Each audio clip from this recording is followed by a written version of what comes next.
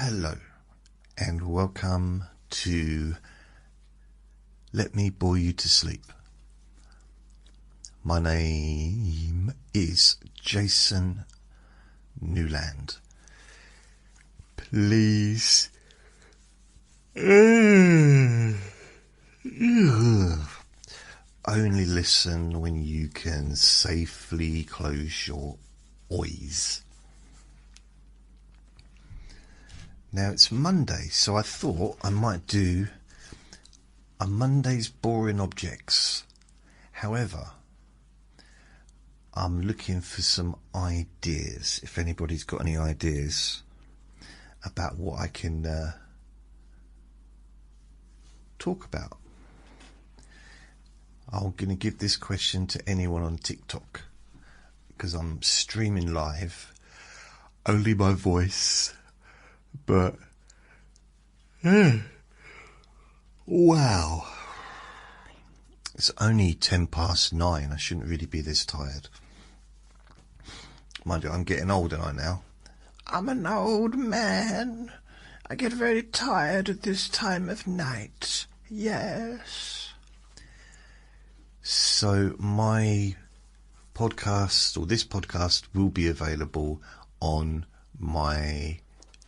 but it's all over the place. So basically, I do 6 versions. So when I finish the recording, in the morning, I will edit it. And then I will upload it, and I'll make 6 different versions of the recording. So short, long, and overnight. So that would be audio only, and music,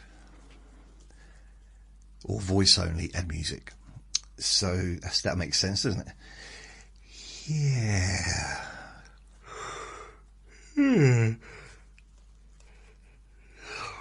I wasn't yawning before I started doing this. I'm not saying that I've never yawned, but just, there's something about starting to talk makes me yawn. Used to happen actually back in when I first started doing group relaxation sessions in 2006.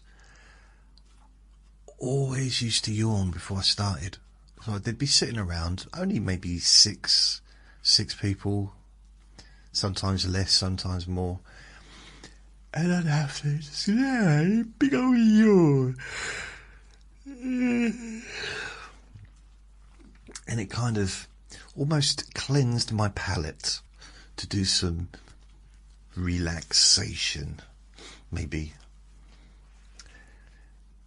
So, what am I doing? So yeah, if anyone has an idea of what I can talk about a subject, or I can just pick one myself off the top of my head.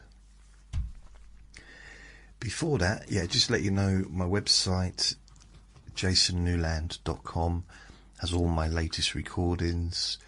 I've also got a YouTube channel which you can go to, and all my recordings are on there. Also, you can Facebook. I upload my latest video on there. I also upload these recordings on to Instagram, X, and also to TikTok. And that will be probably the next day or so. I've got a backlog of videos to upload, and I only upload 2 a day. 1 in the morning, 1 in the evening. Otherwise it gets too much. I feel a bit bunged up. I think the weather... the temperature has dropped somewhat today. I don't know why. Apparently we've got snow coming. Snow.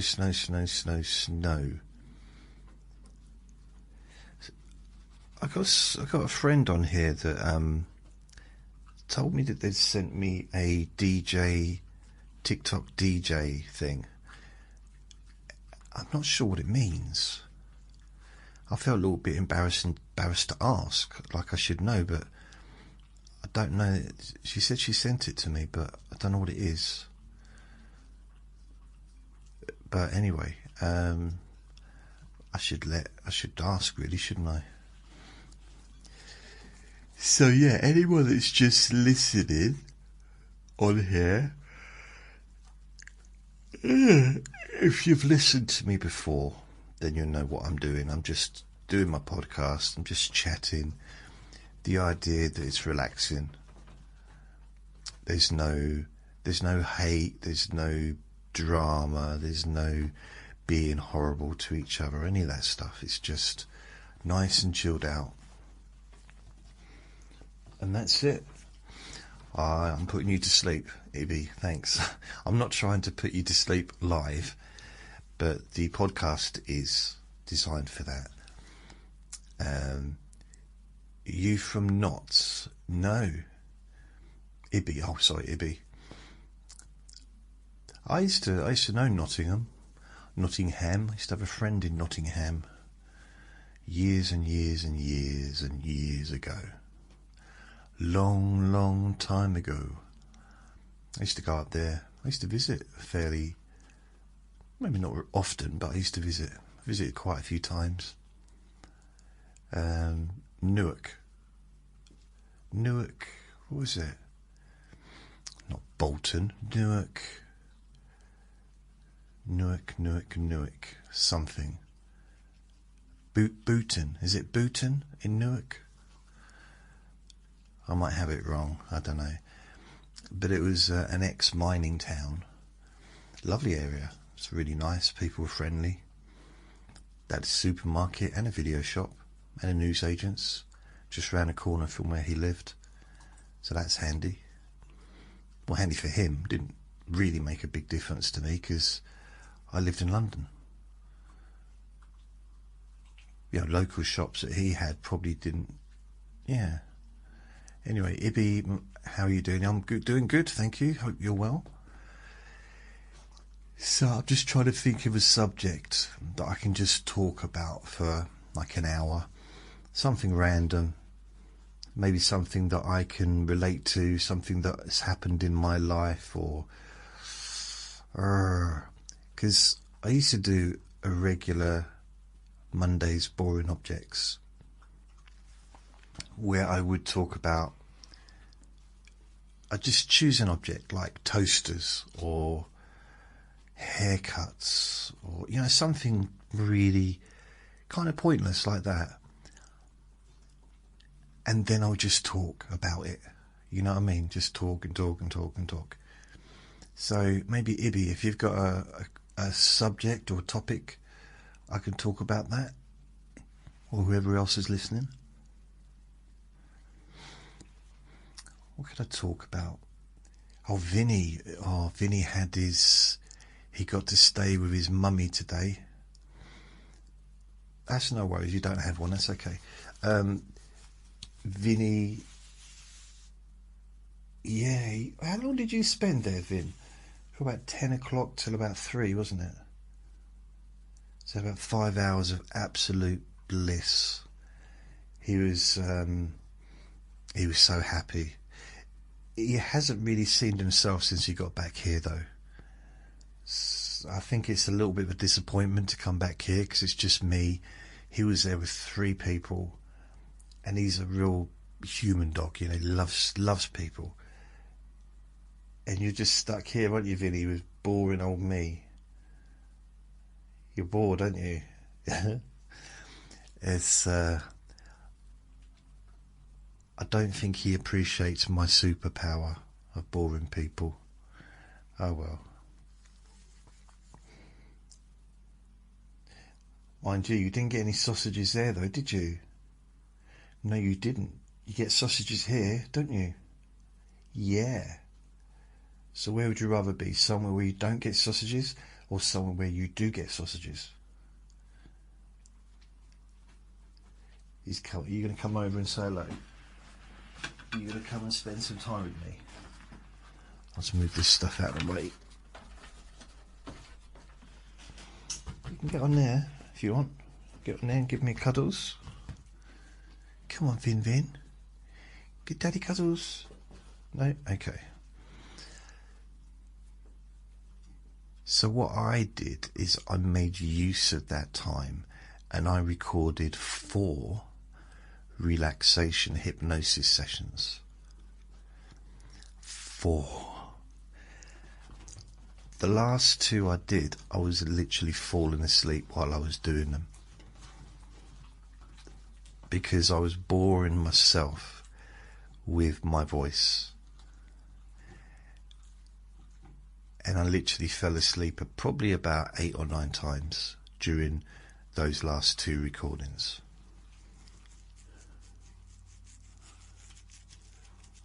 So say hello to anyone that's joined on TikTok.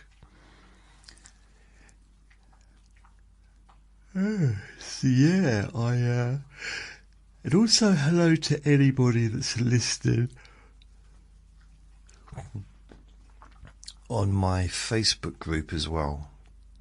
My Facebook group is Jason Newland's Boring Group, and if you're a member of that, which you can be if you want to, but if you're already a member, just want to say thank you for listening, thank you for your support.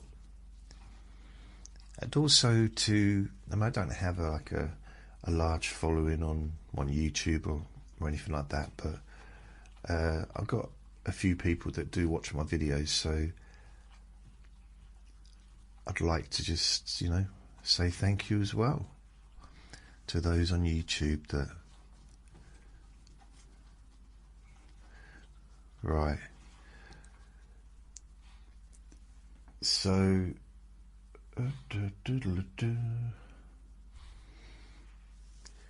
Here we go. Right, I've lost a subscriber since a few hours ago. I don't know what's happening. I think with YouTube they really prefer videos rather than the podcasts, and basically what mine is I just upload my podcasts. I have my podcasts on Spreaker. They automatically upload to Apple Podcasts and all the other places, Spotify, you name it, all the different places that you can listen to podcasts. They also upload automatically to YouTube, and that is I just think that some of the YouTube people, some people do listen to them, but they would probably like it better if there was a video of me sitting here talking, and I just don't really want to make videos, really, because it's a faff, it's a lot of hassle. It takes hours and hours and hours of editing and processing, rendering and uploading. It's it's a real time consumer. I'd rather just make the recording, edit, which doesn't take a huge amount of time with the audio if there's not too much background sound or disturbances, and then I make the image, and I make 6 versions of the recording, with the music or without the music, etc., and then I just upload them, make them available. But I'm starting to make them available not all at the same time, so giving like an hour between recordings, so not, all 6 aren't just released at once. That seems to be a better way to do it, because if everything's all at the same time, it's quite a lot, isn't it? Quite a lot. So yeah, TikTok, have I got any messages? Nope. On Twitter, not Twitter, still YouTube. So see if I've got any. What are the stats for today on my podcasts? Let's have a look. I want to look at the geolocation. So in the United Kingdom, in England today, Southend-on-Sea is the top place. Wolverhampton is second.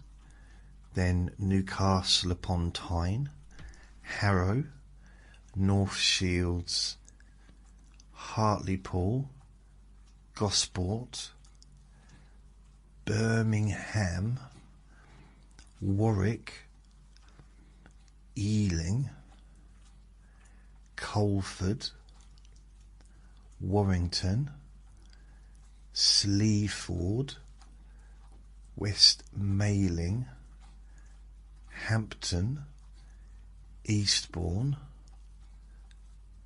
Reading, Bognor Regis, Farnborough, Hackney, Ashford, Bristol, Burntwood, Eastleigh, Doncaster, and some others it's not naming, but that's the ones I've got today.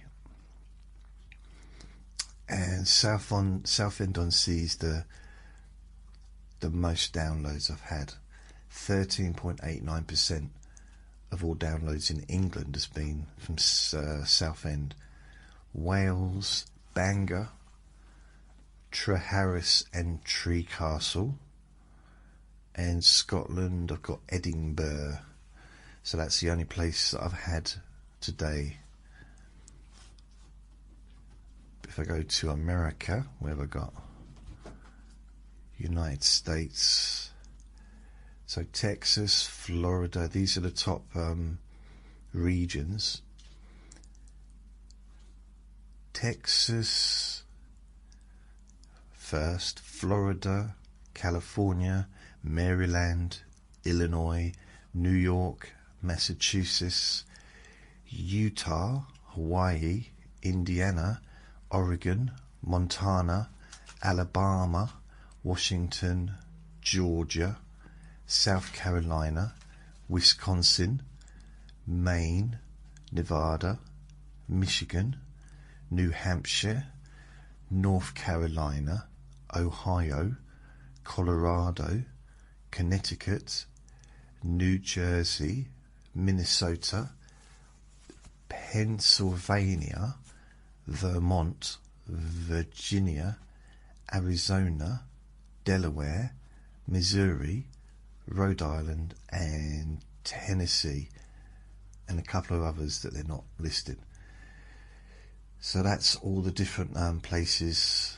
I mean, if you break it down, then you've got Texas, there's Kaufman, North Richland Hills, Frisco, Round Rock. So Kaufman is the biggest amount of downloads in America. And you've got Canada, Alberta, Ontario, British Columbia, Newfoundland and Labrador, Quebec, Manitoba and Yukon. Wonder why they named an area or a region after two dogs. Two very different dogs, because Newfoundlands and Labradors are very different sizes, aren't they? Blimey. It's getting cold in here. By the way, that was my cardigan zipper, not anything weird. So, Quebec. I don't know why, I always hear Quebec and it sounds like it's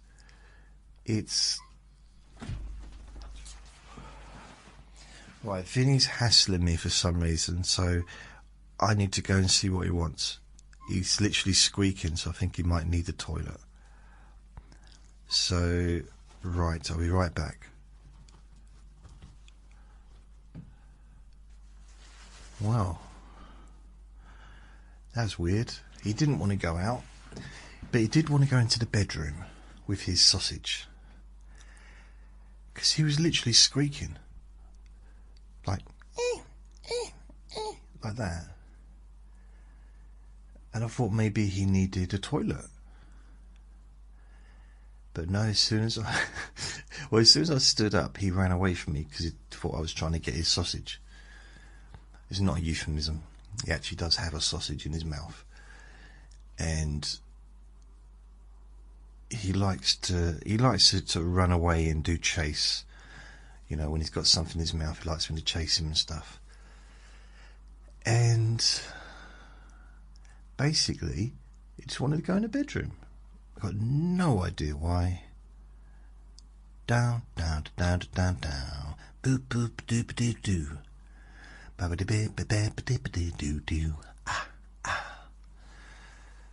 It's very weird.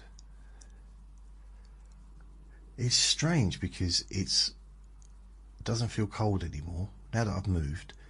So I've opened a window. Strange. So Jason EFS sent TikTok Universe. No, I didn't. I didn't send you not TikTok Universe. No one's ever sent me a TikTok Universe. What is it? I don't know about this stuff. These things are confusing for me. You know, I don't know much about TikTok other than I get hardly anybody listen, and it's kind of a pointless activity, but I do get a good audience for my videos that I post. So, you know, it's so I did the 4 hypnosis videos, recordings rather, because I thought not having him here gives me a bit of peace where I'm not going to be disturbed by his barking. And whenever he's here, I'm always kind of not on edge, but I'm aware that he might start. He'll hear something in the garden, because there's a cat who has this little bell on the collar. So the owner puts the bell on the collar just to warn the birds. But this cat stands near my window, or opposite the window, and just rattles his head. So the bell rings, and Vinny loses his mind. And I look out the window and I see this cat just grinning, just staring up at the window. It's a proper wind up. Apparently,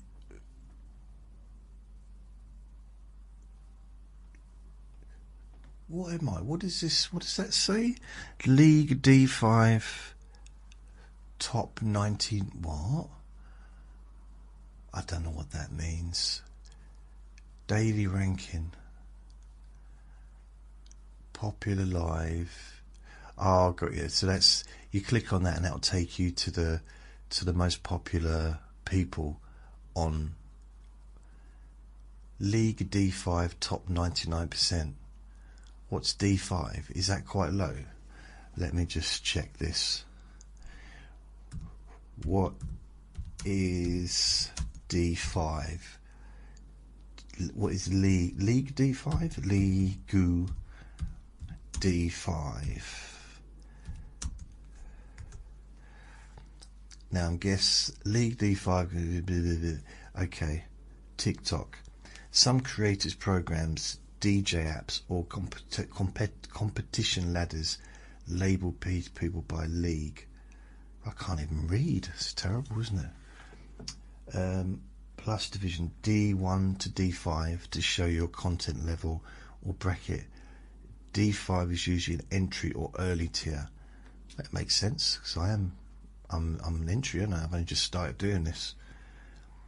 But I mean, if this came up with TikTok DJ stuff, it's almost certainly a ranking tier, basically saying that level someone is on that platform or competition system.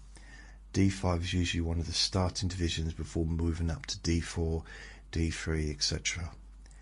If you tell me where you saw League D5, TikTok profile, DJ app, game message from someone, I can pin down the exact meaning for you in 2 seconds. Is it profile?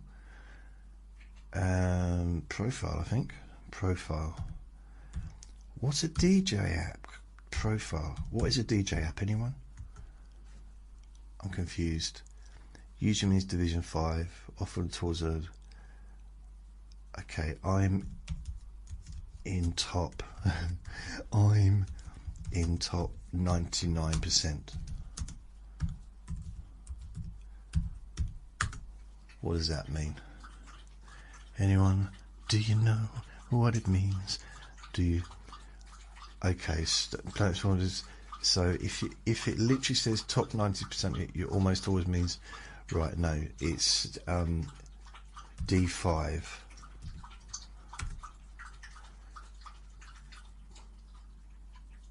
Top 90.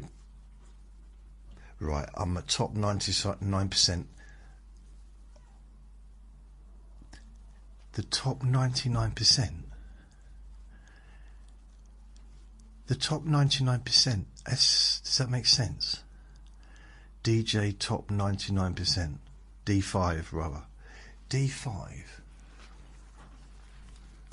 I don't get it. I don't understand. Anyone that's listening? Hi Lucy, Tether, Ibby. Anyone wants to tell me? What does D5 mean? And it's low down on the thing. I mean, I think I've got 180 followers now. So it's taken me a while for that. I've been on here since the end of last year. I think I've been doing stuff on TikTok. So it's only been like a month and a bit. But yeah.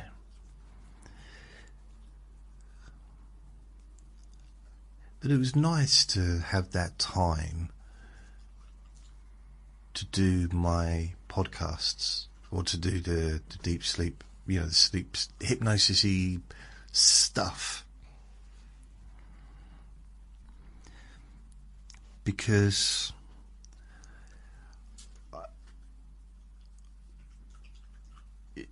don't know, it was just nice to get it done. But 4 is too much. To do 4 in a day is too much. And I've realised that doing 3 in a day, although I did do 3 hypnosis sessions Monday, Tuesday, Wednesday, Thursday last week, and then I let me boy to sleep in the evening, too much. 2 recordings is pretty much the maximum I can do in a day. I mean, if I'm in the mood, I can do a few extra if I'm kind of got, up for it, and then I can store them. So I'm ahead of myself with the hypnosis stuff. But 2 recordings a day is enough, I think. Yeah, I'm pretty sure. Yeah. The thing is, my audience isn't large enough, podcast wise, for people to really listen to all the different things. So to post that many recordings in a day, so if I posted all 4 recordings, 6 versions, that's a lot, isn't it? It's a lot of recordings, and the most that's going to do for my stats is take it up by maybe 500. But it's not going to take it up by a huge amount if you look at the percentage compared to what it is if I just do 1 recording a day. So to me, all that means is people are not listening to them because there's too many. And my voice is going croaky because I'm so tired. So tired. Let's have a quick drink of water.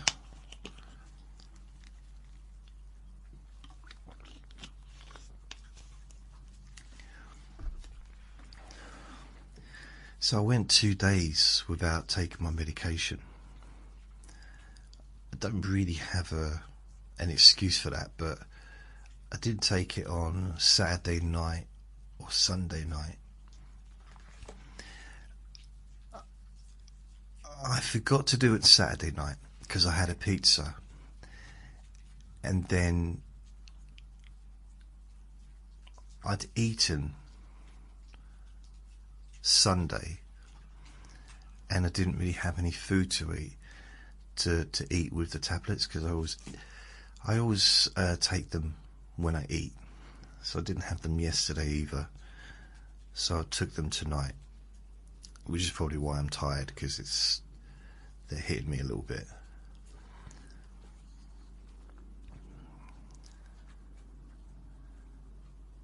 Or is it Monday, isn't it? It's Monday. It's Monday night, and I'm feeling alright.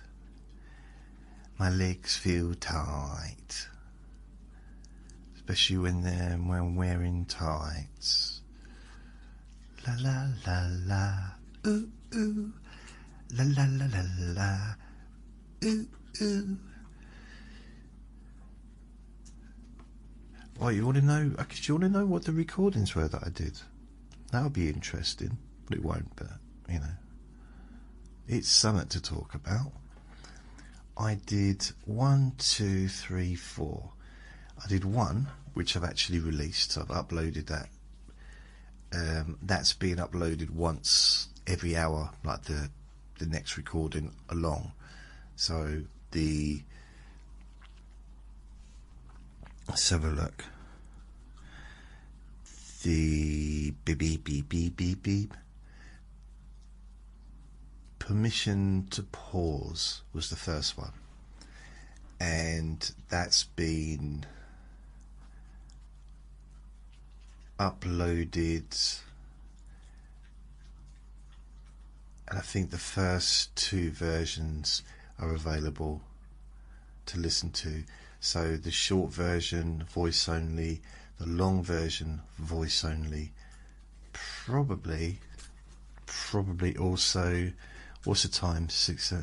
Probably also the overnight one, voice only, should be available as well, and also the short music, permission to pause. Yeah, that's also available. So the one without music, or the basic one, is 27 minutes and 52 seconds left. Long. And yeah, so the other 2 will be uploaded. I won't be working on the other 3 hypnosis sessions until tomorrow, but I will edit and upload this recording, the Let Me Bore You to Sleep, which is a particularly boring recording because I've not really spoken about anything, have I? This will be uploaded tomorrow morning. Then I will work on uploading the other ones. Yeah. The hypnosis ones. But what I think I'm planning to do is, because I'm going to be uploading 12 recordings a day, 6 recordings, but 2 recordings, but there's 6 versions each. So I think I'm just going to release them at 2-hour intervals throughout the day and night. That way it just gives a break, so they're not all coming on at the same time, and gives people a bit of a chance to sort of maybe watch one before they watch the other one or something. I don't know. I think I'm making it up as I go along. I'm never sure what the right thing to do is. I mean, I have looked into potentially making videos on YouTube and I've done this before, but where I actually have a video of maybe a beach or some kind of scenic view, like a forest or rainforest or something, and have my voice doing the hypnosis relaxation session over the top of the video, maybe, and also some music as well. So I'll be thinking about doing that. It's possible. It's possible. At the moment I'm not, but I'm looking into it. I mean, what I did is I went on to ChatGPT and okay, so I basically sort of said, I asked, I'm looking to start turning my podcasts into videos on YouTube with copyright-free videos and using copyright-free audios that YouTube allows. Any ideas? So the top picks for the videos they come up with is Pexel videos, Pexabay videos, Mixkit, Cover, so it's Coverr, and Vidico. Some clips, okay.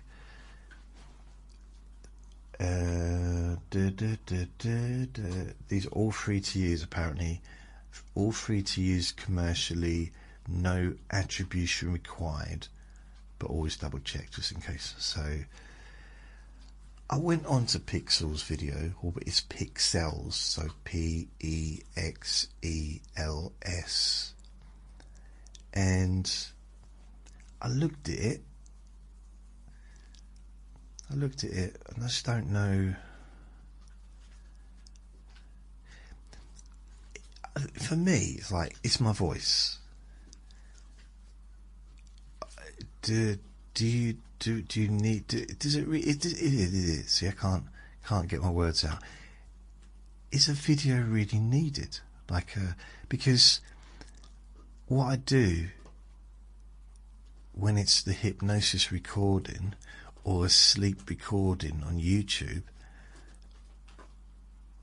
it's pretty much a closed eyes recording, so there's no need for a video, is there?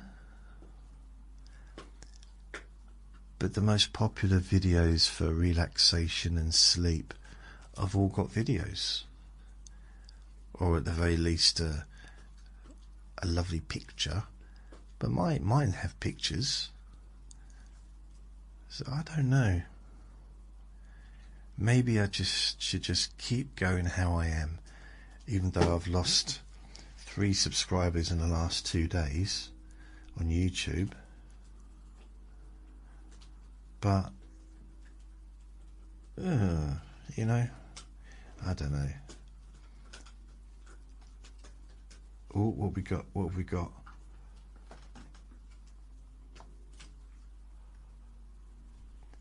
Fabio Wardley. Wow. Fabio Wardley, it says here, offers the WBO title shot to Anthony Joshua whenever he's ready. Blimey. So, I mean, that's pretty much the biggest fight that Fabio could get. He'd get paid more for that than, yeah, pretty much anyone else, because Anthony Joshua is still the most popular heavyweight in this country. It's obviously Tyson Fury, but I think Anthony Joshua's he's still the most popular out of everyone. So he's the one that fills out stadiums. I know Tyson Fury could as well, so I shouldn't really sort of choose between them. I love them both equally.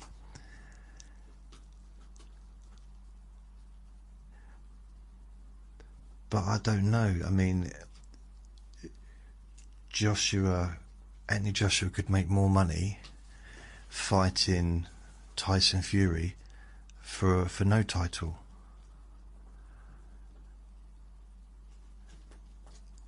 However, he wants to be a three-time world champion, and this is a great opportunity for him to do it. Wow. The only problem I have with that is Fabio Wardley is my favourite boxer, but I've always been a big fan of Anthony Joshua as well. I followed him since the winning of the Olympics in 2012 all the way through till now. So that's quite a few years. What's 2013 he probably turned pro.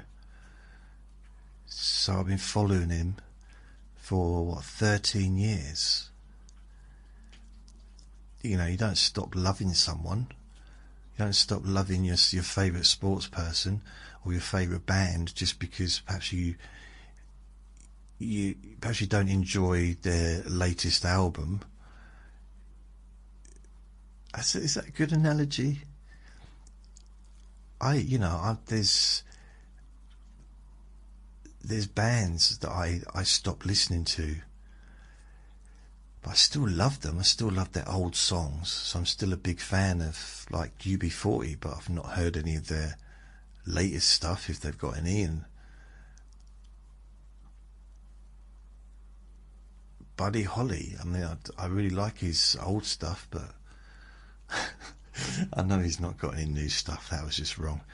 But yeah, I don't want to see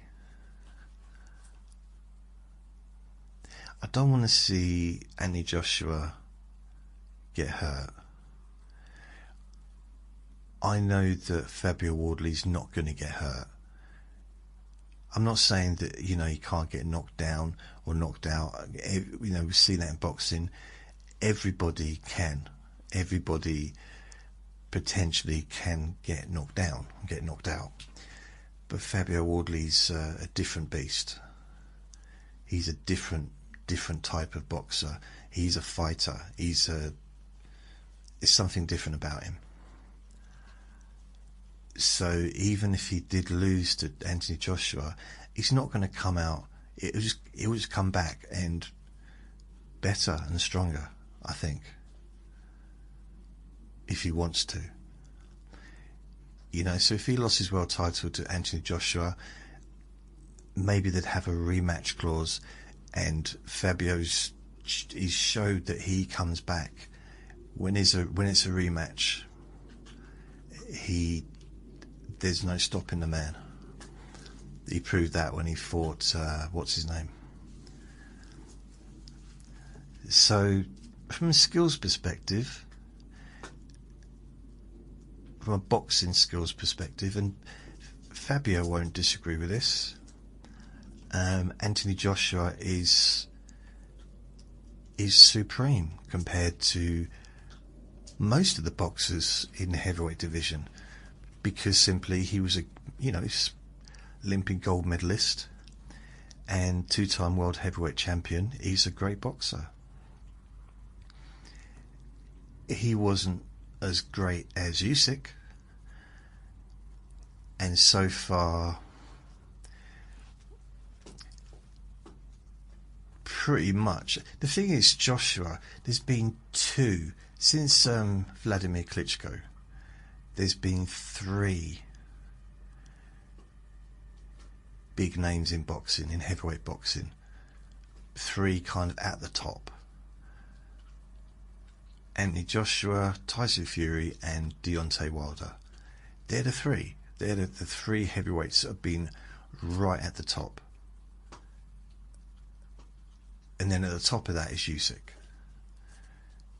But Usyk came into it later on. So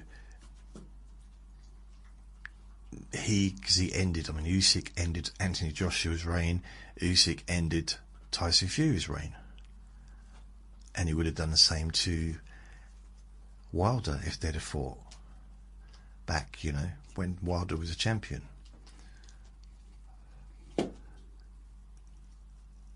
So really, there's like Usyk's at the top. He's at the top of all heavyweights. Could probably argue in the last 20 years, Usyk is at the very top since the Klitschko's, because they dominated the heavyweight division for quite a while. So would you say the last 10 years at least, the last 10, 15 years, let's say 10 years, the last 10 years, Usyk is the top. And even if he retired, it's unlikely, well, it's not unlikely, but it's unlikely, because it won't be able to be proved, will it, if he's retired, that anybody that comes after him would have beaten him. People will say that, you know. So if Moses Atalma goes on to win the world title, which I hope he does, I do, as long as it's not against Fabio, people might say, oh yeah, but Usyk avoided him because he's so young, and he, you know, which is, I think, is nonsense. I don't think Usyk has the ability to avoid anyone, and he's way too good. If, you know, what he did to Daniel Dubois twice just shows you that he's actually, if anything, he's improving. He doesn't have to go 12 rounds if he doesn't want to.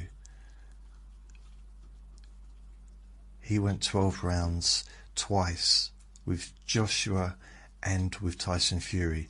And in the Tyson Fury fight, the second one, Tyson was nearly down. He was being knocked all the way around the ring. So Usyk is superior as a boxer to everybody so far in the last... I personally think he's better than the Klitschko brothers, but the Klitschko's at their peak. It's hard. It's a hard one to really say because they were brilliant. I preferred Vitali. Was it Dr. Hammer or Dr. Steel or whatever they called him? Because he fought Lennox Lewis in about 2002, and that was ridiculous, that fight. They were just, there was no skill. They were just punching each other with the hardest punches they could, and it got stopped on a cut because Lennox Lewis basically punched a hole in Vitaly Klitschko's eye, and it got stopped. So you know, Lennox Lewis won, and they were supposed to have a rematch, and Lennox, he retired. But that fight, there was no skill involved. It was just literally seeing who could punch the hardest, and they were pretty much equal. You know, anyone watching that fight could see that Lennox has pretty much handed over the mantle of the best heavyweight in the world to Vitaly, but he did it without handing him the belts as well. Usually, you know, they end up handing a belt over as well, but this time he didn't have to do that. He still won the fight on a cut, but then he quit. So I don't know how long it was before Vitaly Klitschko won the world title after Vitaly Klitschko. I wonder how long it was after that before he fought and won the world title. I mean, that eye must have took a bit of healing, to be fair. So he fought 2000 and... Oh, that's interesting.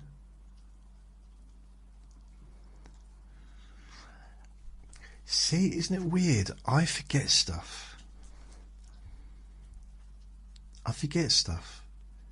And it's strange because in my memory, Vitaly Klitschko he was an up-and-coming boxer, and he fought Lennox Lewis for the world title, and because I'd never heard of him before that, really. I mean, these were the years previous, like 2000. Unless the boxing was on telly, I didn't have access to it. And there was not much boxing on terrestrial TV at that time. It's mainly just Sky and stuff. There was no streaming, that didn't exist. The internet only just started in this country, really. I mean, it was like 97. In 2003, it was still dial-up. Remember that?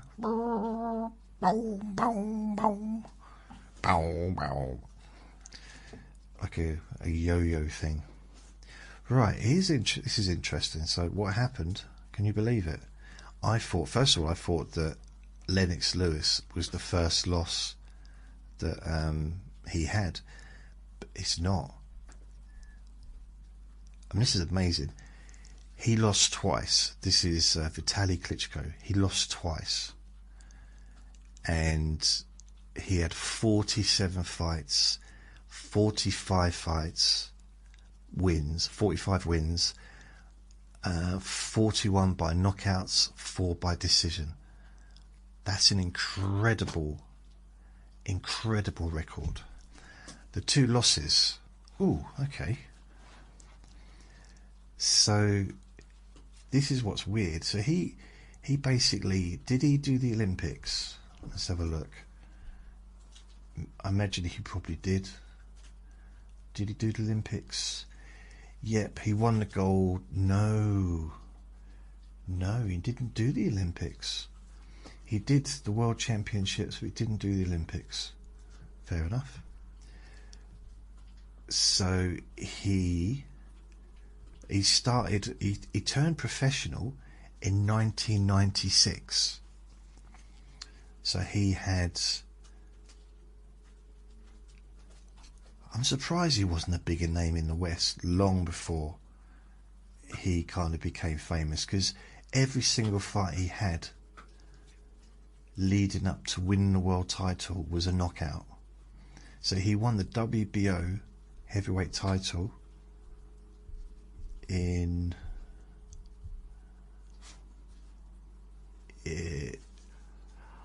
I did know who he was. Blimey, this just shows you that it's almost like I've got different memories for different things.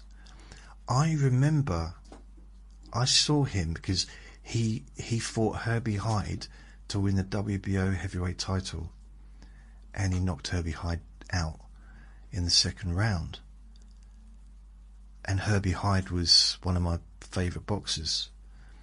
He was a British fighter, and he was really good. Really, he won the world title twice.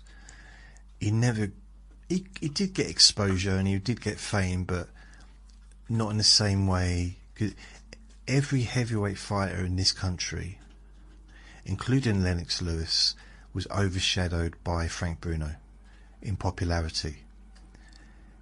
Even though Lennox Lewis went on to win the world title 3 times, unified it, became arguably one of the best heavyweights of all time,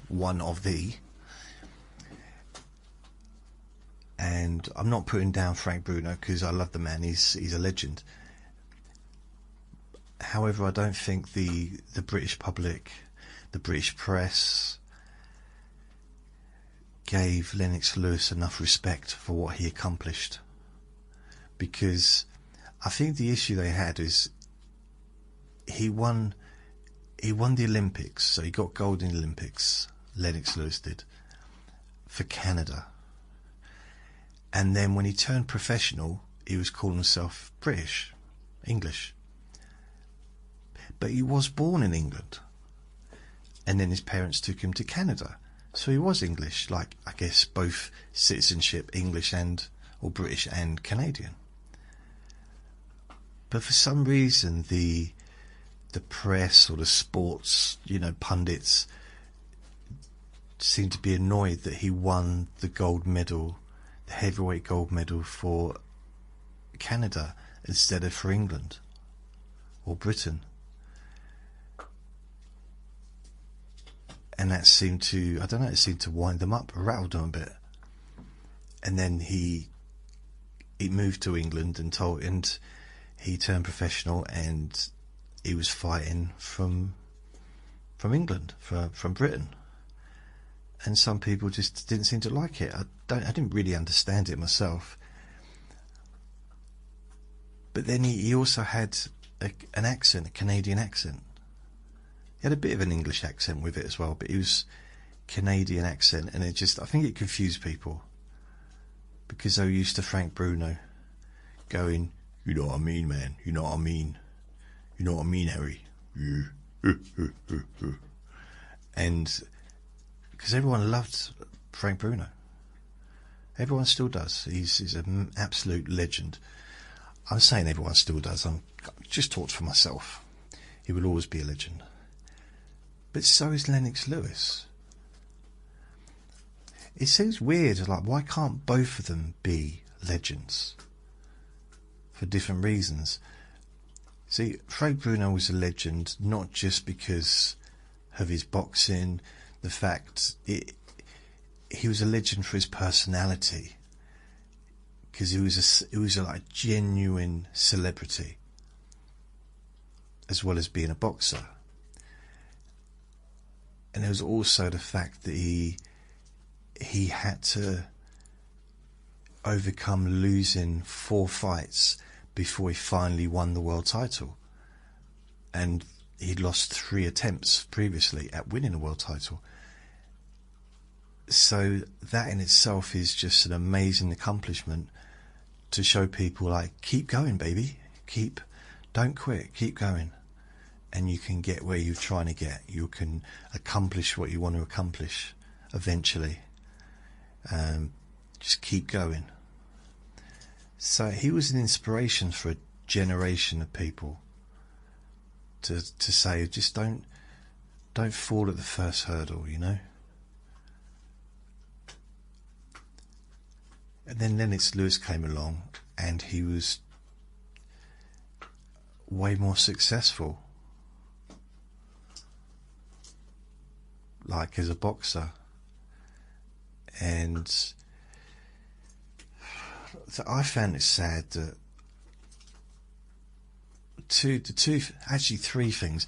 We used to have Glenn McCrory, who was a former cruiserweight world champion. He turned up to heavyweight. He was a Geordie, I think, and he became a heavyweight. And he used to train with Mike Tyson, so he was becoming quite well known in Britain for. It was a personality. I think he was commentating on fights, and then he's also, because he'd gone up to heavyweight, he was knocking people out, and very exciting fighter. And then Lennox Lewis came along and kind of potentially ended his career, actually. I don't know if he ended his career, but I know he ended Gary Mason's career as a boxer. And that was also sad, because I followed, really, Gary Mason was it was kind of the prince to Frank Bruno being the king, almost. He was following in the footsteps, but he was popular as a boxer. And his fights would be on Saturday evenings, and he'd get millions of people watching. And he knocked out nearly every single person that he fought. And then he fought Lennox Lewis. And so let's have a look. Gary Mason. This was 1991, 6th of March. And this was for the British heavyweight title. So he held the British heavyweight title. He knocked out Gary Mason in the round 7, but he really did a number on him, and it was horrible to see, because the whole country was fan of Gary Mason. So, and I think Gary Mason was actually the favourite going in to win, believe it or not. But he was a big puncher, and he did hurt. Well, I think he hurt Lennox a couple of times, but in the end Lennox won. And then he fought Glenn McCrory 2 fights afterwards, again in 91. So he had 4 fights in 91. He knocked out Glenn McCrory in 2 rounds. So he had a really good 91, knocked everyone out in 91. Derek Williams, 92. Who's Derek Williams? Okay. So he fought Frank Bruno 1st of October 1993. But Lennox Lewis, he got given, so he fought Donovan Ruddock in October 1992. And then Riddick Bowe put one of the world titles in the trash bin instead of fighting him. Instead of fighting, what's his name, Lennox. I'm pretty sure it had nothing to do with fighting him. There was politics involved. So he did that. And Lennox Lewis was awarded the WBC heavyweight title. And then he defended it against Tony Tucker. Then he fought Frank Bruno, 1993, October. Oh yeah.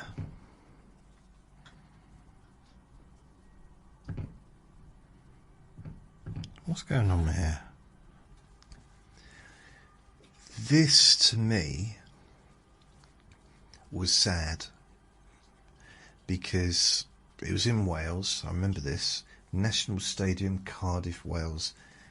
It was on, like, I think it was on just normal TV, but it might have been on, well, wherever it was, I was watching it. So maybe I watched it in a pub. Yeah, if it was on Sky, then I probably would have watched it in a pub, because I never had Sky at any place I lived at that time. And then Frank Bruno was winning that fight. He was ahead. He was really doing a lot better. And I think the cold was getting to Lennox, because he wasn't used to that kind of cold, because it was really cold. October in Wales. And Frank was more adjusted to the kind of this weather here. I mean, Canada's got nicer weather, hasn't it, I think? Mind you, it's cold in October, isn't it, in Canada? Yeah. Anyway, because he had a blanket wrapped around him. Lennox Lewis did, in between rounds. And Frank Bruno was winning. And then Lennox Lewis stopped him in round 7. So, but he was, apart from the 2 Mike Tyson fights, I wouldn't argue, but my opinion is Frank Bruno was winning all of his fights, all 3 of his fights that he lost. Outside of the 2 Mike Tyson fights, all 3 of the other fights, he was ahead.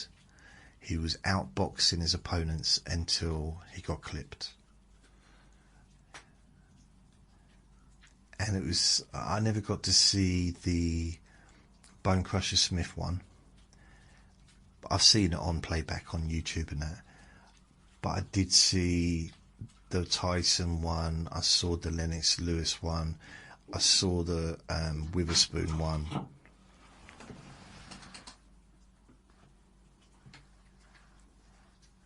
He's making some very strange noises there. But it was weird. I don't know what my point was here. Okay, so Lennox Lewis won. Not Lennox Lewis. Vitaly Klitschko, which is what I was trying to look at. Where is it? Why have I gone to Lennox? Vitaly Klitschko. Vitaly Klitschko. Is this the one? Yep. Vitaly. As opposed to his brother. So Vitaly Klitschko won the WBO title, heavyweight title. It's 26th of June 1999. And then he lost it in April 2000 against Chris Bird, and he retired. So that was only one of 2 losses that he ever had in his career. Then he came back and he couldn't get his hand. This is what's weird. It's not that weird because of the politics of boxing, because the promoters and all the people involved didn't want him to get his hands on the world title, which is kind of ridiculous considering how good he was. So he had to have 5 more fights before he got a chance to fight for the world title again. So it's 3 years. 1st of April 2000 to the 21st of June 2023. So over 3 years it took him to get a chance at another world title,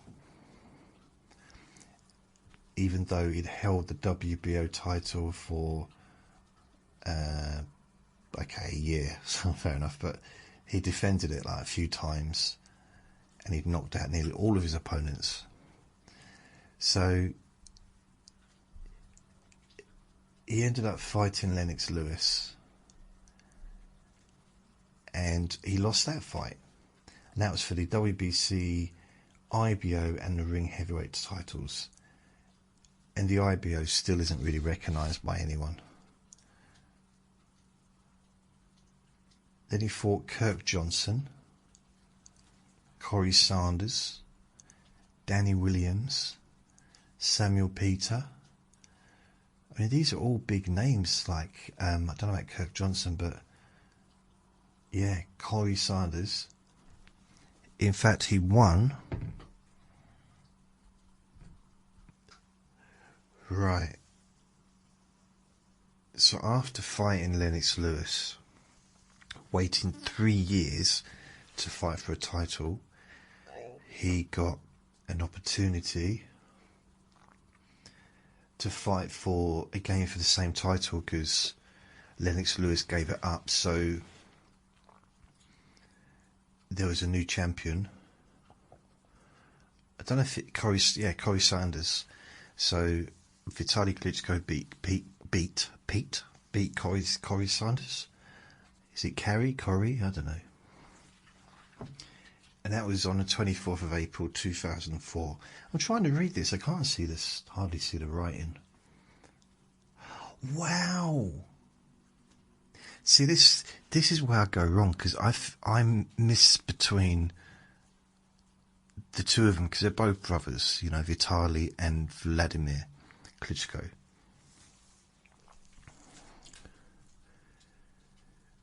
So Danny Williams in 2004 knocked out Mike Tyson, which put him up to being a big name, because up to that point the only people that had beaten Mike Tyson was Buster Douglas and Evander Holyfield and Lennox Lewis. That's the only people that had beaten Tyson. So for Danny Williams to also knock out Tyson, it was a big deal. He was like quite famous for a while. So he got a chance to fight for the world title. he fought for the WBC title against Vitaly Klitschko. And I remember the build-up. I did know who Danny Williams was, but I wasn't as aware of him as as I was afterwards.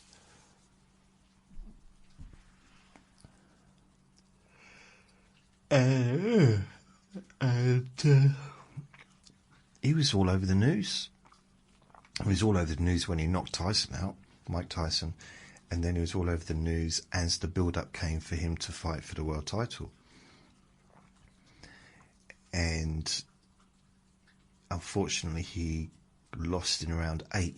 I was so disappointed because I wanted him to win so much.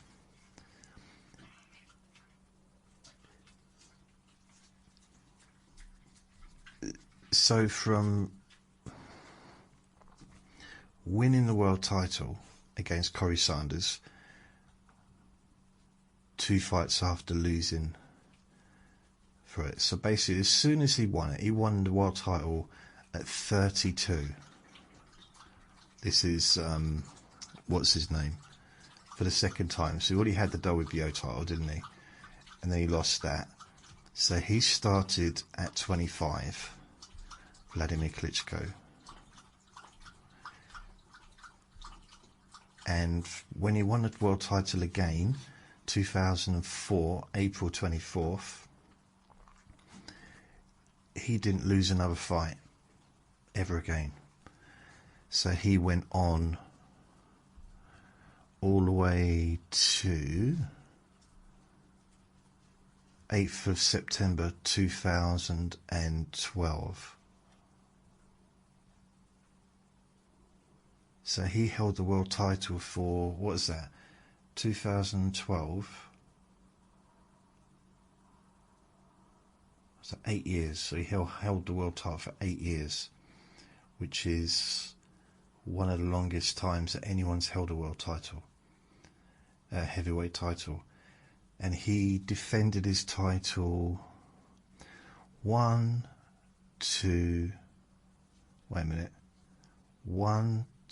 3, 4, 5, 6, 7, 8, 9. 9 times he defended the world title. So he was pretty much fighting twice a year.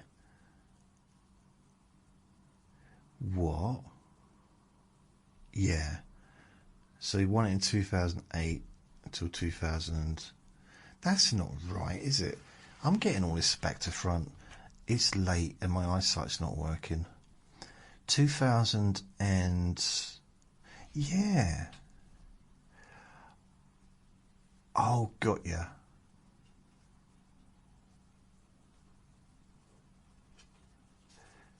It says here he won the WBC title in 2004.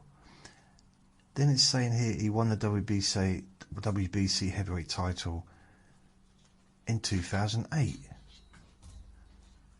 You can't win it both. You can't win it twice.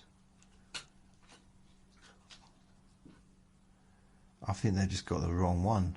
That doesn't make sense. Unless they meant he retained it.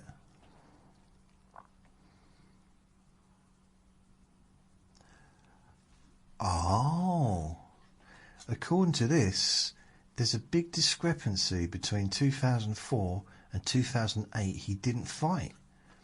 So his last fight in 2004 was 11th of December, and the next time he fought was 11th of October 2008.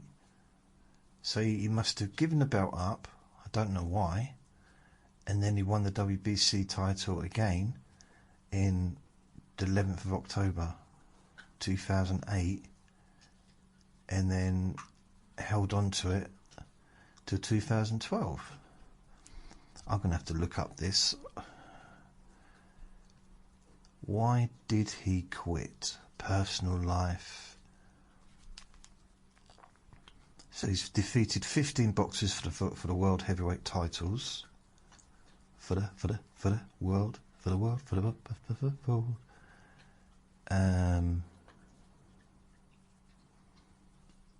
and also the Ring World Heavyweight Championship.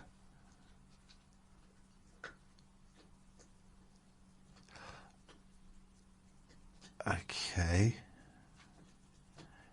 This is weird. I wonder why he stopped boxing in 2004.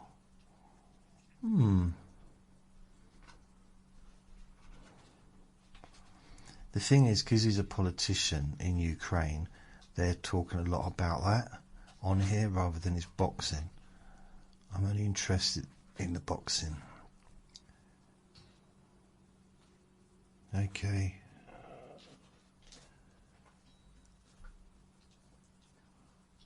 Right, I don't know. 2004. There's got to be a reason. First retirement, 2005 to 2007. He was scheduled to make his second defence against former heavyweight champion Hassim Rahman. However, 3 days before the fight, he announced his retirement. 3 days before the fight. Wow. I wonder if he lost any money for that. I mean, obviously he didn't get paid for the fight, but it's not a lot of not a lot of notice.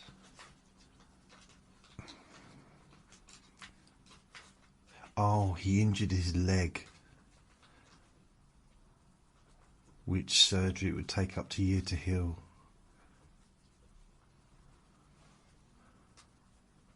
The WBC was grateful for his consideration.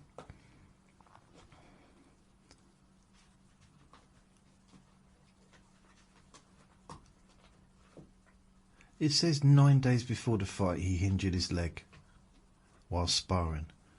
So why did he only give 3 days notice before the fight to cancel it?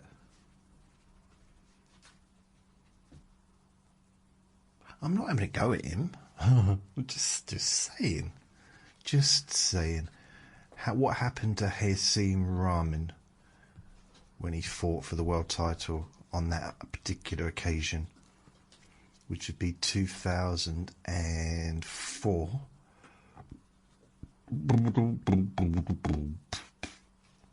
No, 2005. He fought Monty Barrett and he won the vacant WBC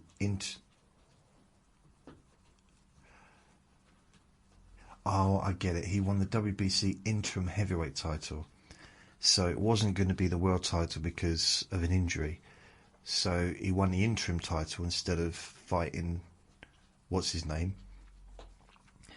And when he retired, he was put up to full. And then he lost the title 2 fights later to Oleg Maskiev. How many times did he win the world title? I know he lost to Lennox Lewis.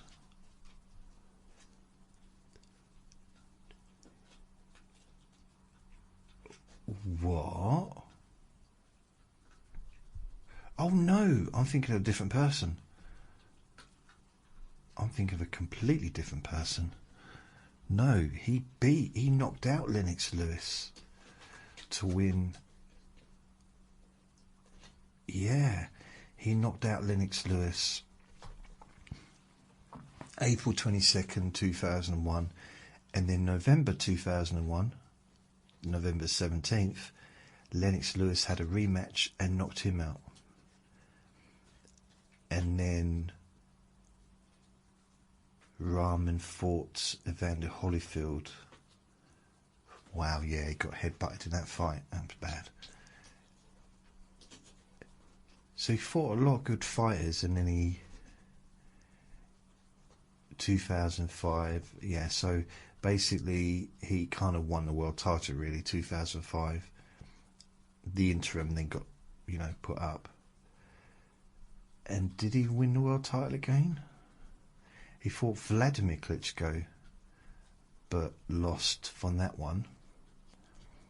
Yeah, he also fought for the regular WBA 2012 to Alexander Povetkin, who's now retired, and he didn't. Yeah, he lost. He also lost against Anthony Nansen 2014. He just went on too long, that's all. He had 62 fights. It's kind of weird, isn't it? Because it's like the version that lost to Anthony Nansen would have, the version that beat Lennox Lewis would have beaten a lot of the other people that, But he had quite a few losses on his resume. But he was a really good fighter. 50 wins, 62 fights, 50 wins, 9 losses, 6 by knockout, 3 by decision, and the wins, 41 knockouts, 9 by decision, 2 draws, 1 no contest. So it's a very colourful resume, really. He fought James Toney. Originally a TKO win for Toney, later ruled a no contest after an incorrect referee call. Ooh. Oleg Maskiev, he lost there. John Ruiz lost on points. Evander Holyfield lost on a technical draw. Lennox Lewis knocked out. Oleg Maskiev knocked out. How many did he fight him twice? He did. Oleg Maskiev. Wow. He beat him twice, knocked him out twice. Wonder who he... Did he win the world title then? He held the WBC title from 2006 to 2008. Blimey. He's now 56. Older than me. That's weird, because he got knocked out by Oliver McCall and David Tua.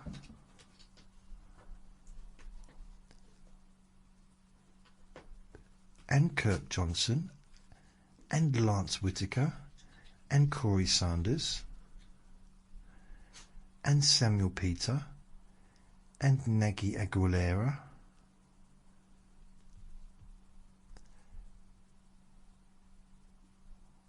But he did win the world title. And he knocked out Hasim Rahman, 1999. Did he get his own back on Corey Sanders? No. He knocked out Hasim Rahman again in 2006.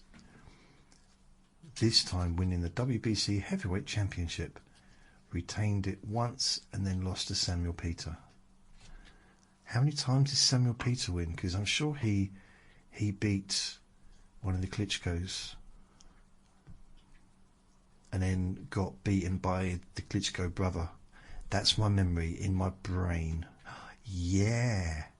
No, he lost to Vladimir. Okay, maybe I've got it the wrong way around. He lost to Vladimir twice.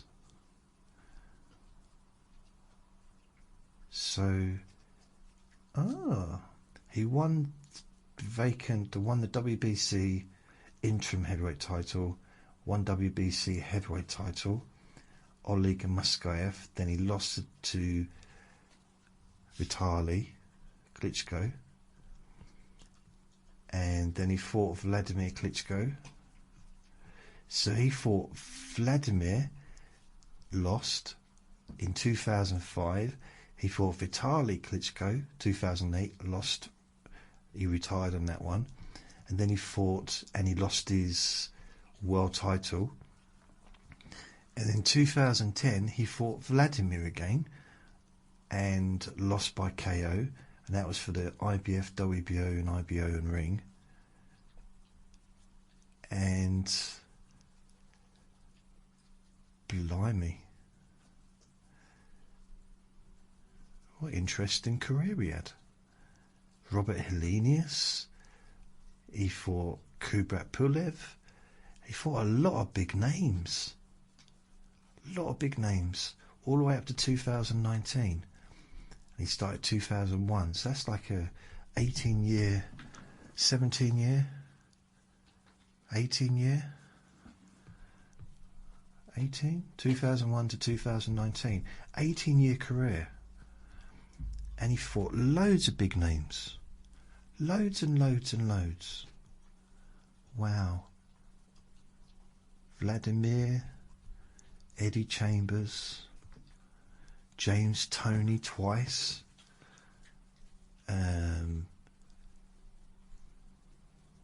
Also some like quite big names in the UK at the time.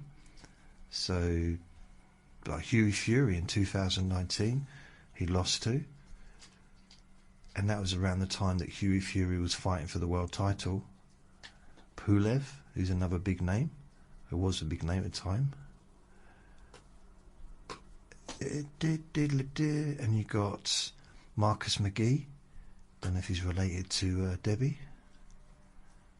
I'm sure I saw another person. Julius Francis. No, that was someone else. That was on someone else's resume. Anyway, so I did the 4 different hypnosis recordings, and I will finish the what's it? I'll finish the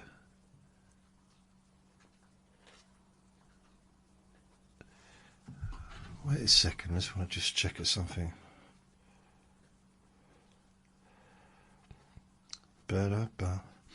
Sorry, I'm just checking something. So yeah, I would basically, I'm going to edit this in the morning, then I edit the other one of the hypnosis sessions. Well, I'll probably edit all 3 of them and have them available to be available to listen to over that time. Yeah. I sometimes wonder if I'm running out of boring things to talk about. I don't know. Mimi Michelle. Hi, Mimi Michelle, if you're there. Is there anybody there? I've had hardly anybody actually listen tonight. So, which is a bit strange. Not strange that no one's been on here, but usually people like travel through, especially this time of night, but doesn't seem to be anyone around. I'll probably find out I've had about 10,000 people come through and just keep scrolling, baby, keep scrolling. So, I'm going to go. So thank you very much for listening. Remember to be kind to yourself, because you deserve to be happy, and be gentle with yourself. You deserve to feel safe. Lots of love. Bye.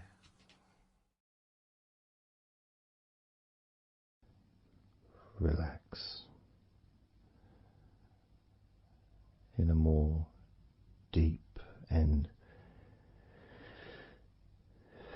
meaningful way,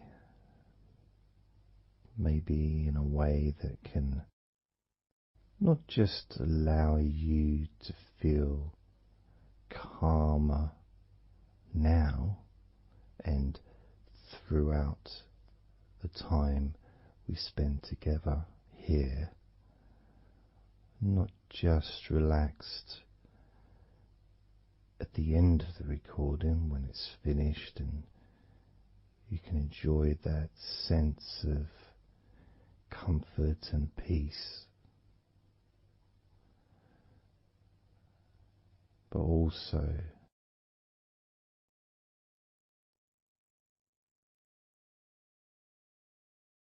I think it would be nice to have those feelings of relaxation continue for longer after the recording is ended, so that you can still benefit from listening to my voice, maybe in a few hours' time, perhaps tomorrow.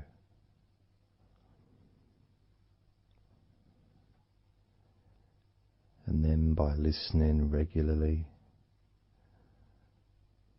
especially if you find, like some people do, and myself as well, sometimes I find one particular recording that really resonates with me, and I just listen to it over and over again, like every morning, every evening.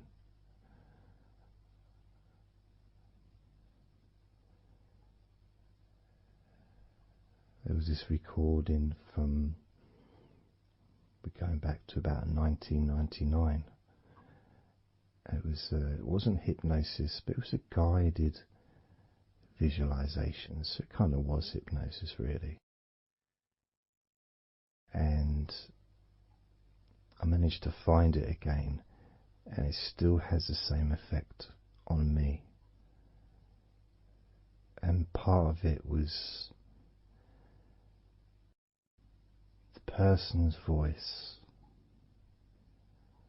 relaxed me. Just felt so peaceful, and I'd look forward to listening to her in the morning and in the evening.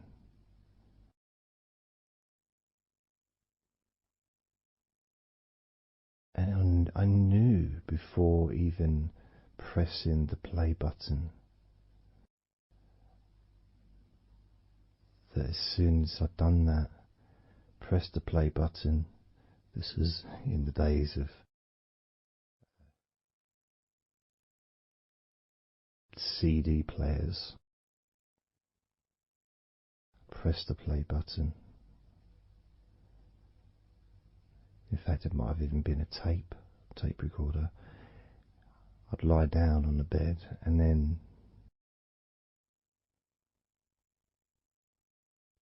even without necessarily listening to her words,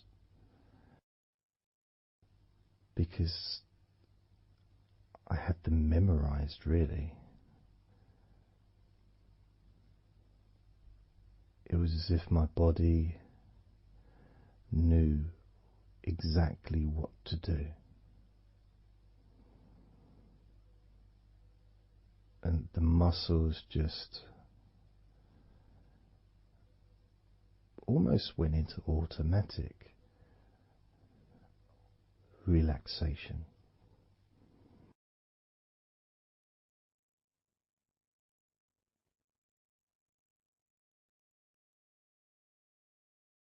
And I remember my mind would slow down.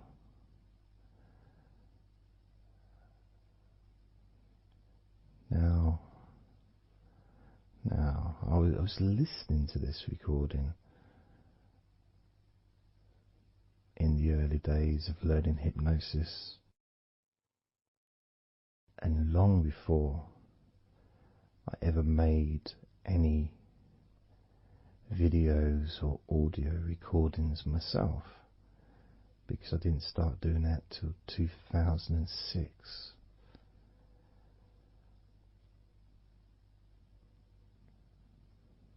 But I knew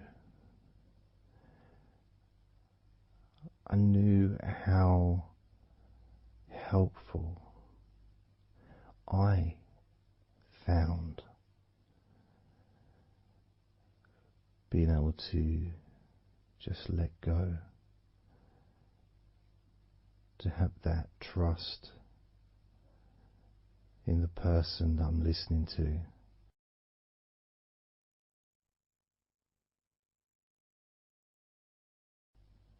knowing that it's going to be just as relaxing, if not more so, each time you hear my voice. You may feel the same.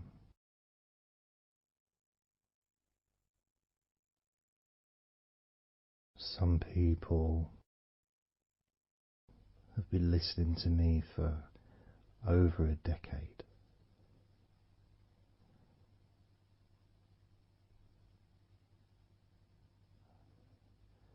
Maybe not solidly, obviously not 24 hours a day, but maybe people come back.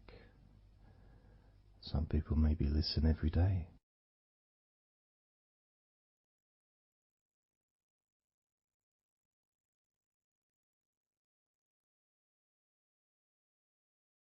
And something that I do, which you may not realize by listening, is when I record these recordings, now for example, I also am affected by the words that I say.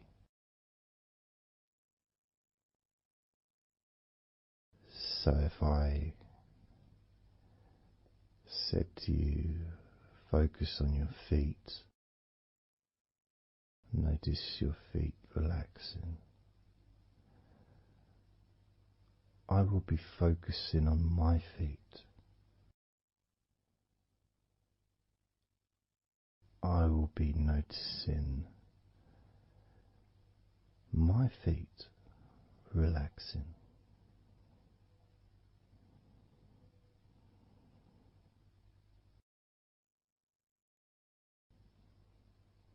If I said focus on your hands, and maybe notice the difference between each hand. Perhaps notice the air in the room, the temperature of the room on the backs of your hands.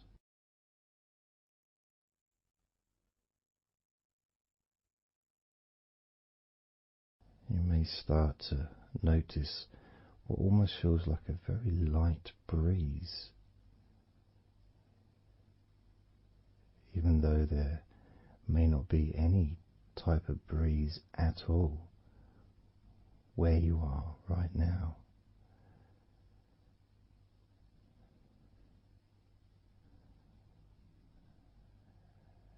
And as you become aware of your hands,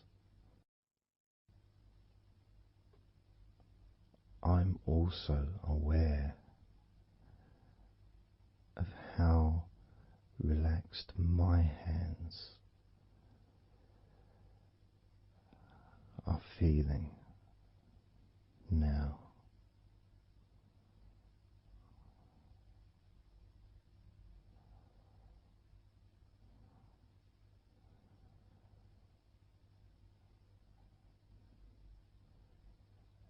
And when it comes to potentially drifting off to sleep, which may be the reason you're listening,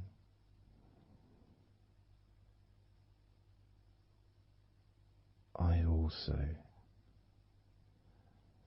feel drowsy when I make these recordings. I also notice my mind drifting.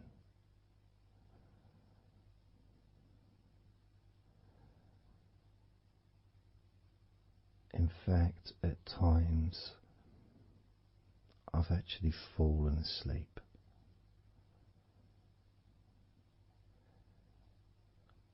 without even noticing.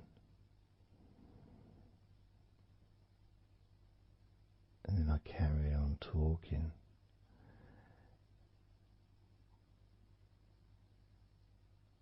And it's only when I listen back to do the editing I hear snoring, and I think, I don't remember snoring. I remember talking. Is it snoring, or is a pig turned up? That's what I sound like when I snore.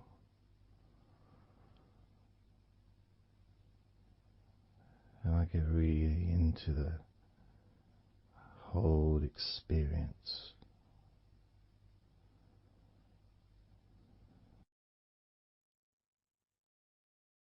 I don't know how you feel.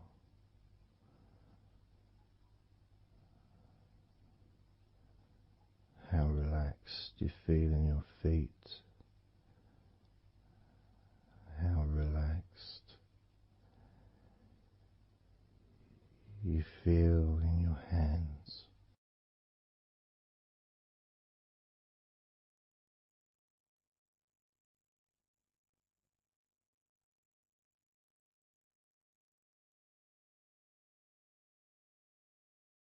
I have noticed more and more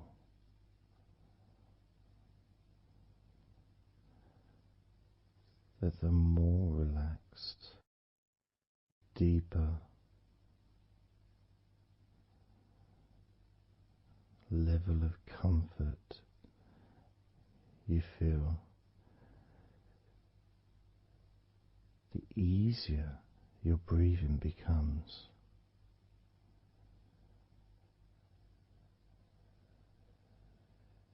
It's almost like that additional muscle relaxation. So this allows you to breathe easier.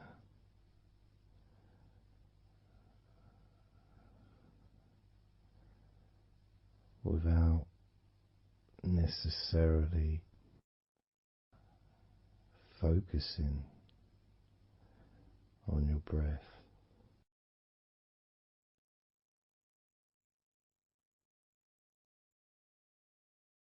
However, being able to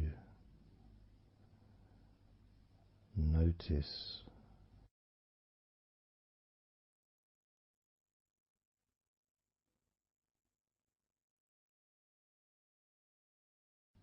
the ease in which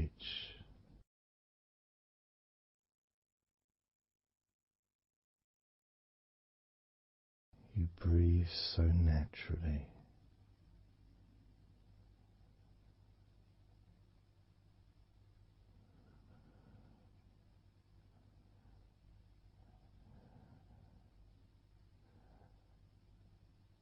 You breathe so very easily and smoothly.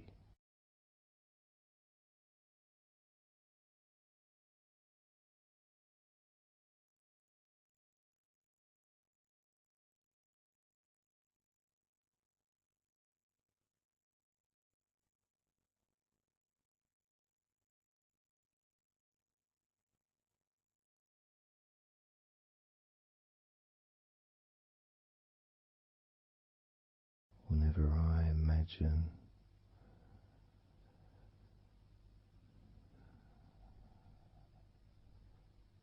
my breathing improving,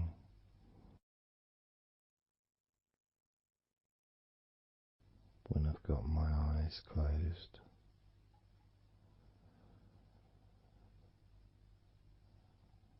I tend to visualize a beautiful field with trees and flowers.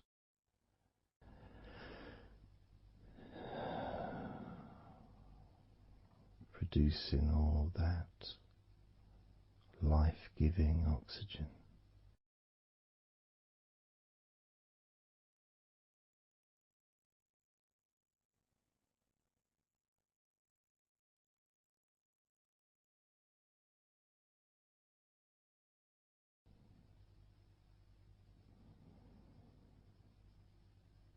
It feels nice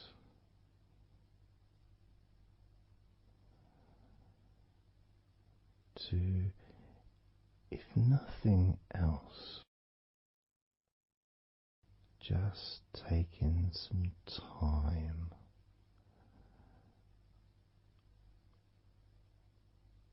away from everything.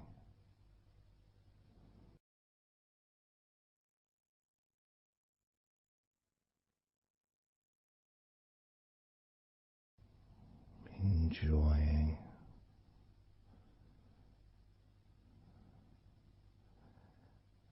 that feeling of peace, serenity,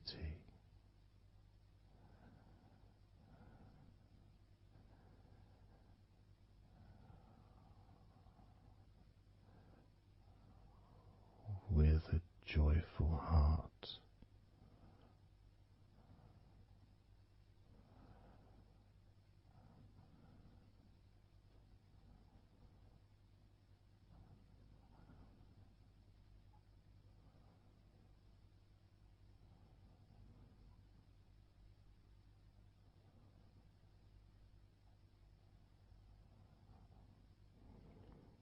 Time seems to just drip by so very slowly.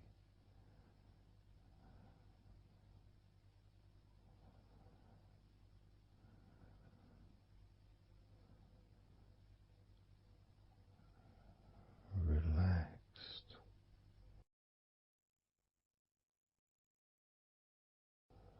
so deeply peaceful,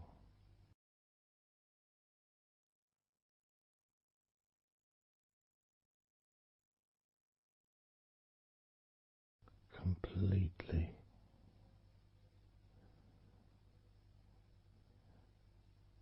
unattached to any thoughts whatsoever in this moment.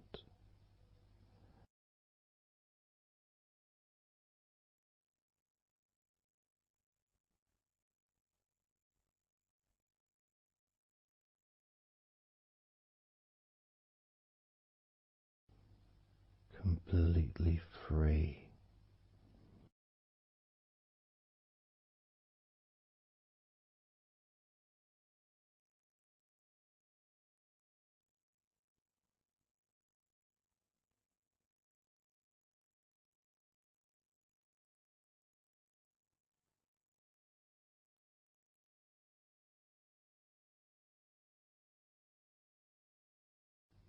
Noticing that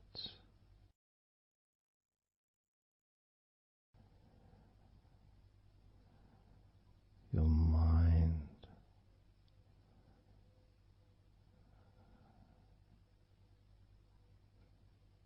has slowed down,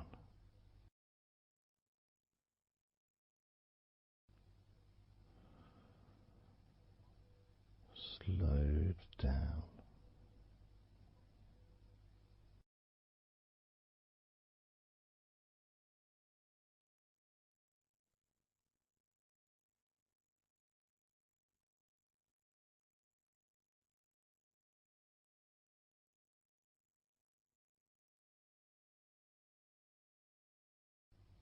because nothing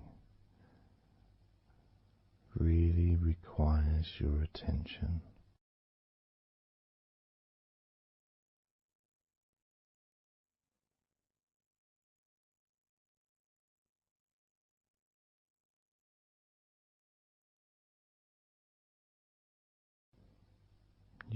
enjoy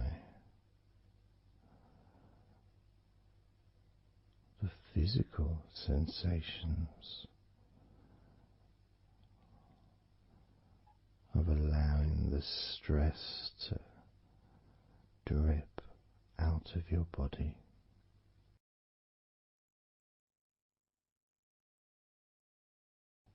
Drip in out of every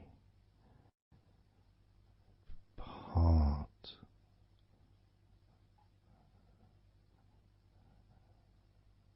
of your body.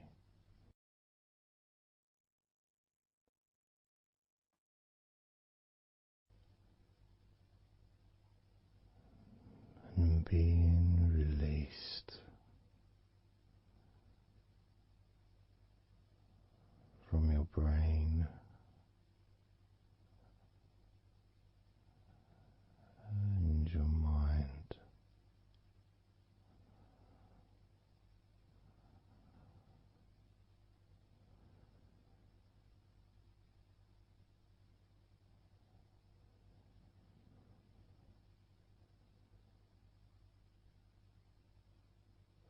Slowly but surely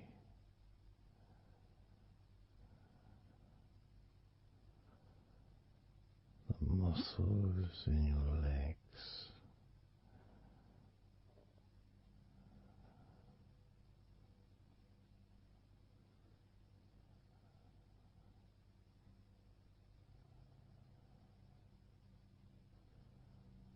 relax,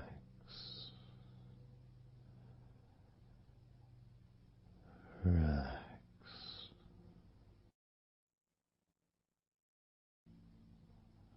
relax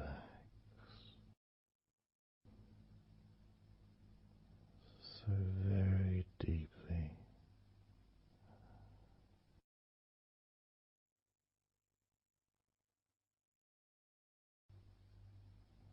Relax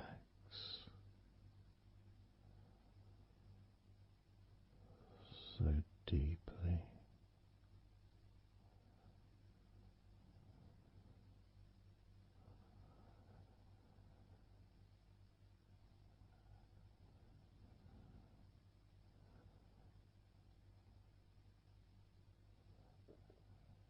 And the feelings,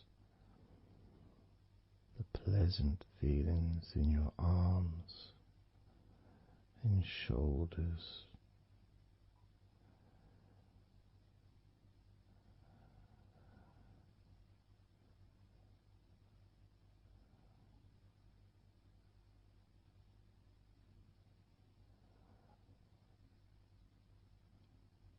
deepening each part of your body further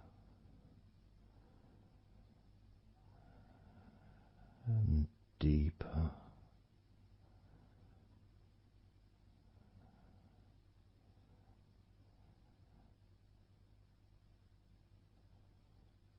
and deeper.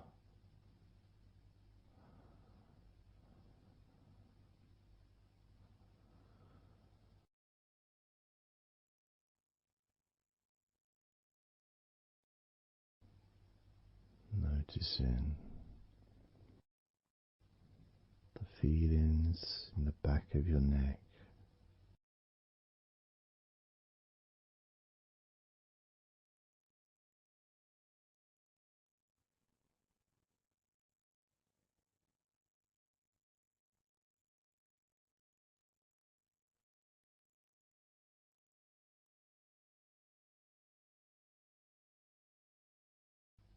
the feelings in your wrists,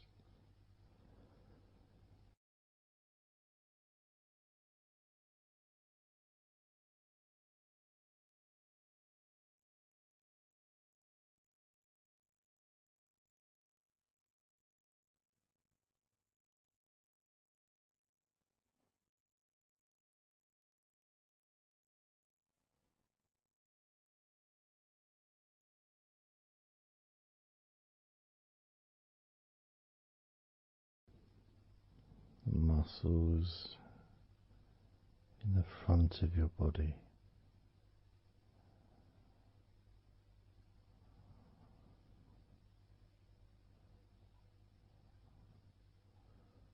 Are also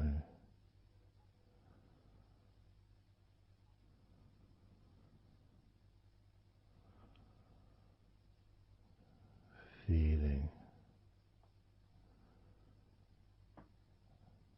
peaceful,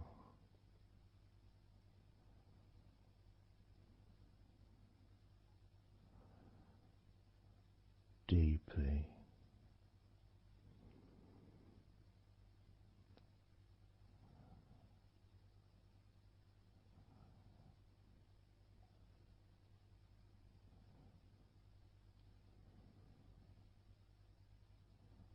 as a sense of peace spreads through your very core.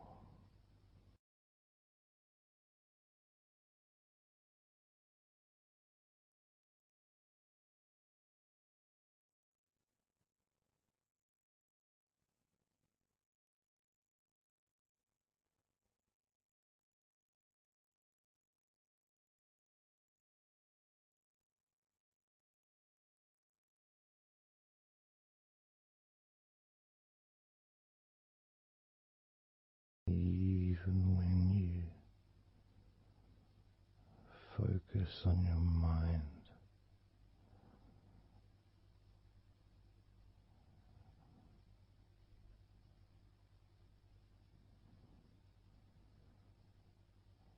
your mind becomes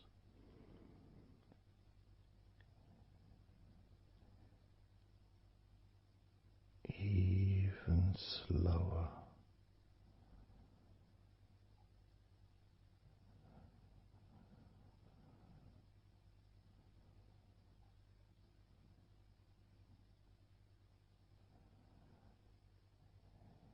Even deeper.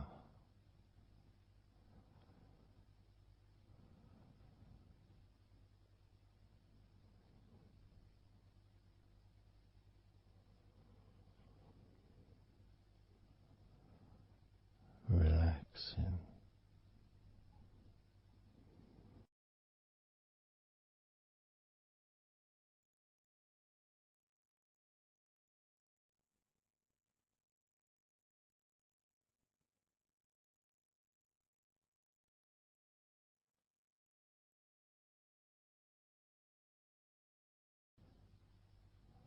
So very slow.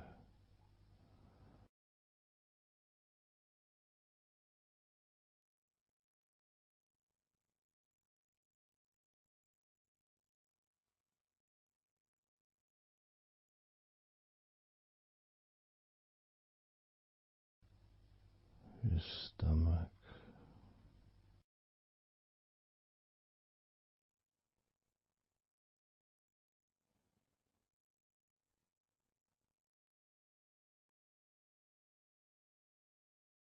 Peaceful in your stomach.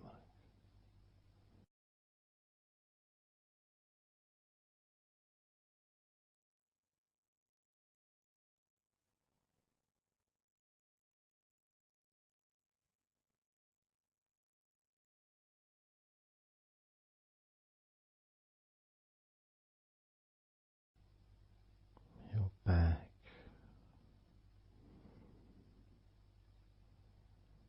Notice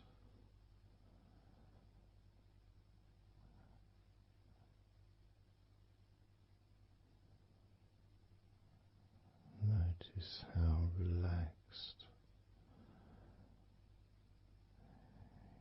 you now feel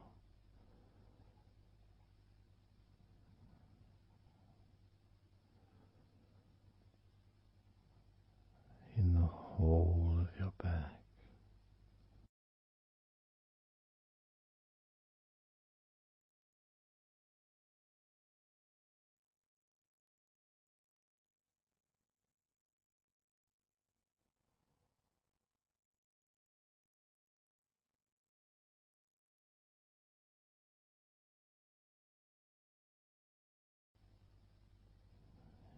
your spine, from your brain all the way down the middle of your back, sending and receiving millions of messages every day.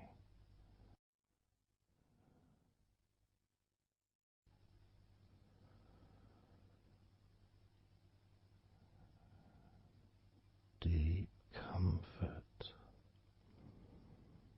increasing.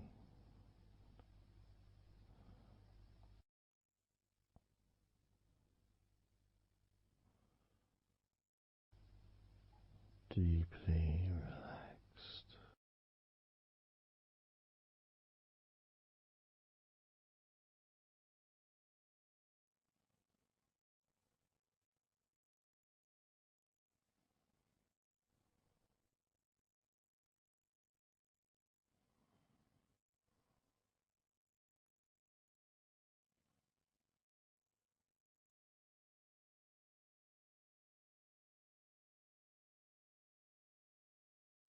Your knees,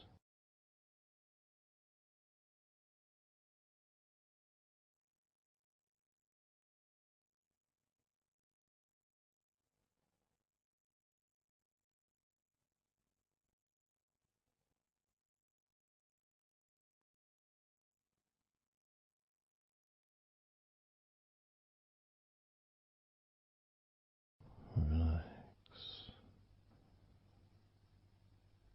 spreading those signals down your spinal cord into every part of your body.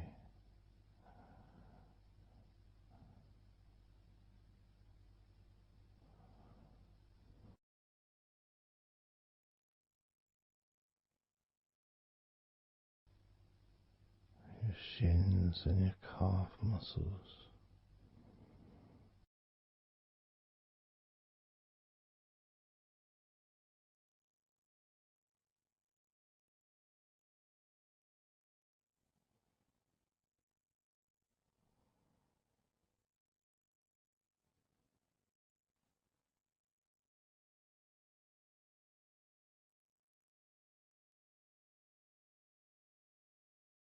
your elbows,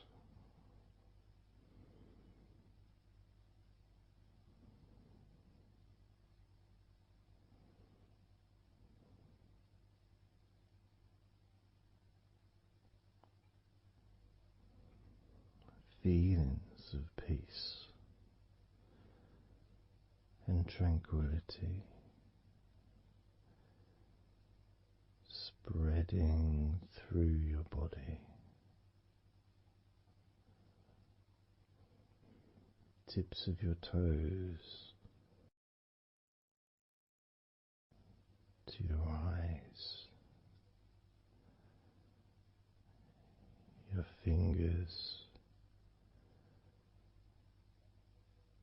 all the way to your lower back.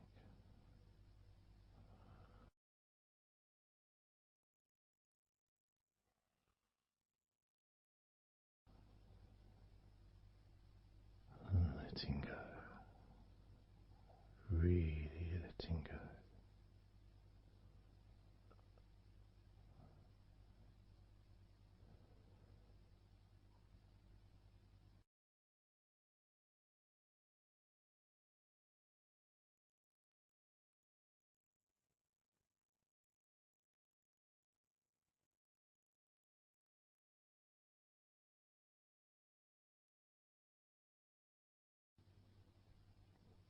Peace.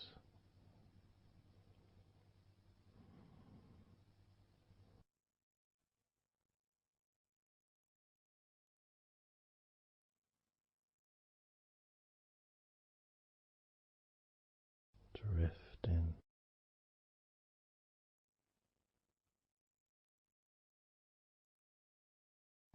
mind just wandering away,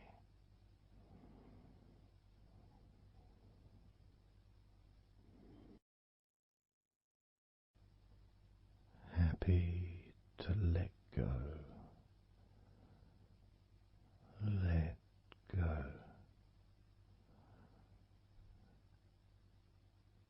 Completely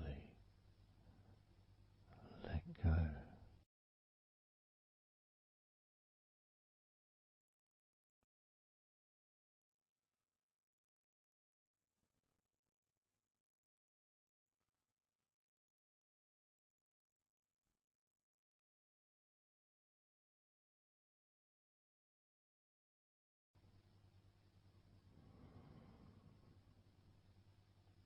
So tranquil.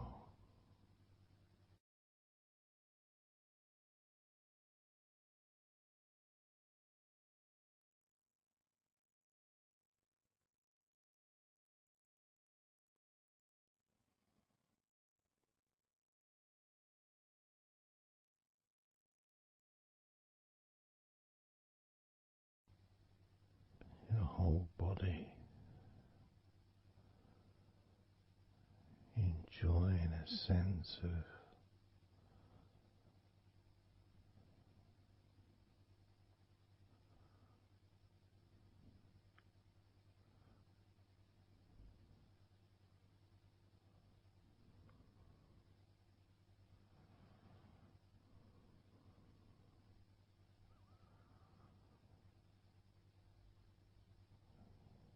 letting go. Even more.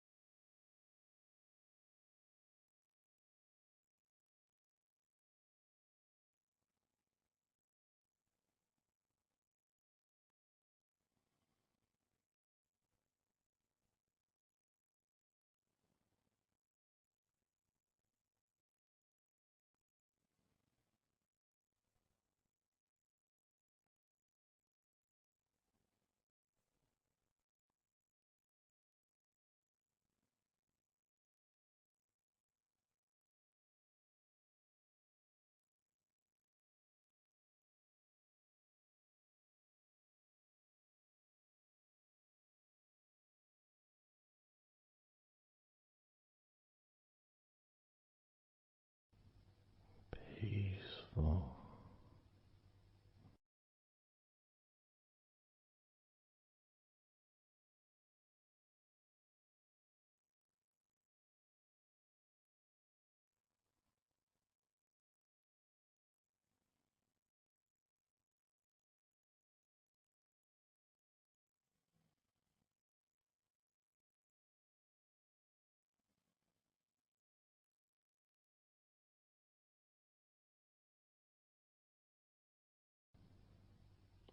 Enjoying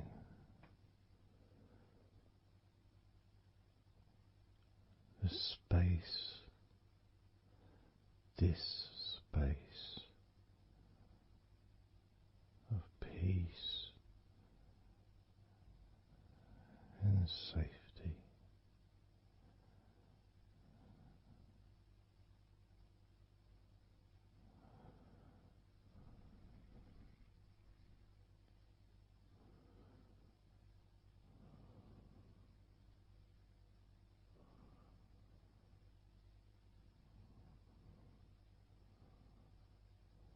So very, very relaxed.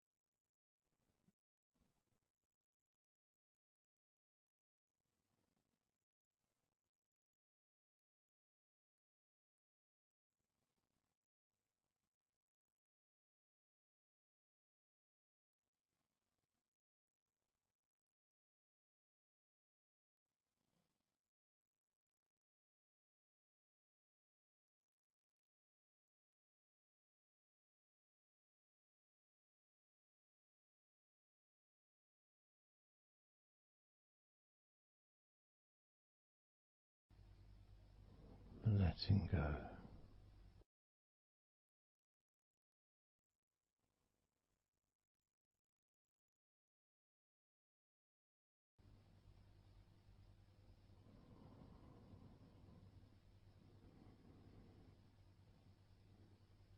Maybe we can just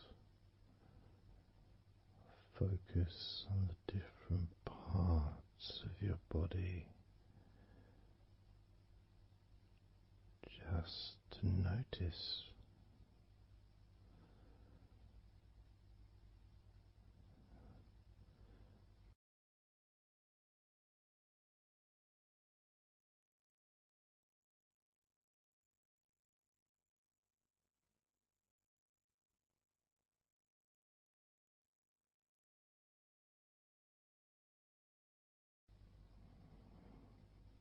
your forehead and your eyes.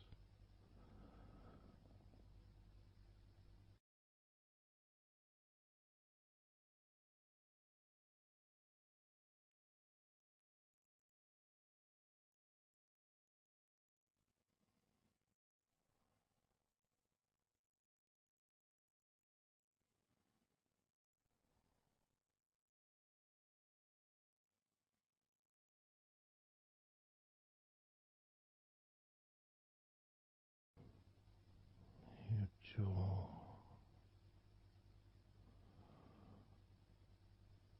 so loose.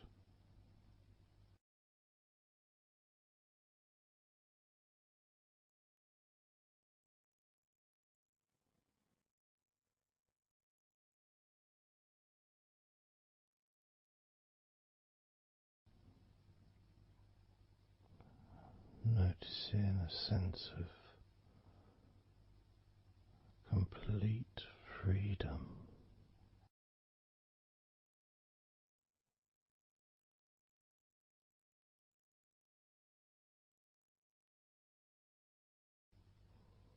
Absolute freedom.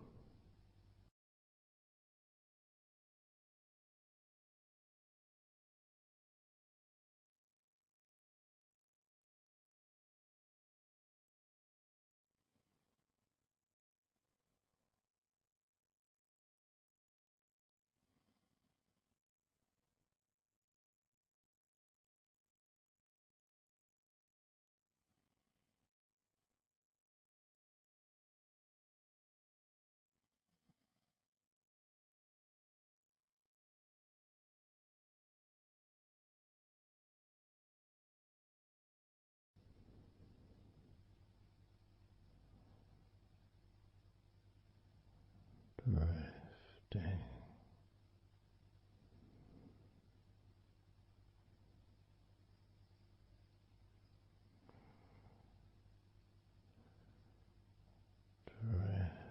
drifting,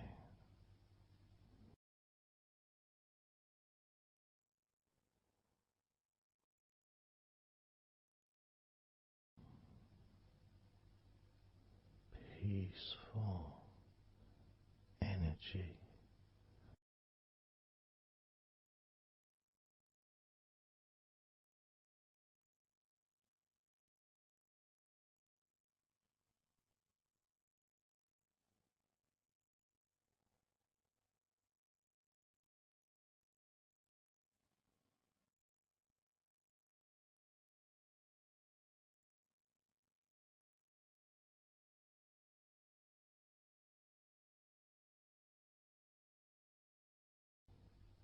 Peace to breathe, so much easier.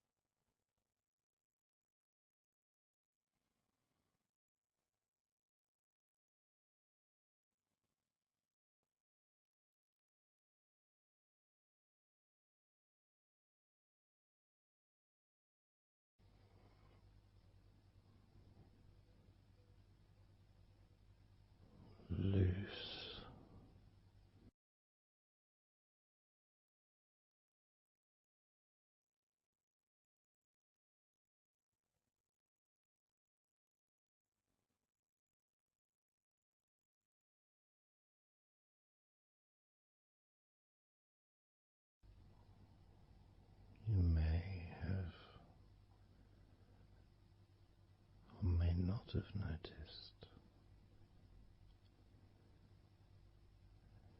your mind drifting.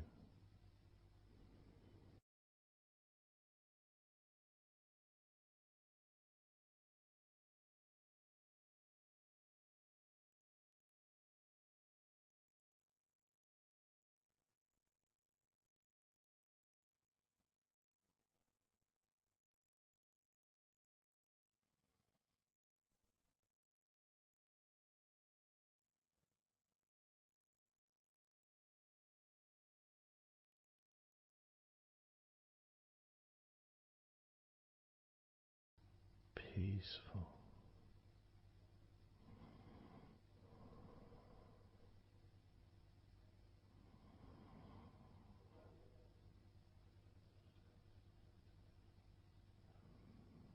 Moving even more deeply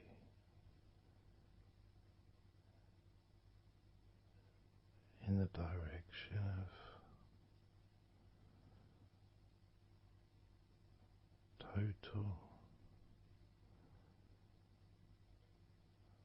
blissful peace.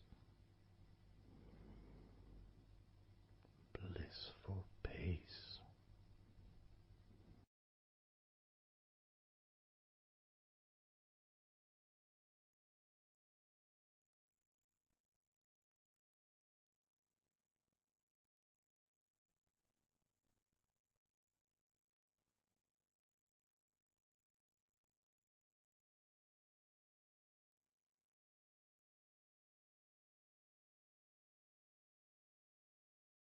Drifting.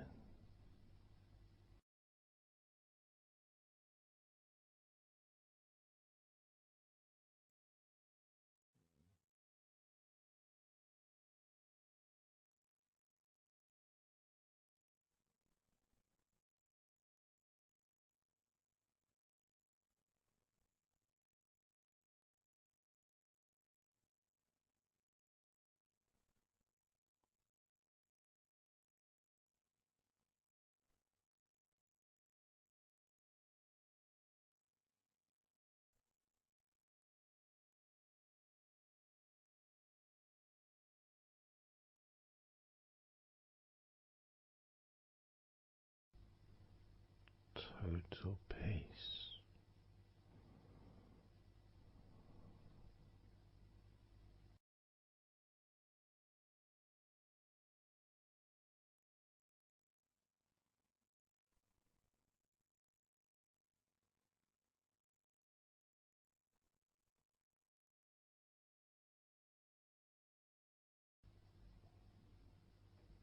Calm.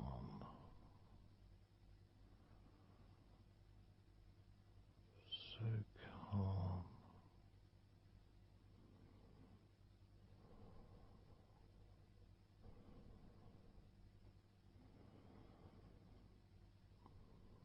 Letting go.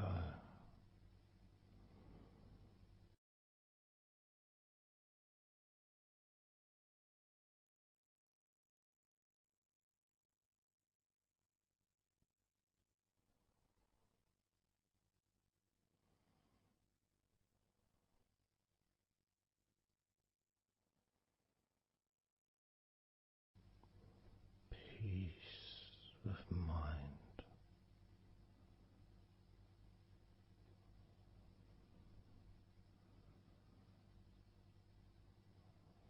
Relaxed body.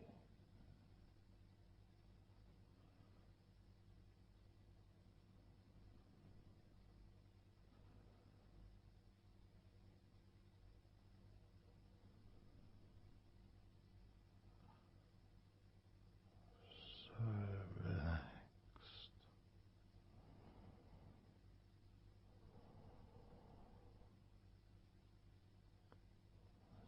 So relaxed.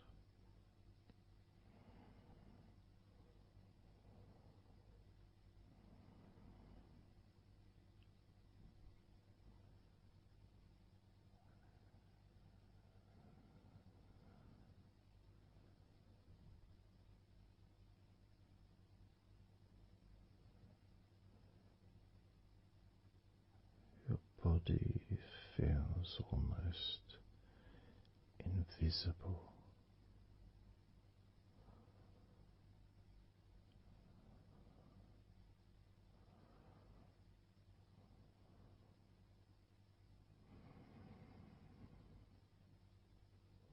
So very relaxed and peaceful.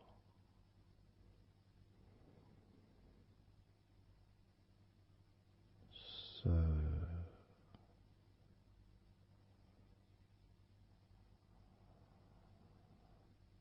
peaceful.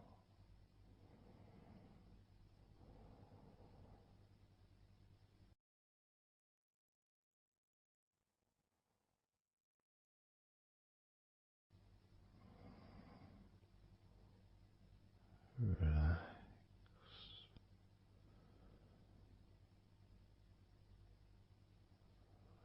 Let go.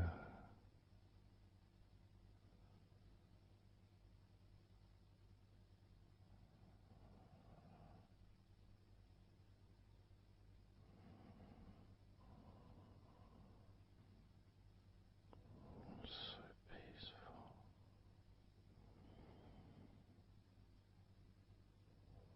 So very, very peaceful.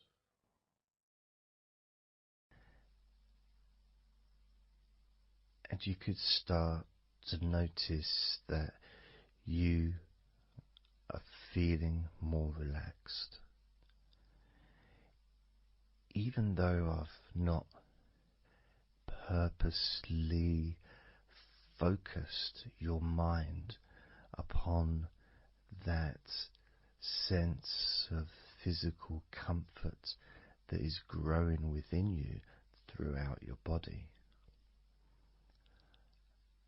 And your mind starts to slow down.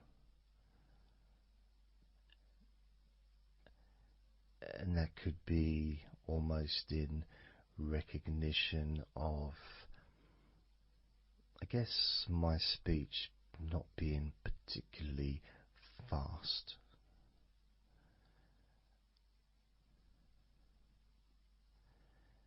And things just generally feel calmer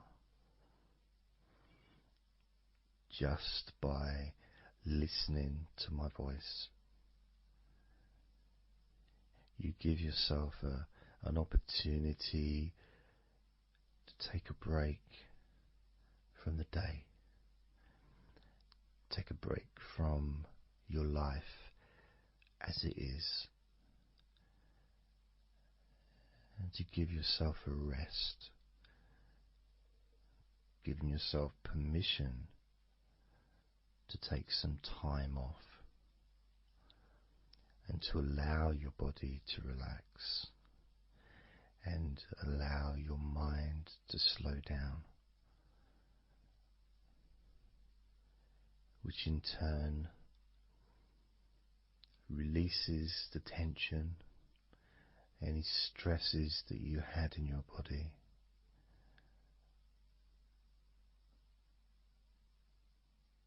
It's almost as if the parts of your body just open up, allowing the negativity out.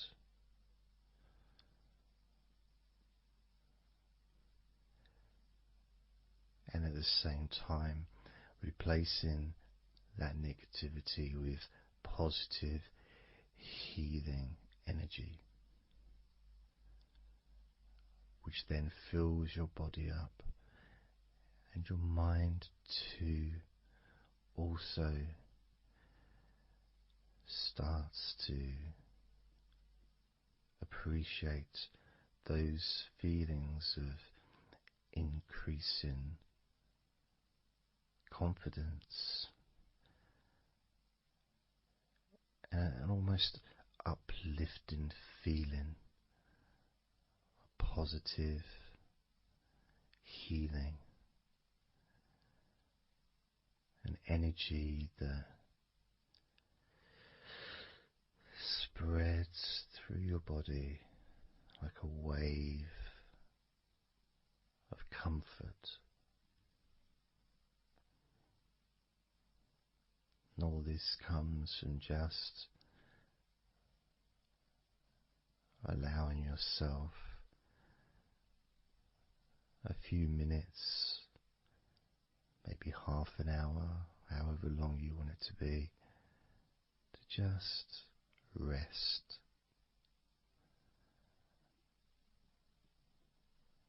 And allow your mind and your body to almost reset itself to the settings of comfort and relaxation, calmness, which allows more room for feelings of pleasure and happiness to move around your body and into your mind, almost as if your mind and your body are sinking together, almost mirroring each other with that growing positivity and calmness. And it feels nice. It really does feel nice to know that you are the one that has allowed yourself to feel more comfort and to experience more of this deep relaxation spreading throughout your body.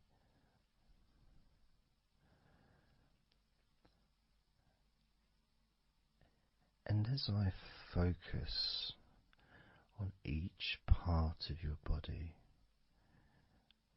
you can notice that that part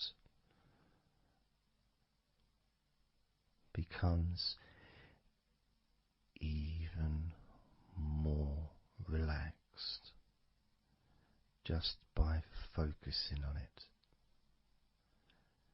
It becomes even more calm and comfortable just by focusing. And as I move down your body, starting at your head, the parts that you've already focused on will continue to relax deeply. And those parts that we've not yet focused on will just automatically release any remaining tension in anticipation of even more comfort about to come.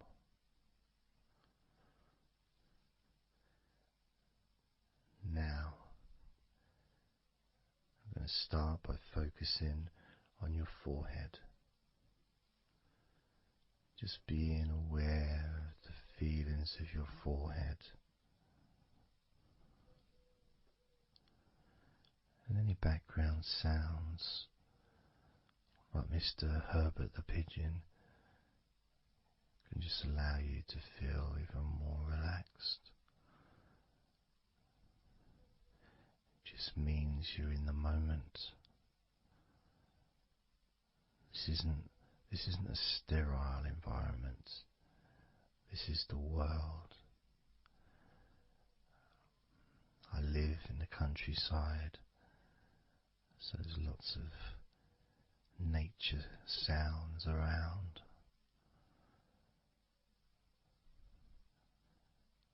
So as you focus on your forehead, Just notice how it becomes even more relaxed as you focus only on my voice and that part of your body. Moving down to your eyes, focusing on your eyes, noticing how your eyelids feel so heavy, yet so light at the same time, and all the muscles around your eyes relaxing completely. Moving your focus down to your mouth, your lips, your tongue, your teeth and your gums, and the whole of your mouth relaxing, calm and loose. As you focus now on your jaw, not just the part of your jaw near your mouth, your chin, but all the way up the sides of your face to your ears, that whole of your jaw, feeling more relaxed and calm.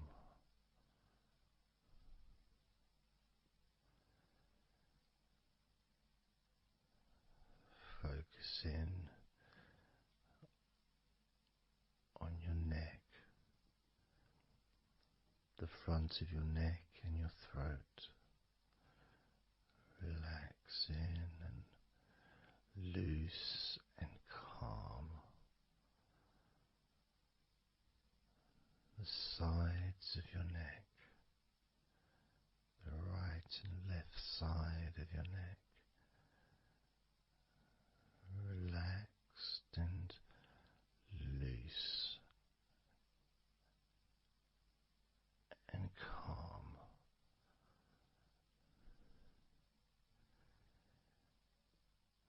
And now the back of your neck, focusing on the back of your neck,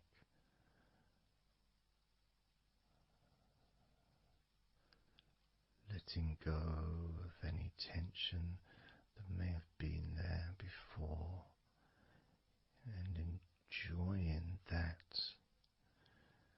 sense of increasing comfort and release that you can experience in the back of your neck.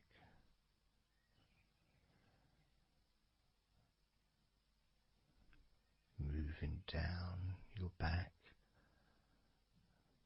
and moving either side of your spine, right from the top of your back all the way down to the bottom of your back.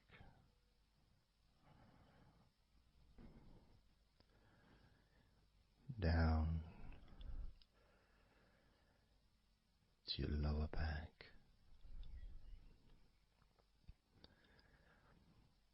As you move up and down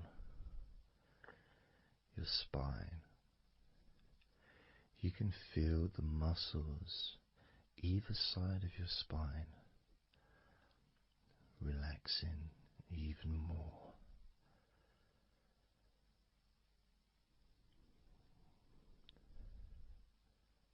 And as those muscles relax, that sense of comfort starts to spread outwards from your spine into both sides of your back, the top of your back, the middle and your lower back. as you scan gently and slowly up and down your back, as the muscles in the top of your back relax and become looser. The muscles in the middle of your back also seem to just almost divide from each other, separating and almost melting.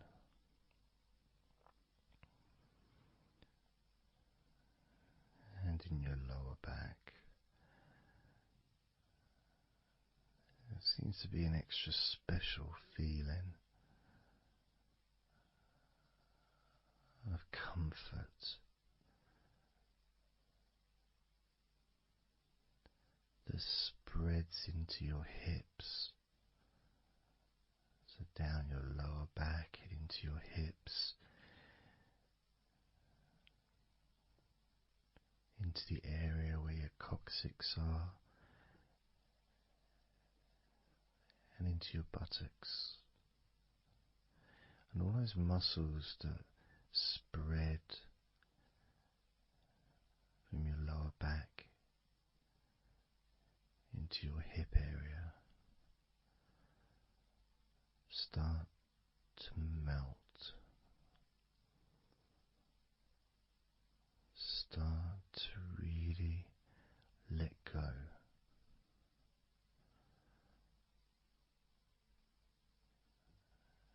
And even though we're about to focus on your shoulders, your back and your spine will continue to let go. Continue to relax so calmly. And as you focus on your shoulders, you may notice that they're already feeling really loose. They're already feeling calm.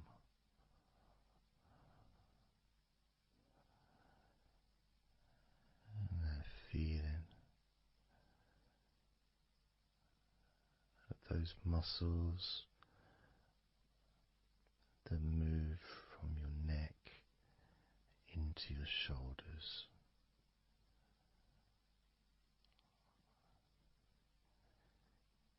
Feel so soft and gentle, so smooth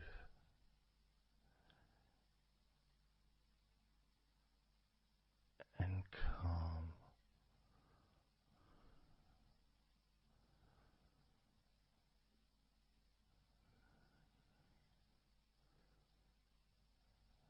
And the feeling in your shoulders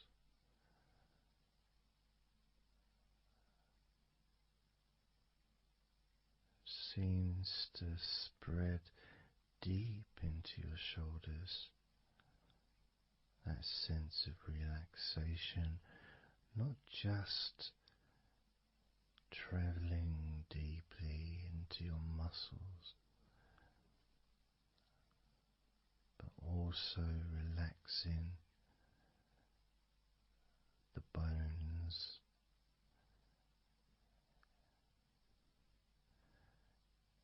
and moving all the way to underneath your arms,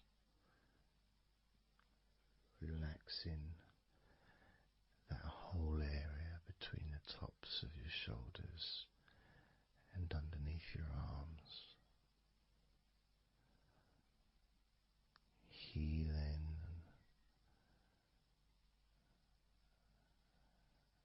You feel so relaxed and comfortable shoulders, which sends that deep healing message into your arms.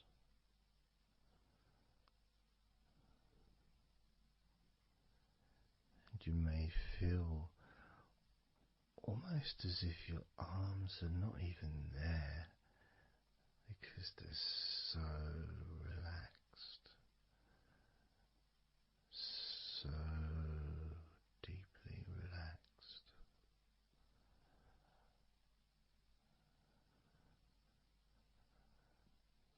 So,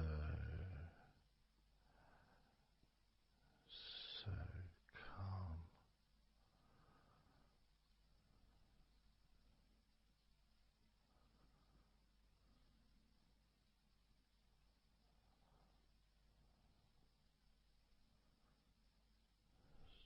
So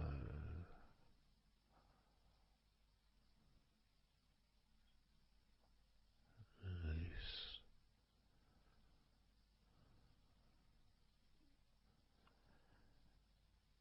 That feeling spreading all the way down your arms to your elbows, including your elbows.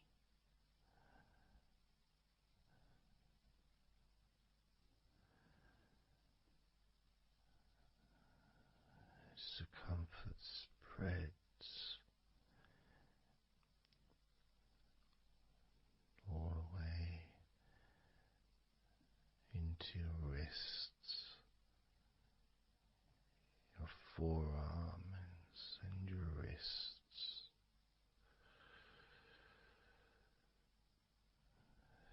feeling so heavy, yet at the same time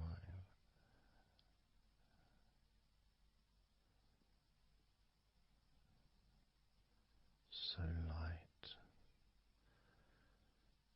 and gentle.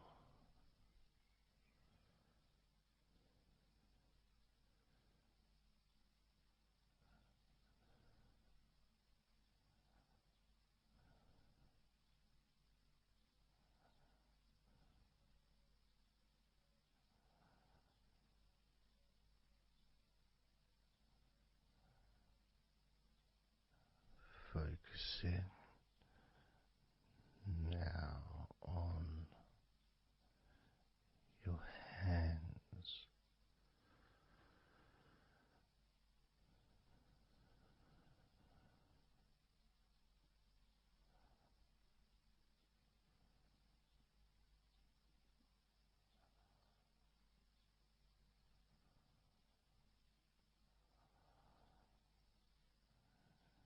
your hands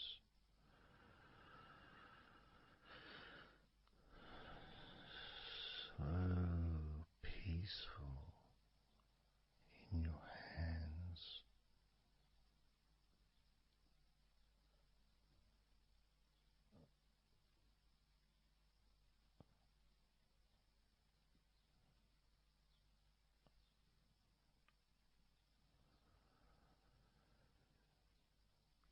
There's a sense of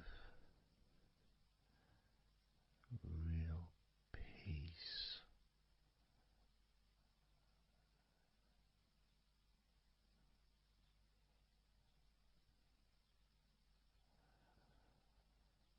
that just seems to feel so familiar when your hands relax deeply.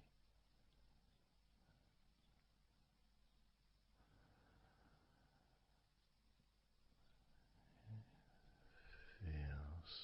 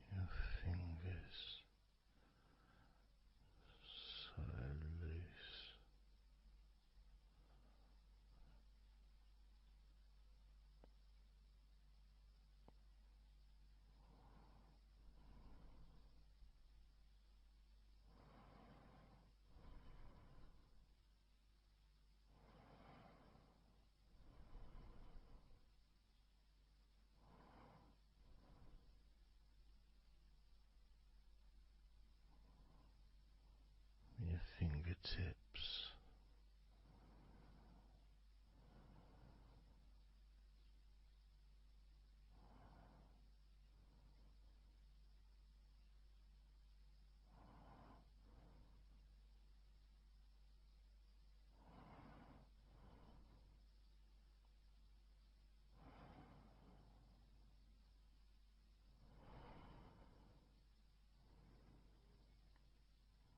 Moving your attention to the front of your body,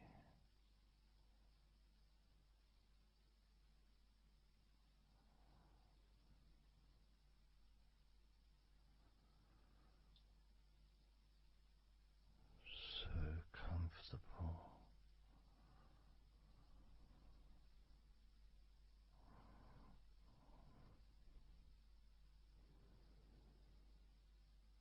Moving your focus to your legs,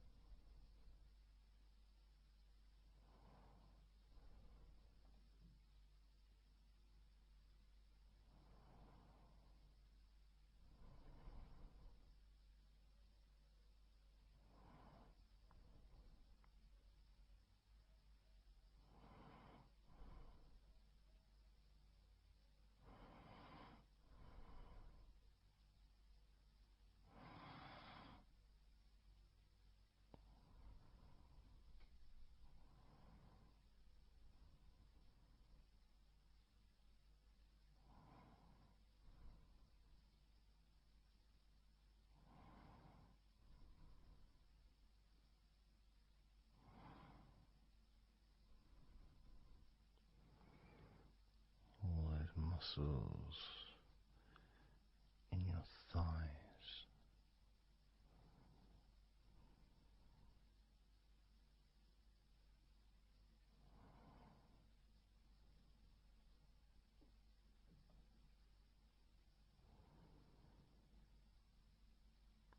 your knees, so relaxed.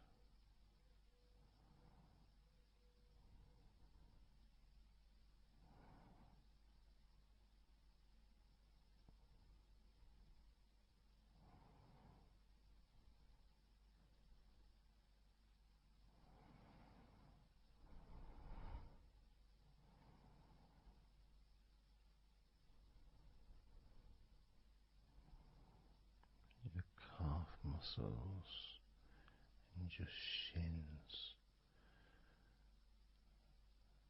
completely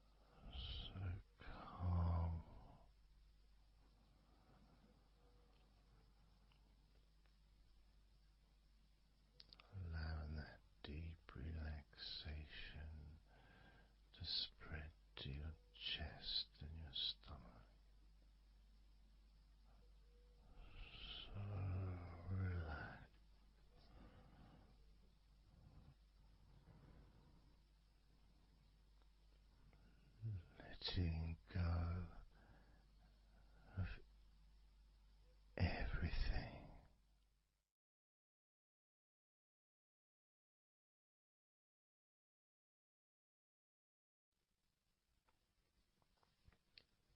So I'm going to start counting down now from 20 down to 1.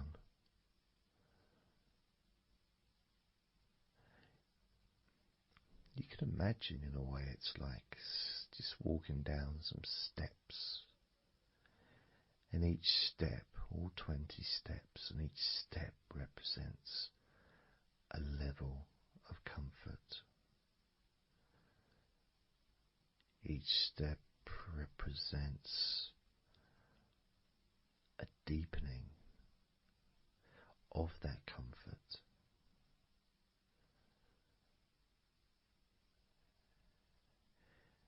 And the further you walk down those steps, the deeper and more relaxed you feel.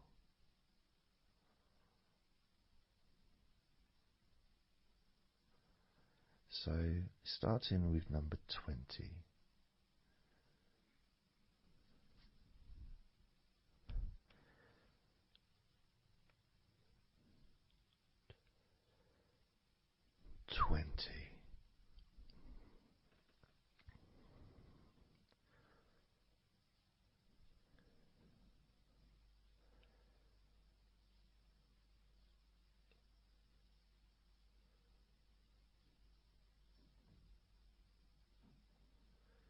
Nineteen.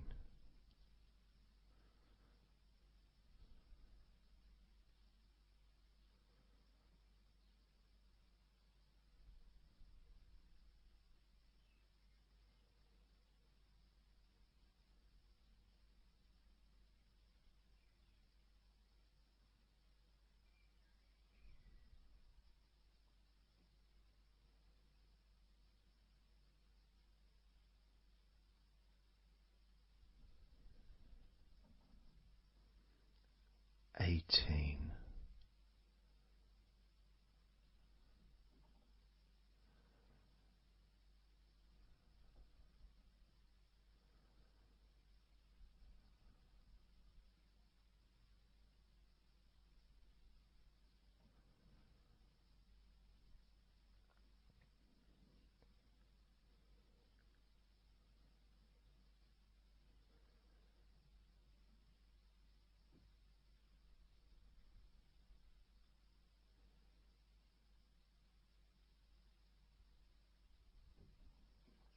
17.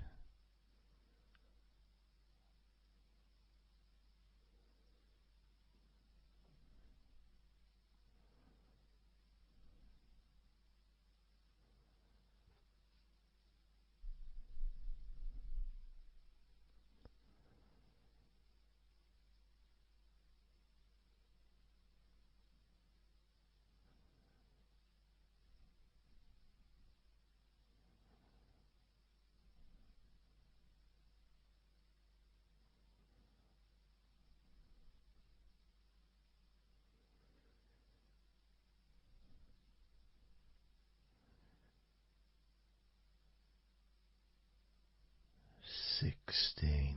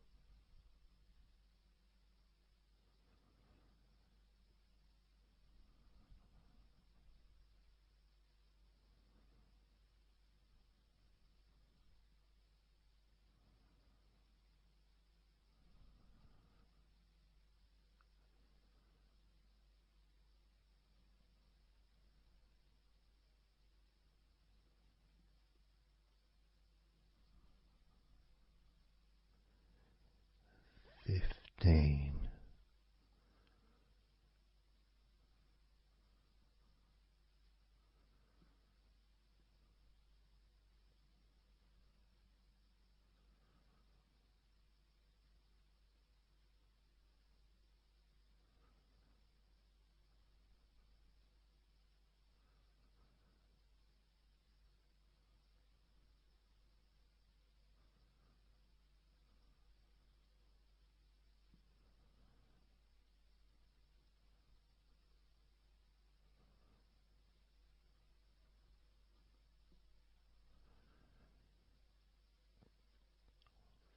14.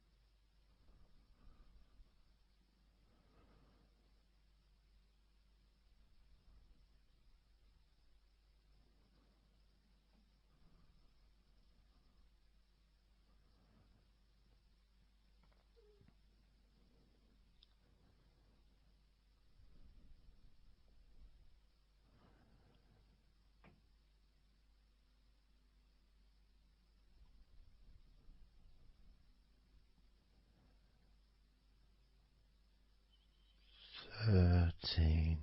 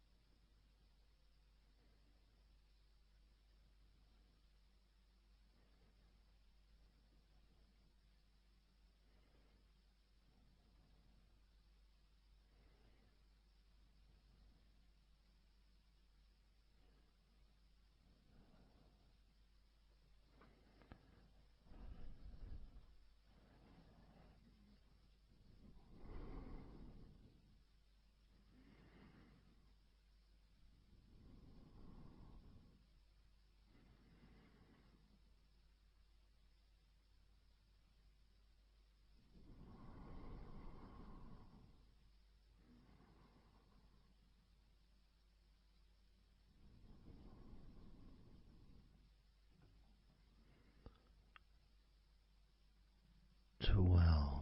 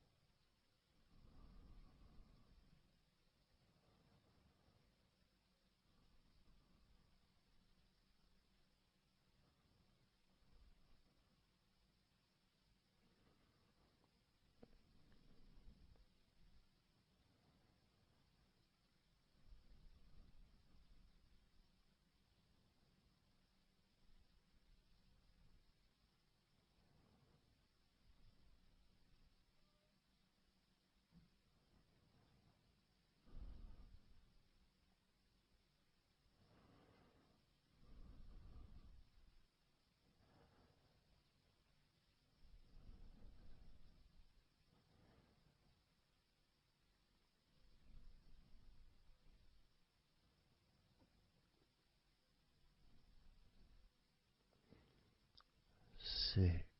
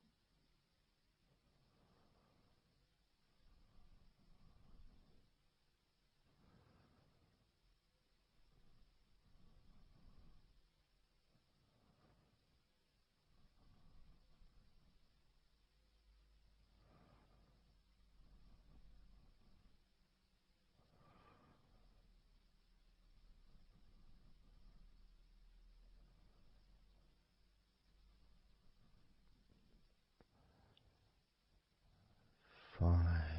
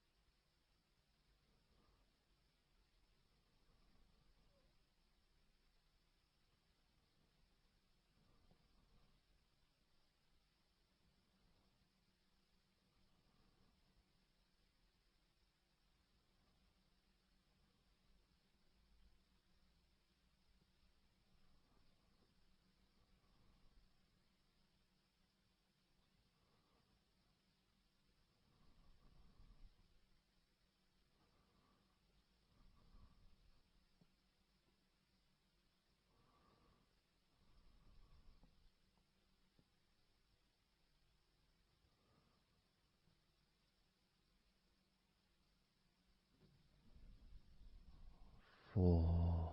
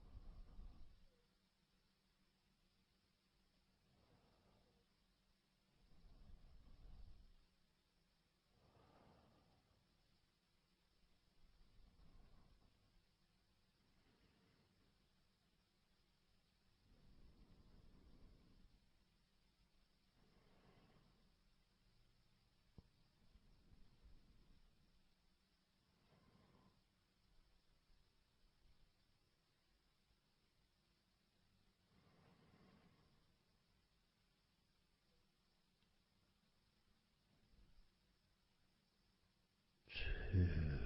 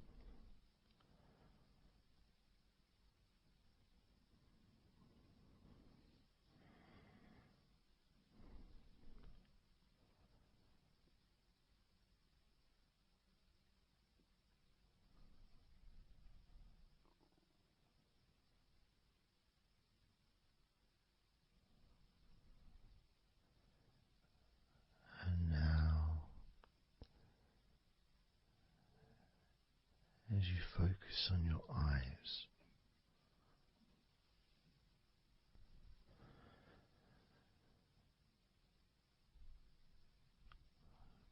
We're going to count down from 10 down to 1.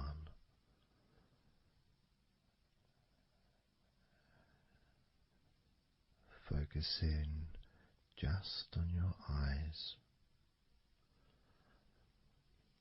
your eyelids, the muscles around your eyes, your eyeballs themselves, that whole area that makes up your eye.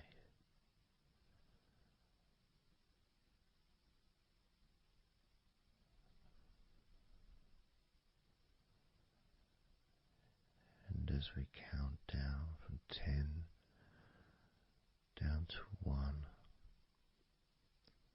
whilst focusing on your eyes,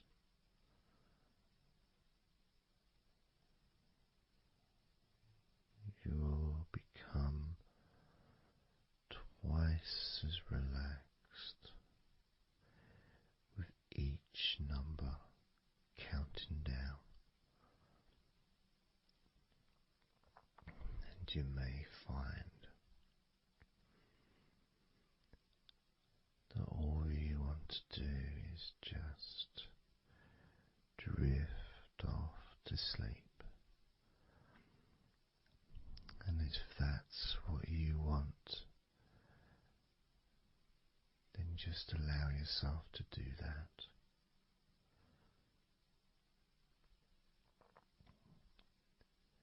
Now,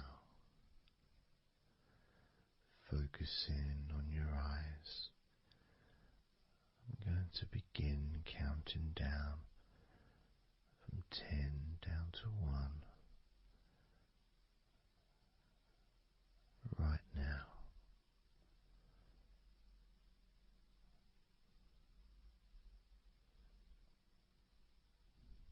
10.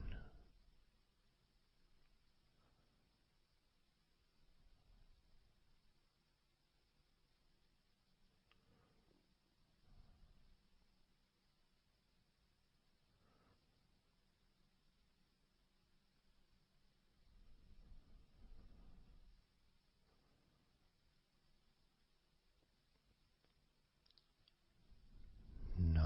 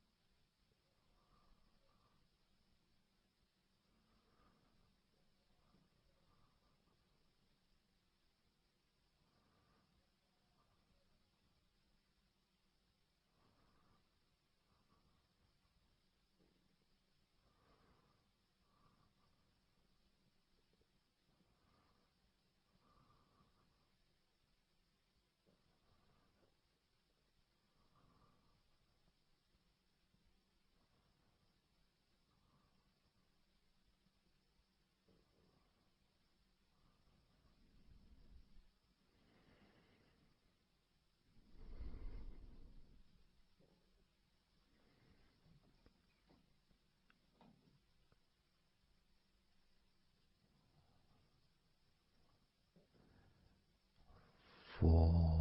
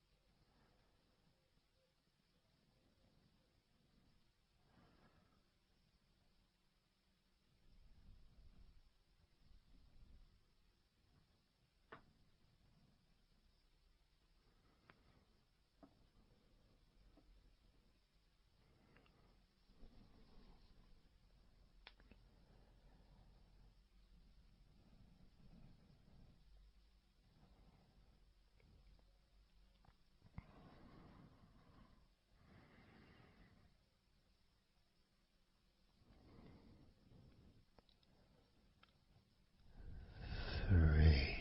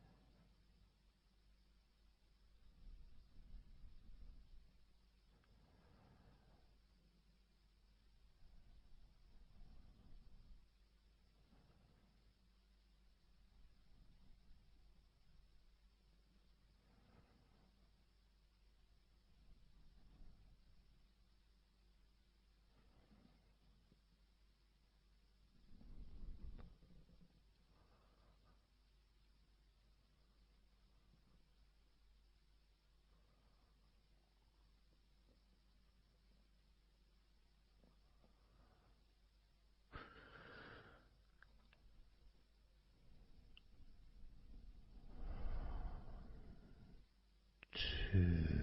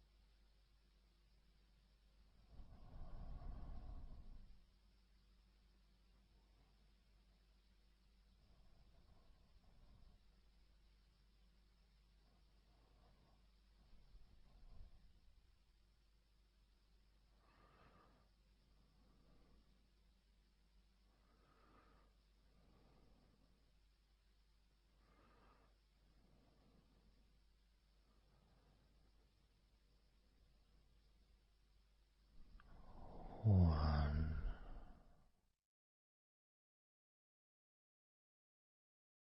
So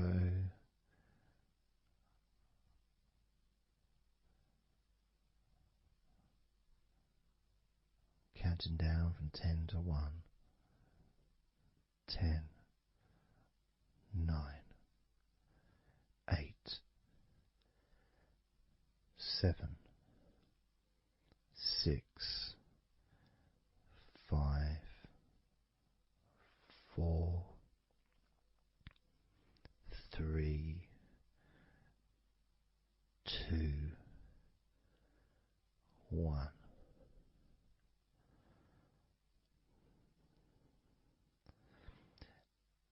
And maybe that was a bit too quick in order to relax. Maybe it's a bit too fast for you to notice the calming of your body. Maybe even a little bit of pressure there, like You're counting down from 10 to 1. What do you expect me to do, man? You expect me just to go all floppy just because you're counting down?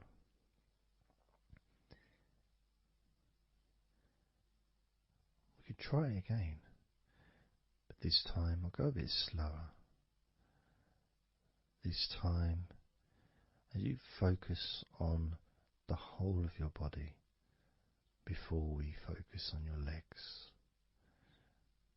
just notice how your body does start to feel more relaxed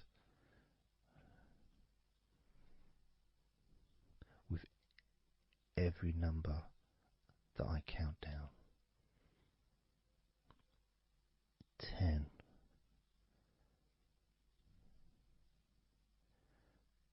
9.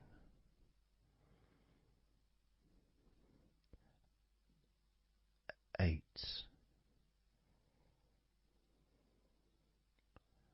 7.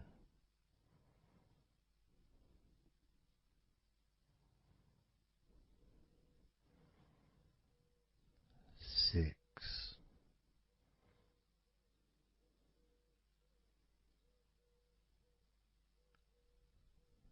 5.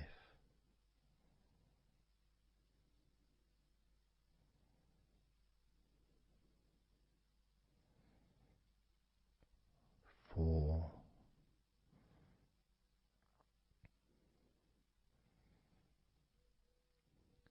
3.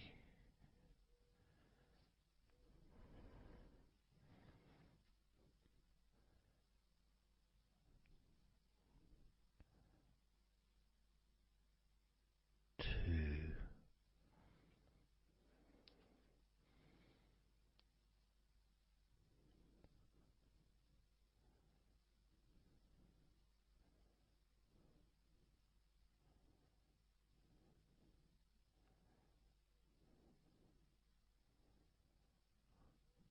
1.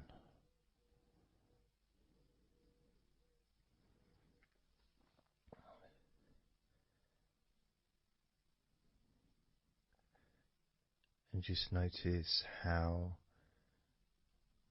you feel generally, how your body feels.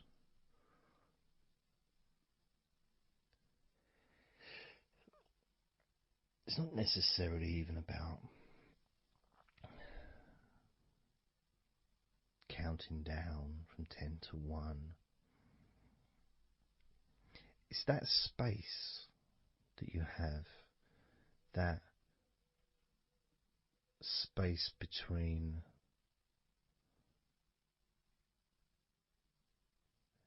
being active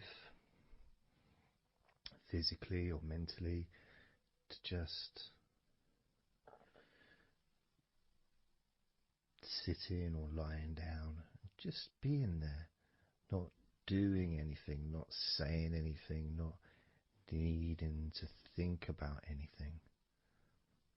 So it opens up a space, a bit of a space, a gap.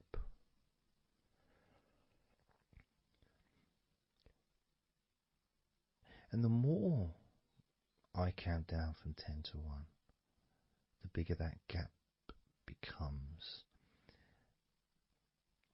So there's that gap of calmness, of comfort, relaxation.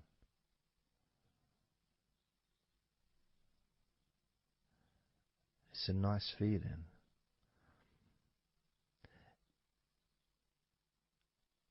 And it moves those stresses or discomforts physically or emotionally, moves them away.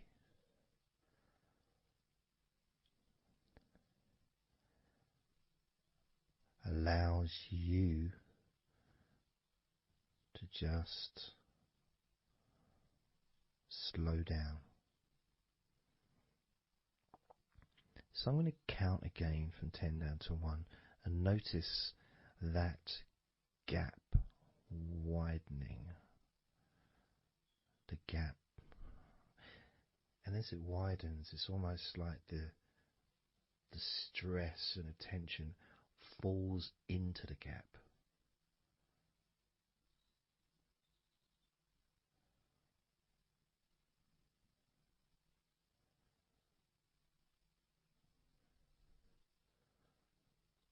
And gives you that distance, that space. Now, 10, 9,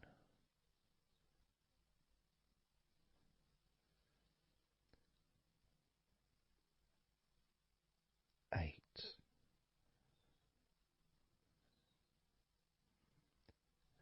7,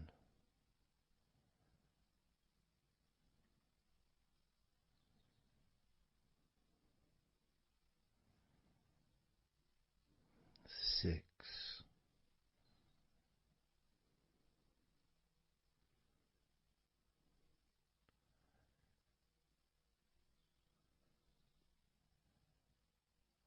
5,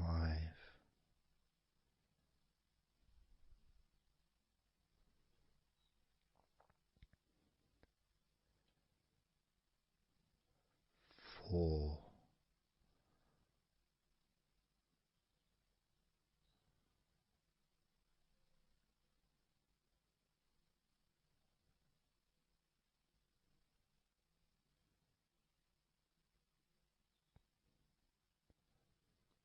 3,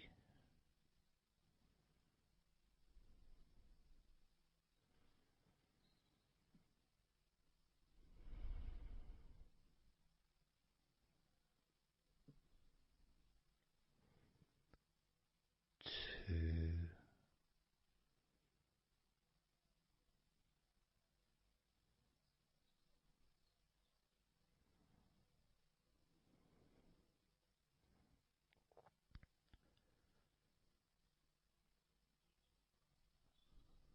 1.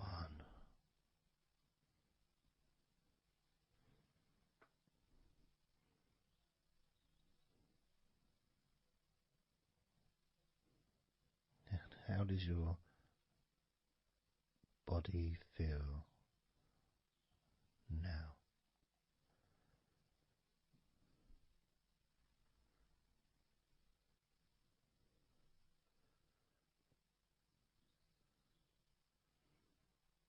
Can you notice that you're feeling calmer?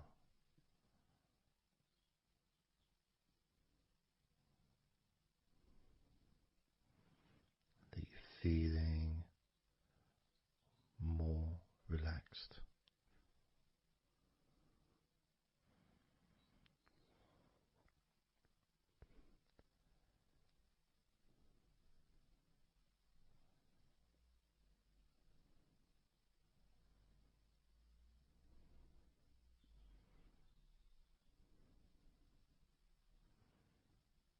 As we now focus on your legs, just your legs.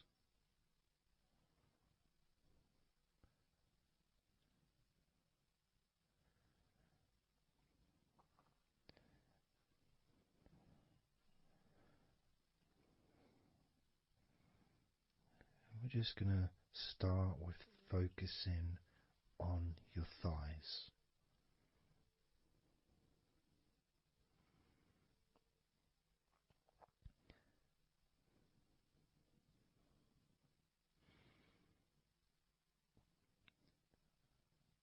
Of course, it's not the most exciting thing to be doing because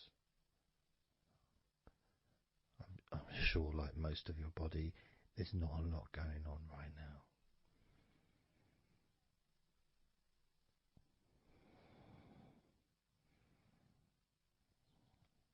Just focusing on the whole of your thighs,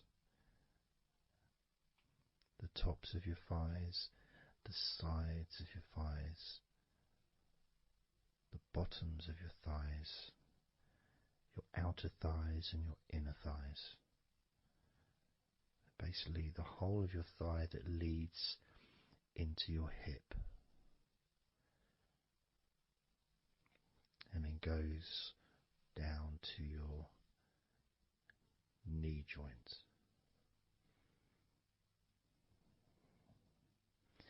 Now this is a big area.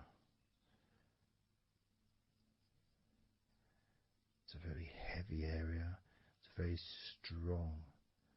Probably the strongest muscles in your body are in your thighs.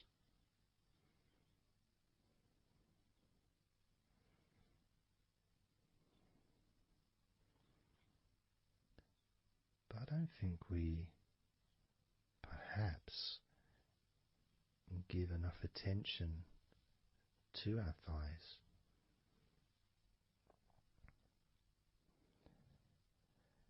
Perhaps we don't acknowledge how important our thighs are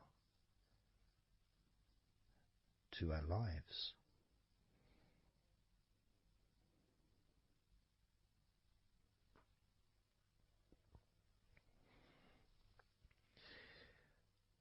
How much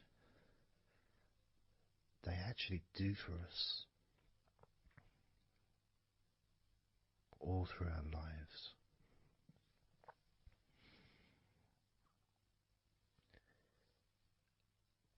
And it may sound really weird, but I think that all of our body parts, especially our thighs, need some TLC. A bit of love shown, a bit of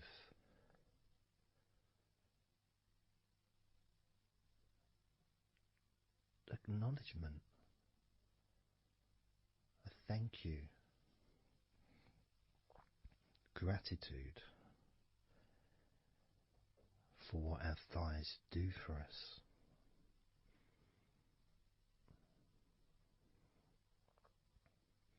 And I know this may sound a bit strange. Maybe you think, why am I? Surely I should be out in the garden hugging a tree or something. Well, it's hard to set a microphone up on a tree. That's why I'm doing this indoors. Otherwise I would be outside hugging a tree. No, I can't see the television from the tree.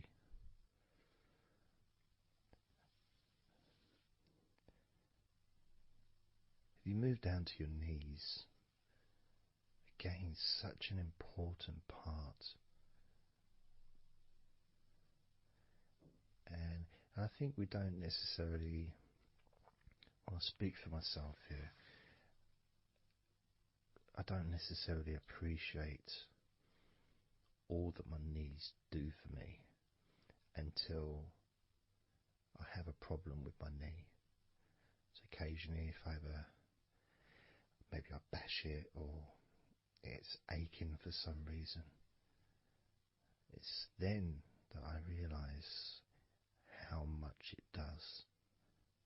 You know, the benefit of being able to use my legs without any kind of physical discomfort is a beautiful thing that's possibly not appreciated until it's temporarily removed, you know, that comfort. But as you focus on your knees, regardless of how your knees feel, you can have that sense of gratitude and love to your knees for all that they do for you.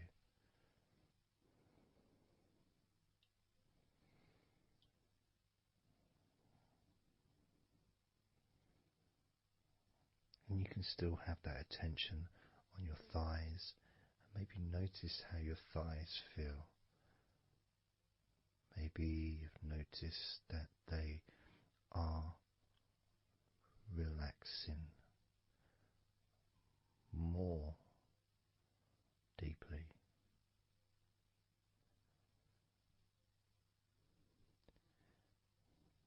As you focus now on the bottoms of your legs, your shins, and your calf muscles, and the bones between your knees and your feet, incorporating, of course, your ankles.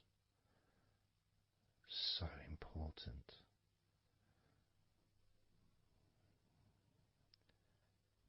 Anyone that's had even like the slightest sprain of an ankle knows how much we take our ankles for granted.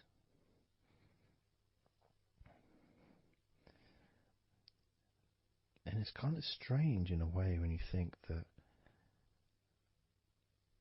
logically our wrists are a lot thinner than the rest of our arms, which is okay, can't see any problem with that because we're just picking stuff up.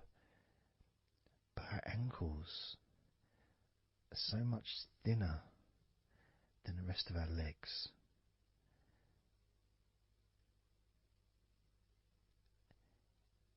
And from a physics perspective, or logical even, it doesn't really make sense that all this weight would ultimately be resting on your ankles, then leading to your feet. That thin area, thin bone, yet it does so much great work. Supports us, supports our body for a lifetime. Helps us to balance, helps you to get around and be mobile.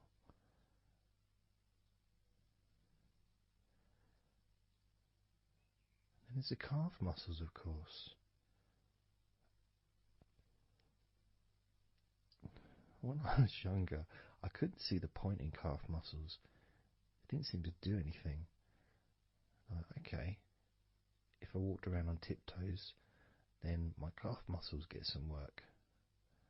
But of course that's not true. The calf muscles are being used whenever we use our legs.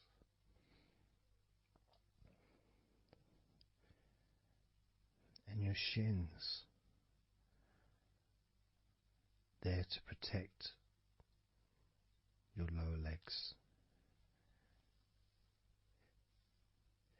shaped in a way almost as a protector for the bone.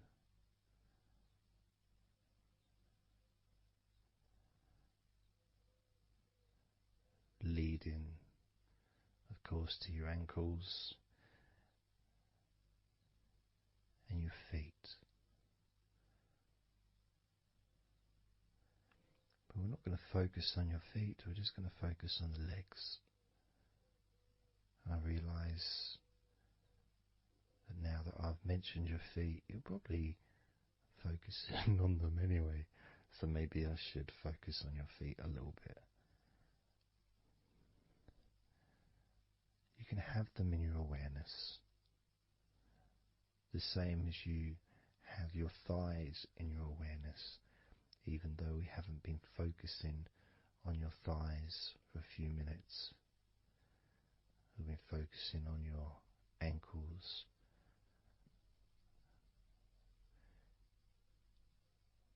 there's still that sensation of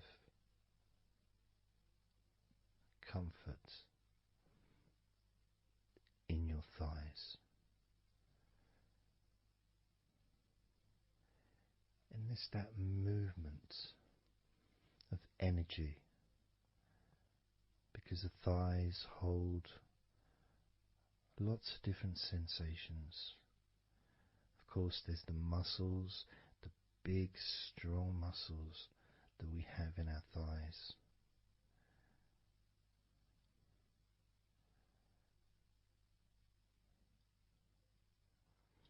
But the skin on the outside of the thighs, as in the outside of all of our body, can be very sensitive. sensitive to the touch, sensitive to temperature.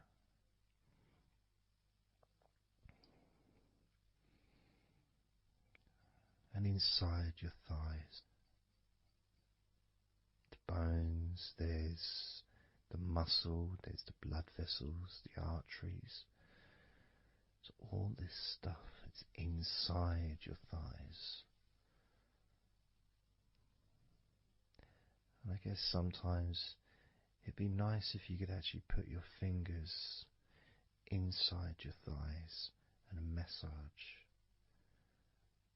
So you can massage on the outside, of course, but to be able to get deep into the muscles, and to be able to just massage inside your thighs, massaging the bones of your leg, massaging all the veins, and just gently healing your thighs. And you could move down, massaging inside your knees, just massaging those bones, but with healing fingertips, spreading that healing energy deep into the joints of your knees.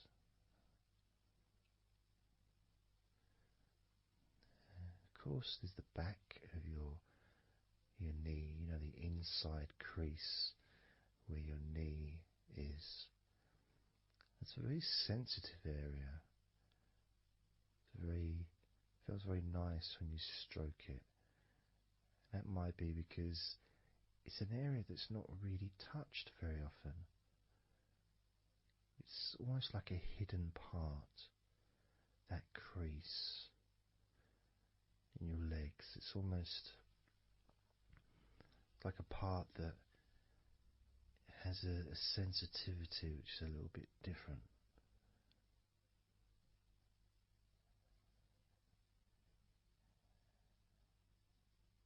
Of course, it's protected by your legs.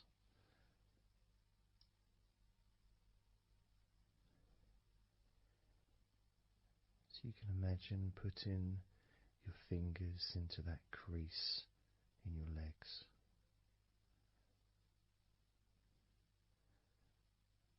That fold in between your legs, you can just massage with your fingertips. Imagine your fingertips going inside, massaging the muscle tissue. You can of course feel the bones of your knees healing through your fingertips.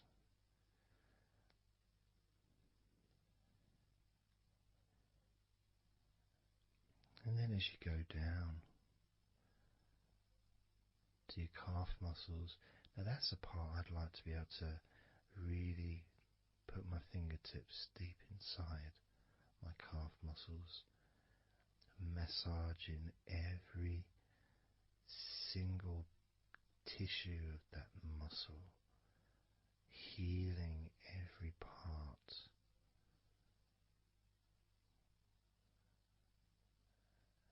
And then doing the same for my shins, massaging and gently stroking the bones, gently stroking them, healing in a loving way, because they deserve to be treated as the precious bones that they are, because our legs are so precious, as in all the other parts of our body. They're more precious than any jewel on the planet.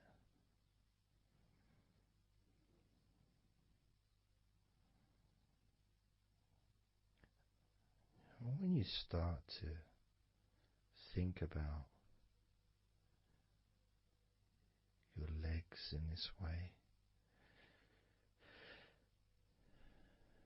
it can change your perspective. It might sound a bit silly to start with, The idea of having love for your legs, showing appreciation for your thighs, wanting to be able to put your hands in your thighs and massage the muscles and the bones, and to get your fingers deep in there, releasing all tension, just to show how much you care about your legs, how much you care for what your legs do for you regularly. Your knees, your calves, your ankles. The strength of your ankles, considering how thin they are compared to the rest of your legs, especially your thighs. Yet they're so strong, so flexible. Absolutely amazing things. Your ankles are truly a gift because of what they do for you.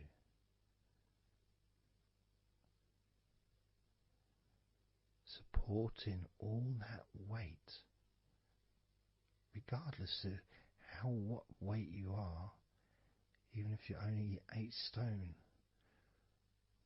it's still a lot of weight for these little ankles. Now I'm a lot heavier than 8 stone, double that. Yet my ankles support my body all the time. Although they do give off a sigh of relief when I sit down. As, in fact, my whole legs do. My feet also go whew, and my toes clap. They're so happy.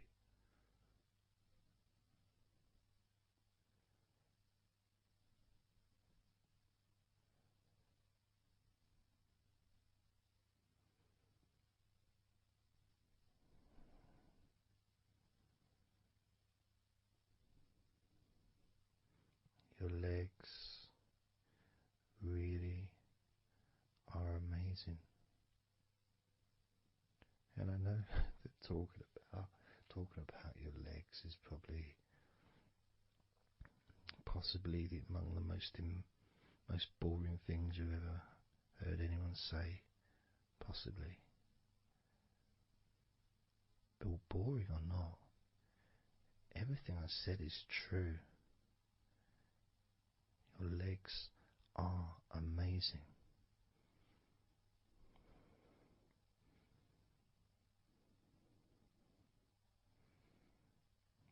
Your legs deserve not just respect,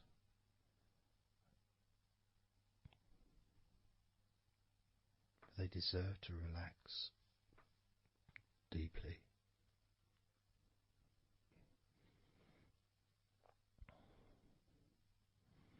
They deserve to take some time out of the day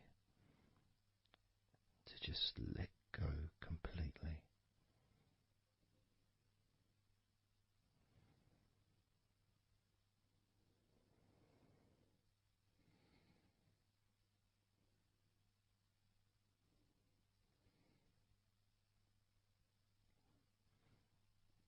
Your legs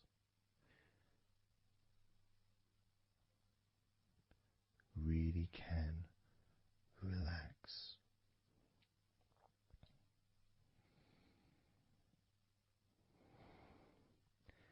And because the legs are such a very important part of your body, when you relax your legs, the rest of your body also naturally follows in that comfort.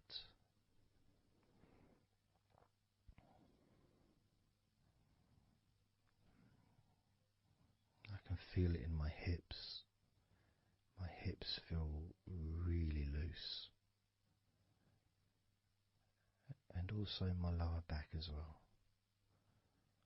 My lower back really feels stretched, even though I'm just sitting in a chair and there's no stretching as far as I'm aware that I'm doing. But it's almost as if the muscles are just relaxed so much that there is a natural stretch as the tension has reduced a lot.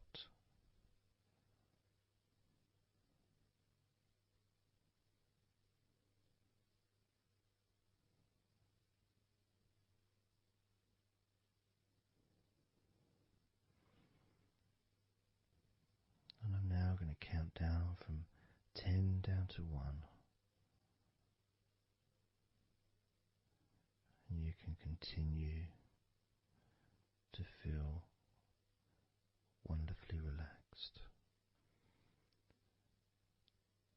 10, 9, 8, 7, 6, 5, 4, 3, 2, 1.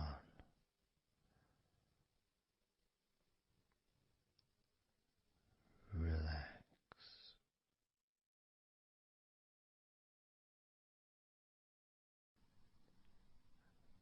So I'm just going to count down from 5 down to 1. And as I count down, if you just focus on the numbers, just the numbers, counting down, and notice how you feel in this moment as you hear the numbers counting down, knowing that those numbers counting down represent you feeling calmer, not just in your body but also relaxing your mind. And just notice how you feel. There's nothing to do, there's nothing to say, there's nothing to think about. Starting with number 5.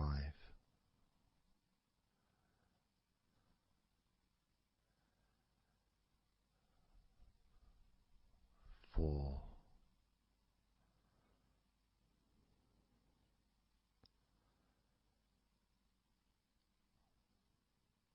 3.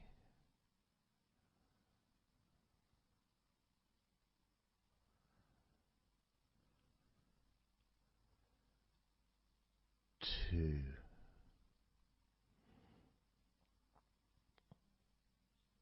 1.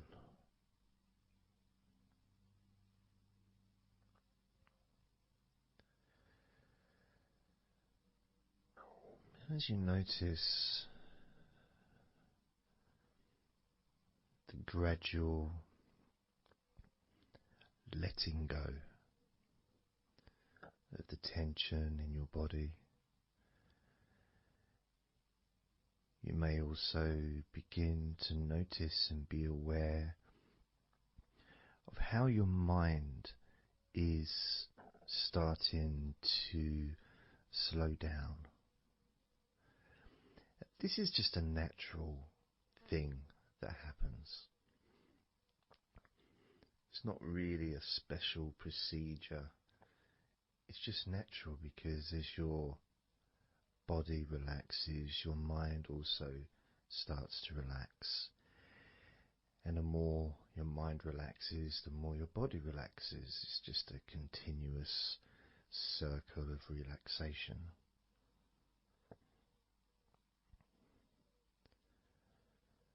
And there's that calmness that comes from relative quietness.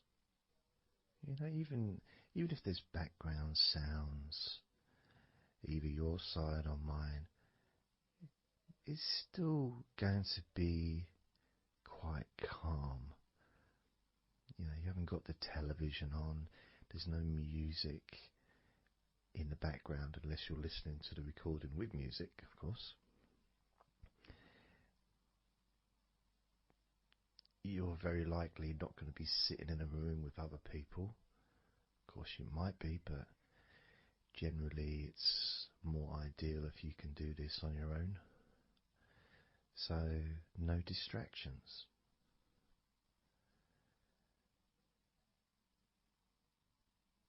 And when you stop thinking about stuff,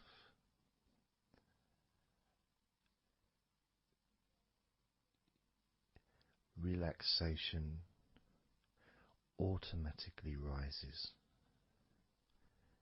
A sense of comfort starts to grow.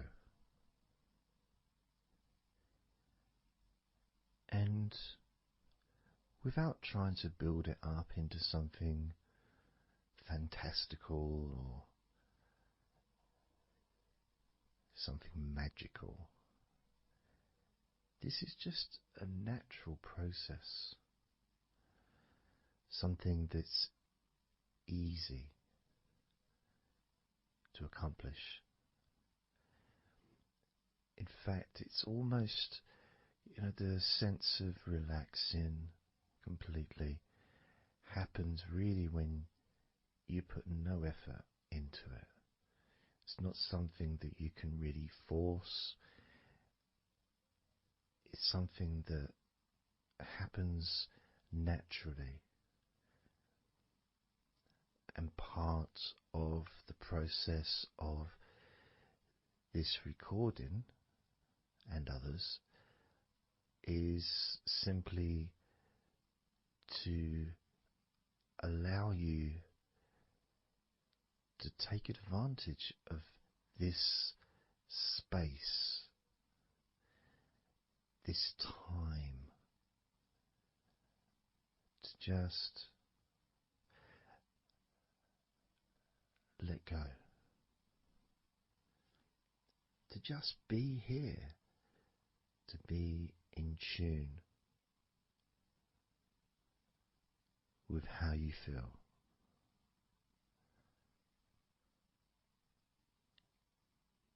Yet with the intention of wanting to relax deeply.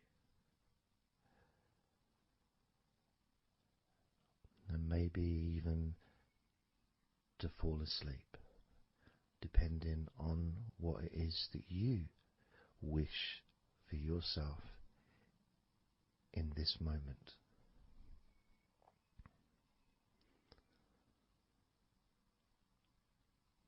As we know, relaxing is the majority of the process of falling asleep. The actual falling asleep part is the tiny bit at the end. The deeper relaxed you become, the easier you find yourself drifting.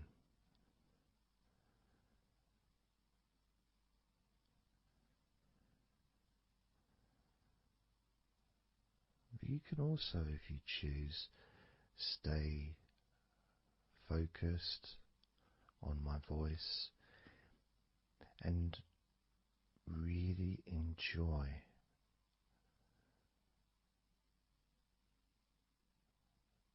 the process of gradually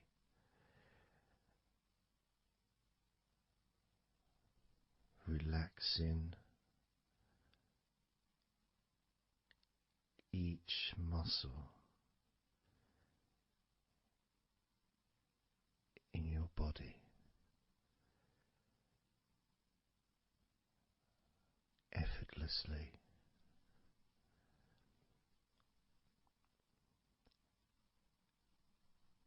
and just observing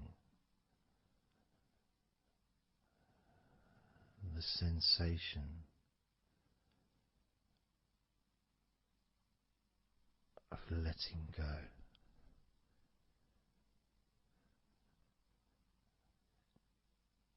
Completely.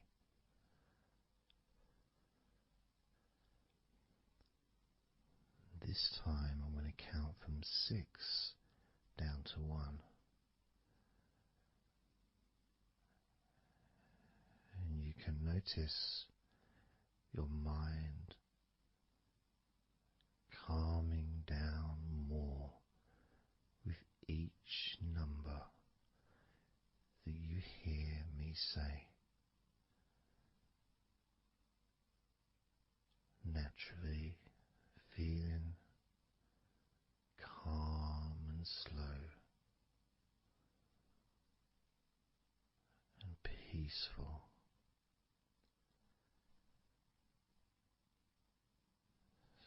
6.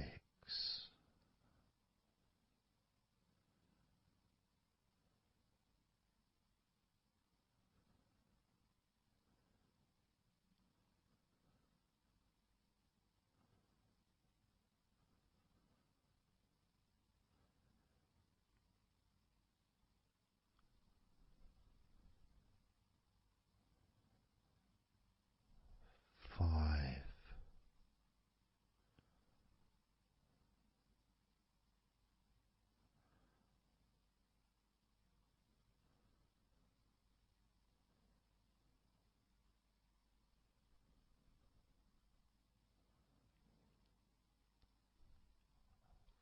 4.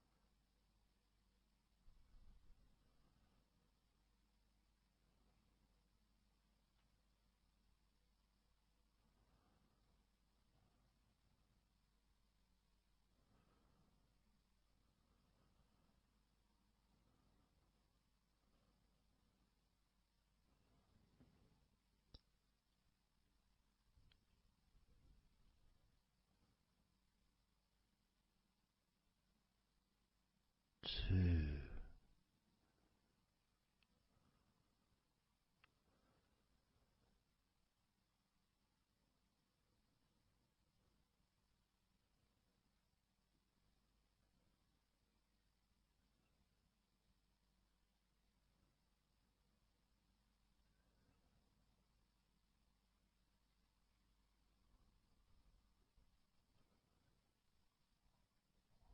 1.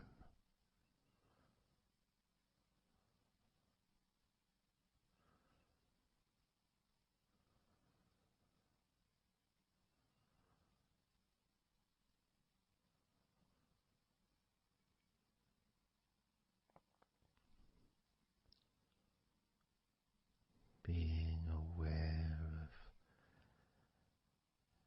how your mind has slowed right down, sinking deeply into relaxation.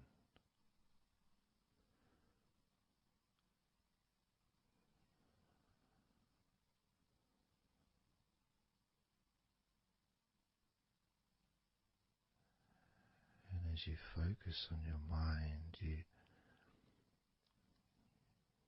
You may notice that there are some thoughts still there, maybe some stubborn thoughts that for some reason perhaps need your attention.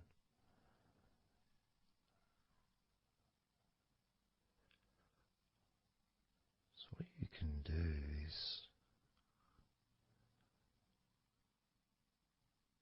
send love to those thoughts. Sprinkle those thoughts with love, like little petals from a flower. Just sprinkle it over them. Petals filled with love towards those thoughts, to let those thoughts know that you're not abandoning them. You just need them. You require them to just calm down, slow down, quiet down for now.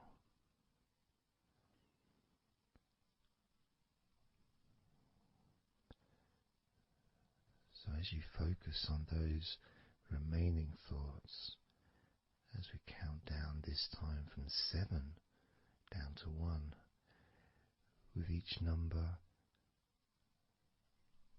just imagine sprinkling those flower petals of love, kindness, gratitude over those thoughts, which will allow them to just melt away and relax deeply. With every number,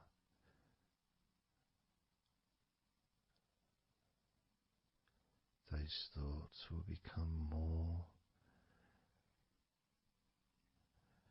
and more relaxed.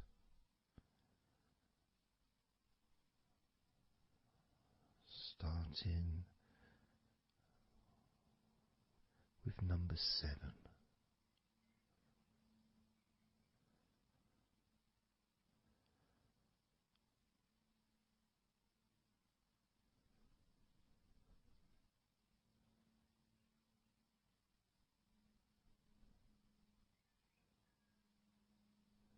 6. 5.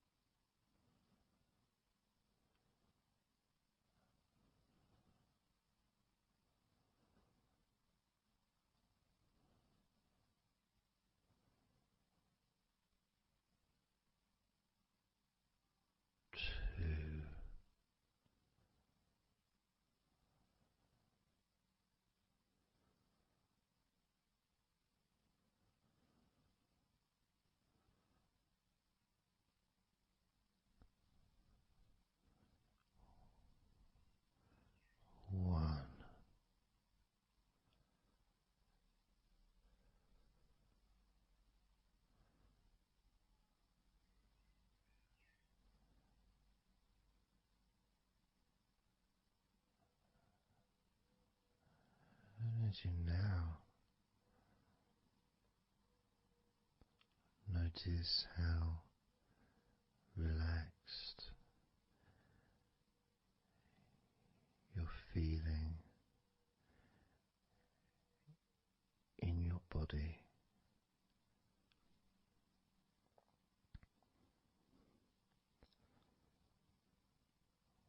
We're going to focus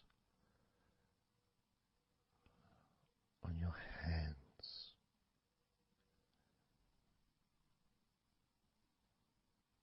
Because the more relaxed your hands are, the more relaxed your body and mind are.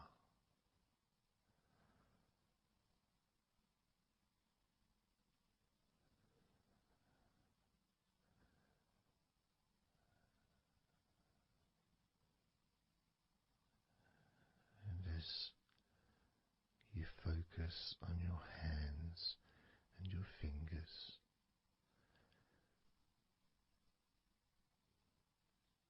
there's nothing needed to be done. There's no clenching of fists or tensing the fingers or anything like that.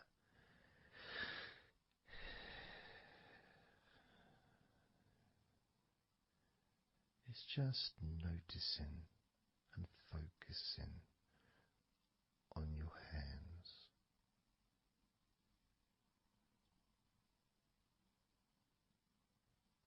Noticing how they feel.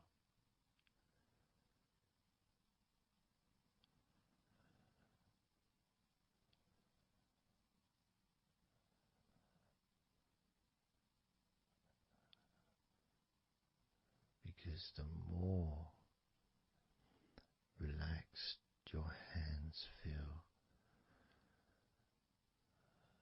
the calmer your mind feels, and the more comfort you feel throughout your body.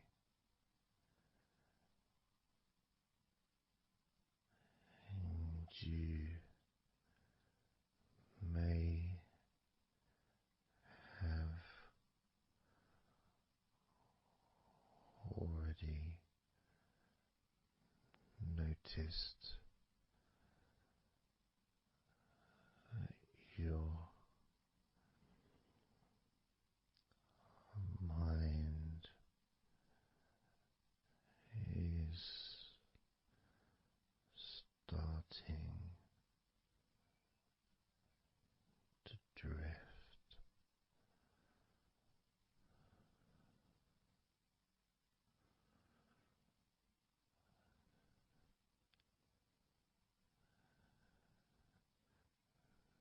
Focusing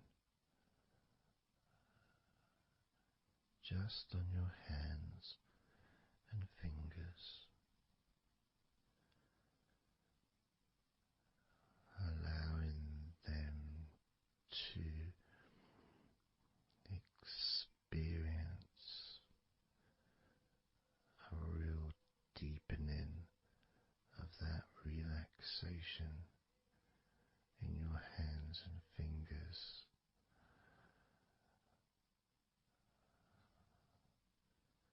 More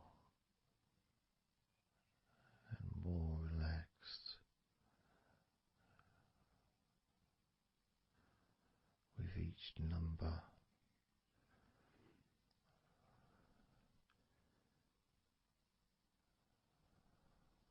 From 8 down to 1. You can almost feel that healing and relaxing energy spreading into your hands and fingers, becoming even more relaxing with each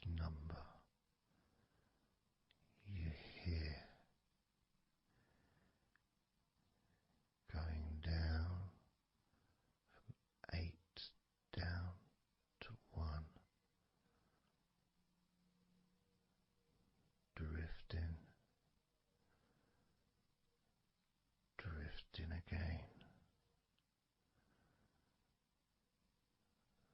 Starting with number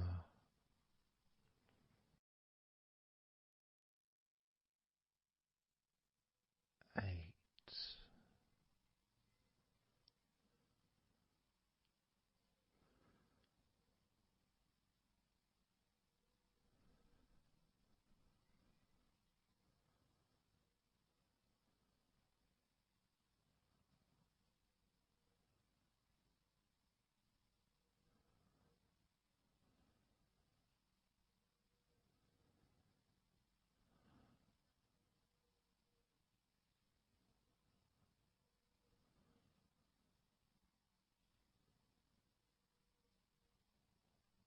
7.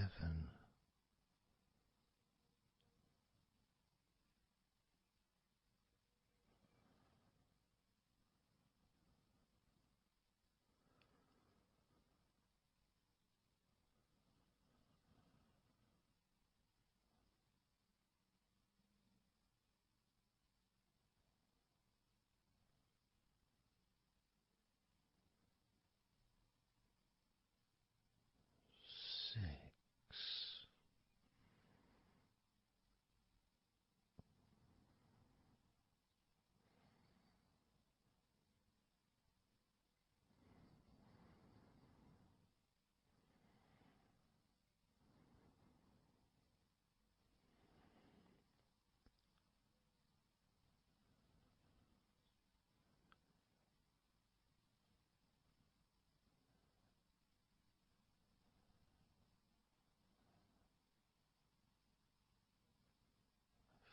5.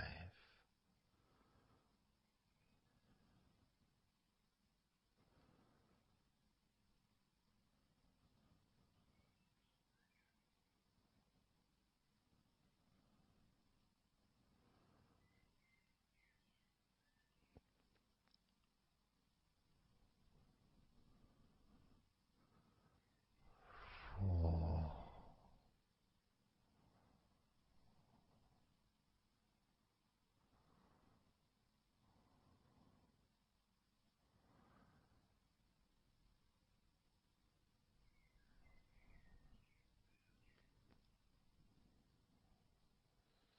3.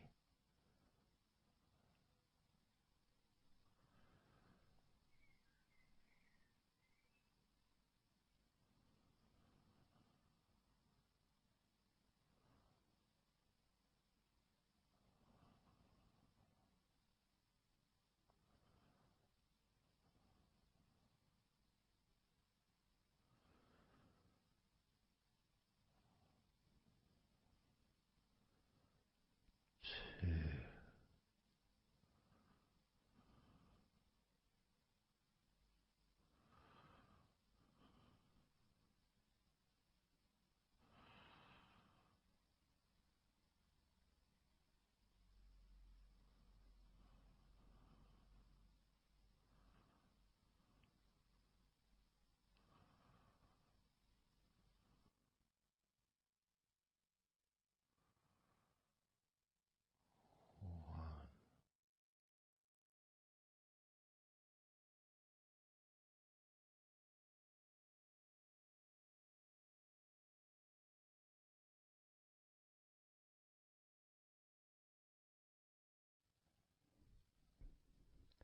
Just being here now. Nothing to think about, nothing to do, nothing to say. And everything just feels calmer. And this is your natural state of being. This is how you just normally feel when you take away all of that other stuff that we add. Things like stress and worrying and overthinking and anxiety, tension, just generally thinking about stuff. When you take that away, which is what we're doing now,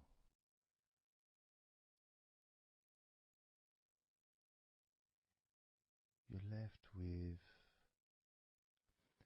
a real sense of peacefulness, which comes to you very quickly.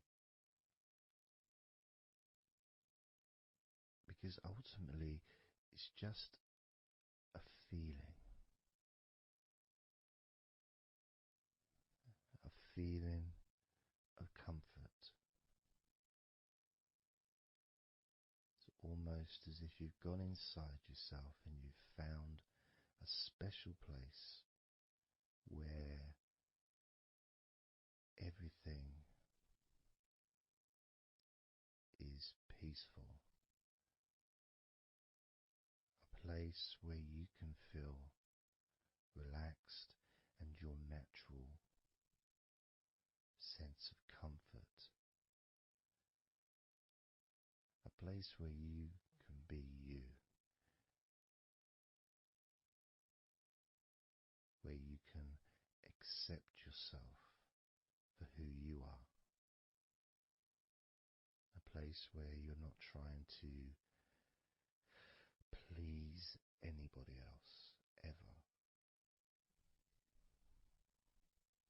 A place where you can actually not just love yourself, but in some ways, more importantly, you can like yourself. Appreciate who you are.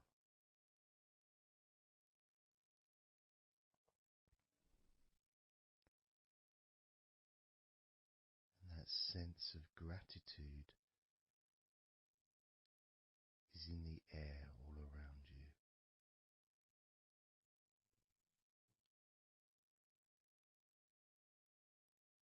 And that's also a place where you can actually feel the healing energy soaking into your body.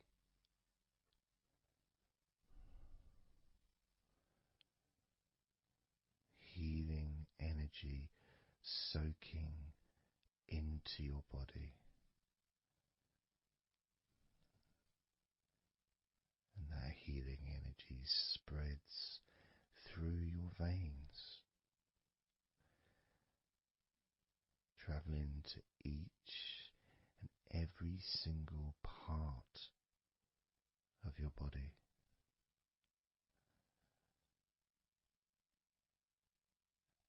And you start to realize that actually that healing energy, it's not just entered into your brain, it's become part of your brain. And that spinal fluid is now mixed with healing energy.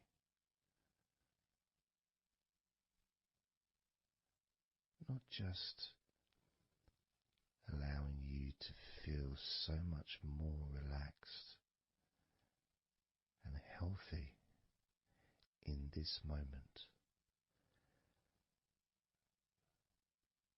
but also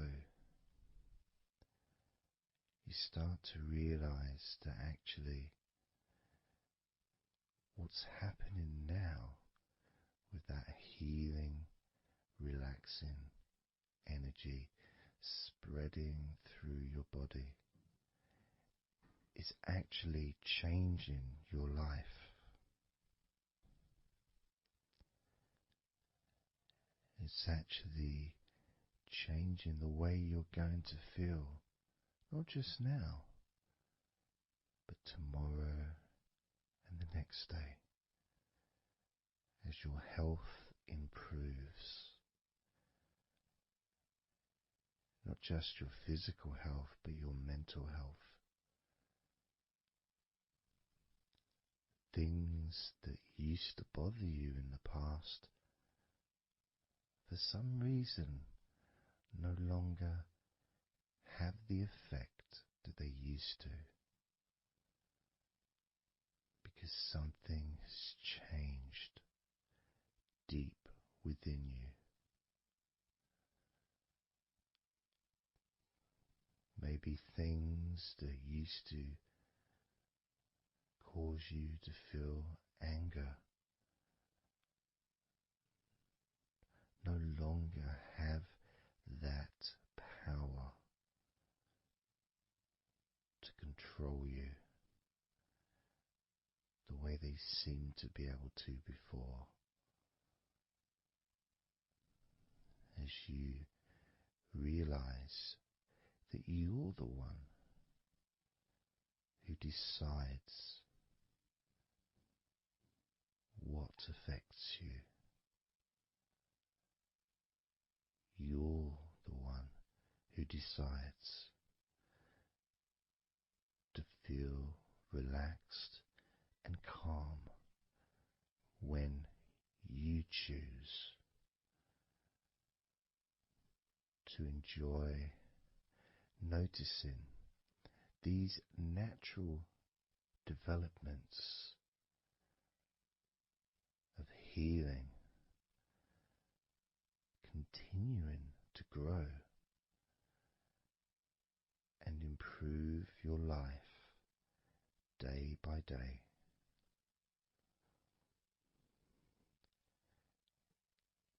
Including, of course, your ability to relax so much easier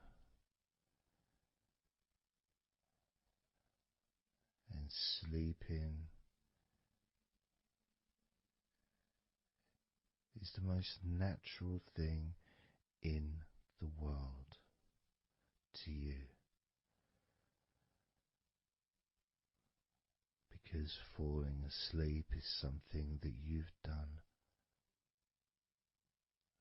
so many times in your life,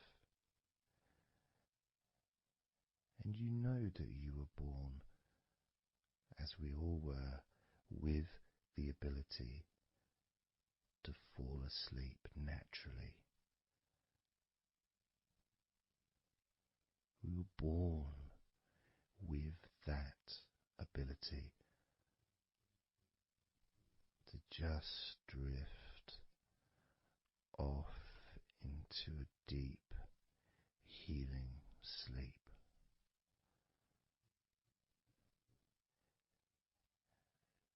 Even when we're kids, sometimes we'll fall asleep when we don't even want to. We try to stay awake. Maybe it's a birthday in the morning, or it's Christmas or holiday or something we look forward to. We don't want to go to sleep. But the more we want to stay awake, the more we just start to drift. And the more you fight drifting, the more you try and stop yourself from drifting asleep, the deeper and stronger that drifting becomes.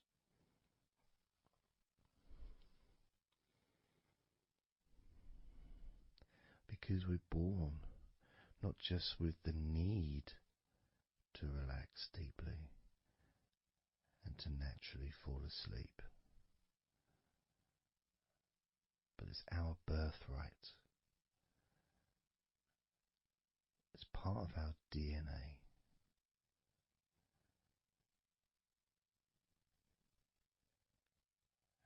And sometimes as we get older in life, perhaps at times we have forgotten that relaxing completely is not only a wonderfully pleasant experience,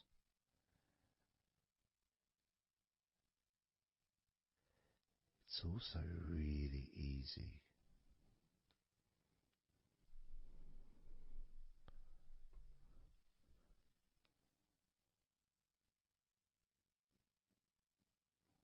very, very easy to let go, because that's all it is. It's just deciding to let go.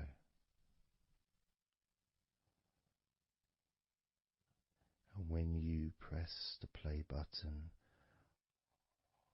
on my recordings, you have given permission for my voice to relax you. When you press that play button, you have given me permission for my words to affect you in a positive, only a positive way, opening up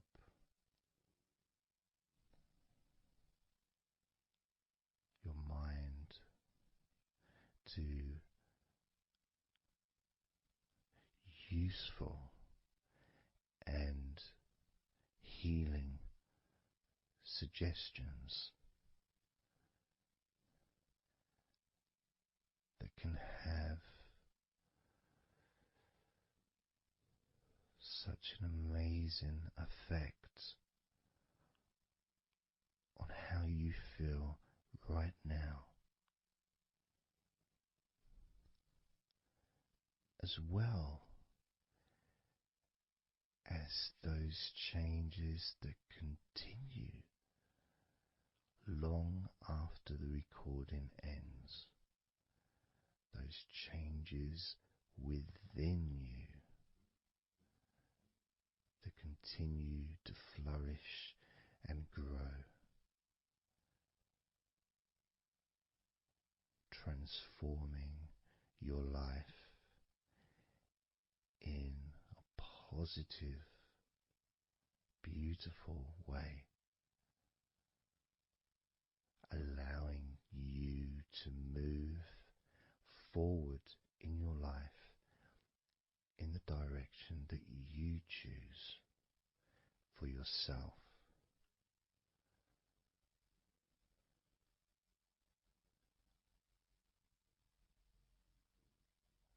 And this feeling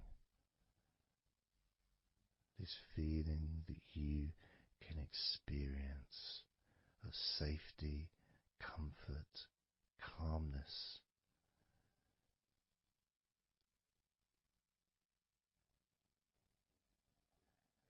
just feels so nice.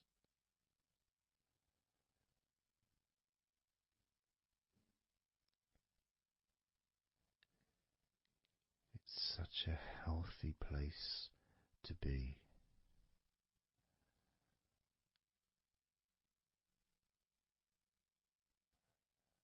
And that positivity grows within you.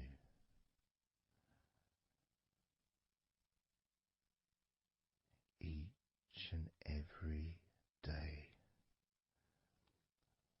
moving forward, you're going to find that you're more relaxed physically and in your mind is more relaxed. And it's not that you're thinking slower, it's just that your mind will be less clogged up with unnecessary negativity. Because from now on, your mind rejects negativity. From now on, you're going to start noticing when negativity arises, and you can just say stop. Stop. And that negativity turn around and leave you alone.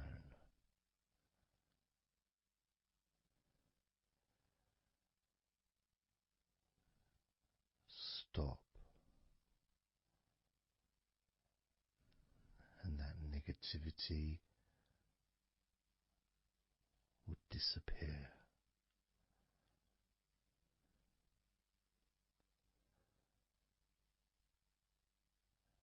And as you notice that you feel way more relaxed than you probably expected,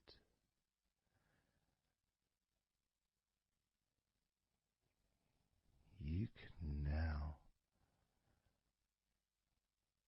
congratulate yourself because you're the person that has done this. You are the one that has opened your mind up to the simple facts that you can feel more relaxed in your body and in your mind.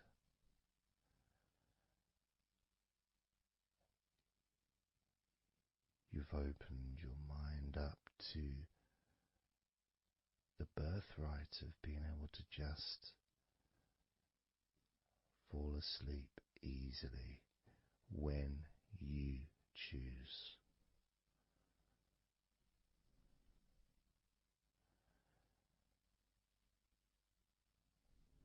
And that's a nice feeling, don't you think? It feels nice, doesn't it?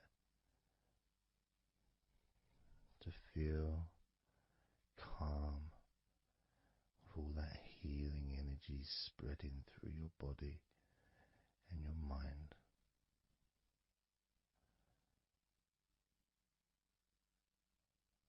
To spend time in that special place where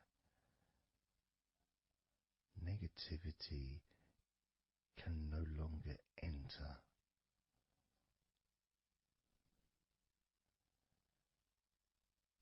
Negativity is banned, it's barred, it's not allowed entry.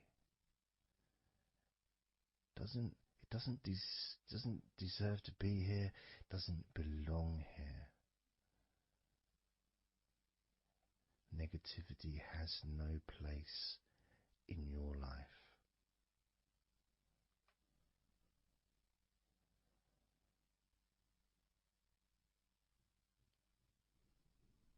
Which makes room for more comfort, more healing, more relaxation, more peace.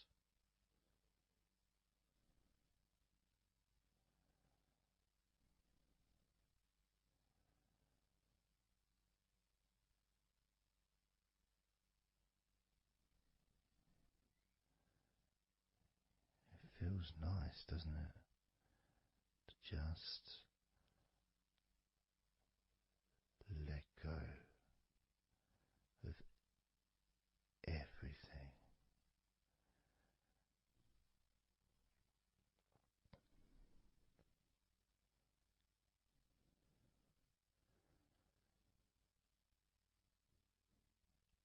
And I'm going to count down now from 20 down to 1. You can continue to relax. If you choose, you can drift to sleep. With every number you hear me say, you can feel twice as relaxed. Or if you choose, you can feel twice as sleepy.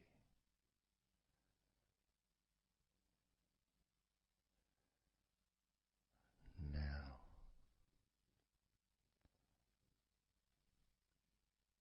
20.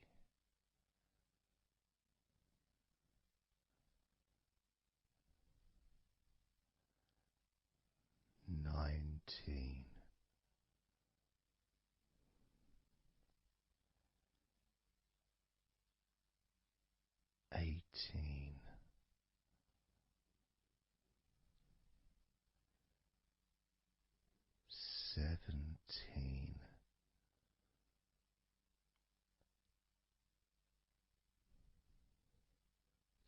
16,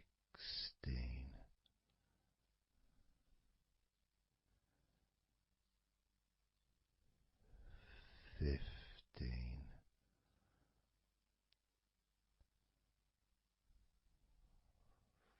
14,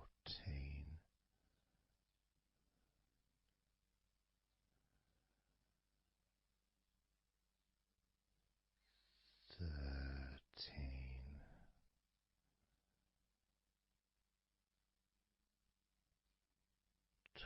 12,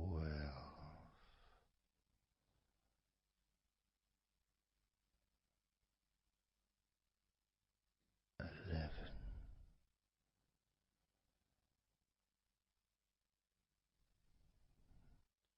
10,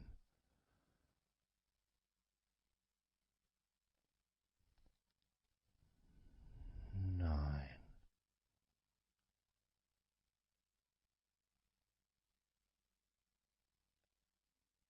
8,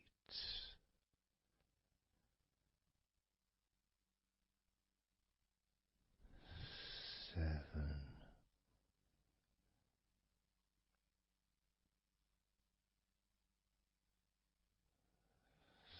6,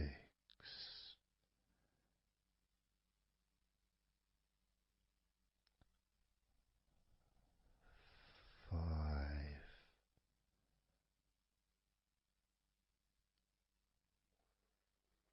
4,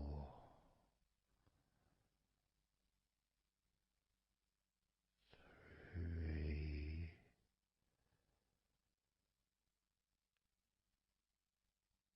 2,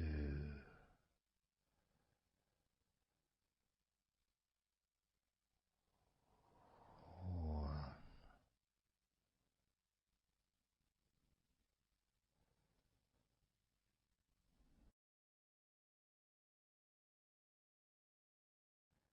This is your time to just take a break. Your time to relax, to allow your mind to slow down.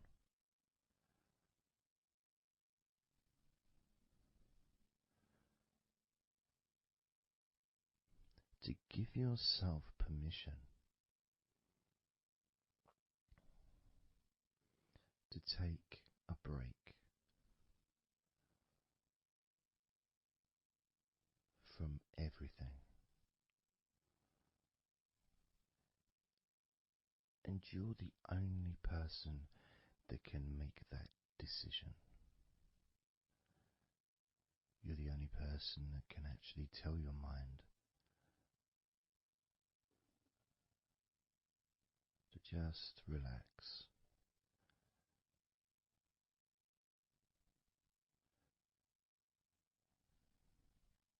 To just take some time off.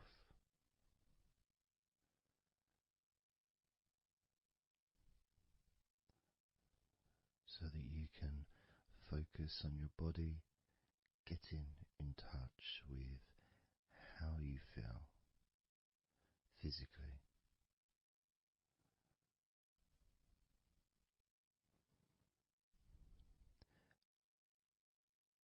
And in the process of this body scan, where you focus on different parts of your body,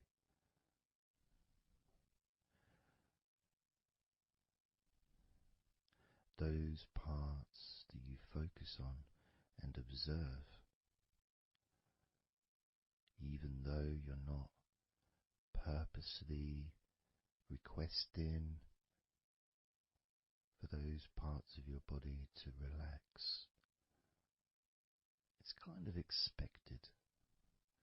You expect, when you listen to my voice, to feel more relaxed naturally.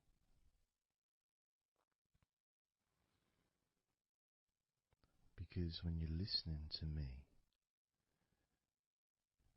your attention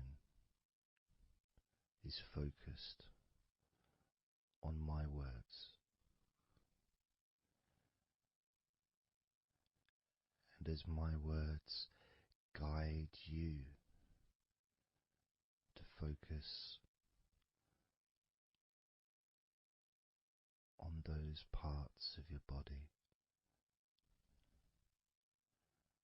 your focus increases,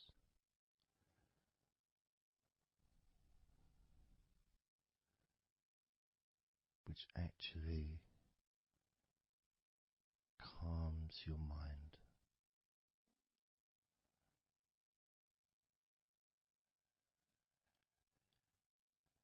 And when your mind calms down, your body relaxes.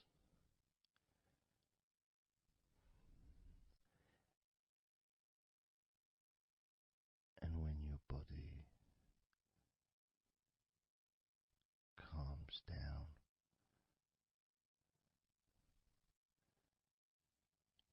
your mind relaxes.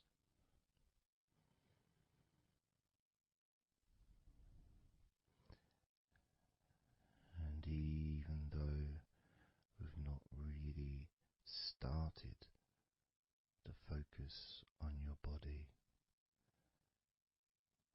you can already feel that healing energy spreading through your body, pushing out stress and tension, healing all the parts of your body, including your skin, your bones, your blood, all of your organs inside your body, all of the muscles, all of the fat, all of everything. Every hair on your body is filled with that healing energy.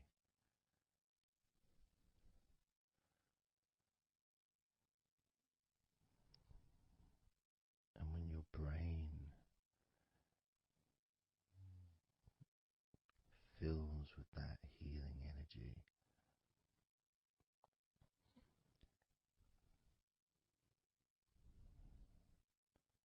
the feeling of comfort and relaxation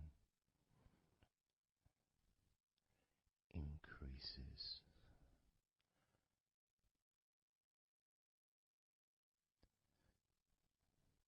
Deeply increases.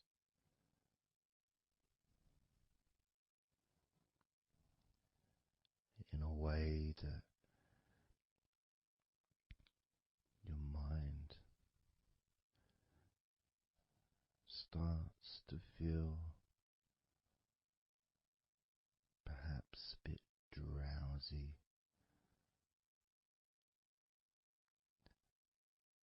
because it's not needed, and it may start to drift.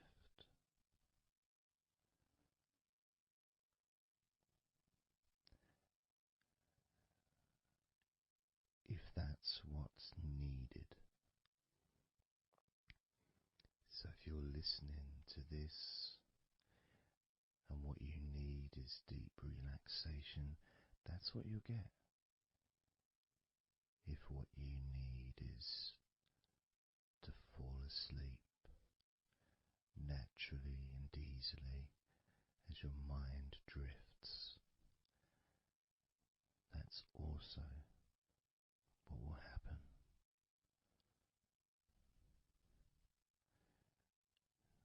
Because by pressing that play button on the podcast and listening to me, you give permission for your body and your mind. In fact,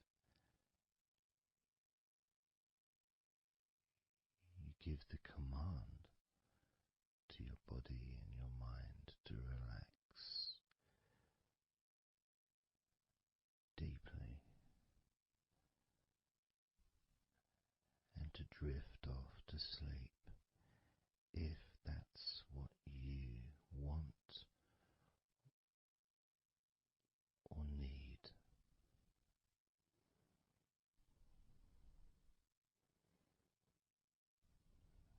And as I focus on the different parts of your body, you may start to just drift, and then you come back again and you hear me talking, and I'm focusing on a different part of your body. And you may find yourself drifting, but you don't realize you're drifting until you stop drifting and you're alert again to my voice, focusing on a different part of your body starts to relax even deeper, because that drifting is basically you already in the sleep zone.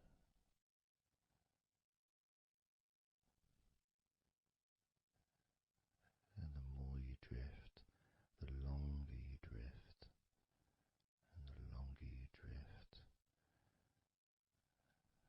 eventually that drifting continues into sleep. And that's the last you remember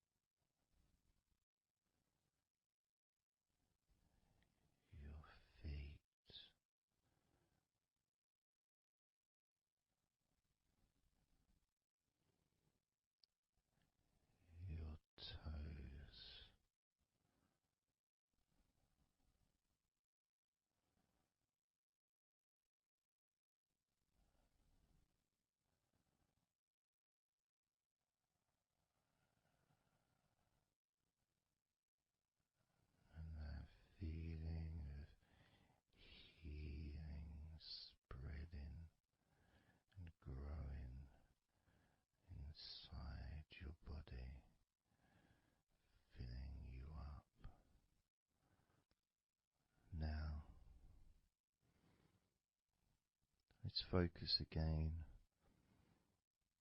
on parts of your body. Focusing this time on your forehead.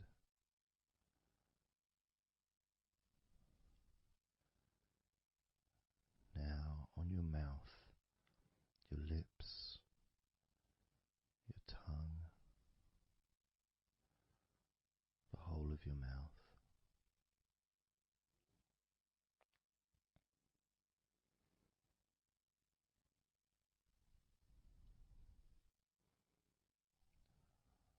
Focus in on your fingers.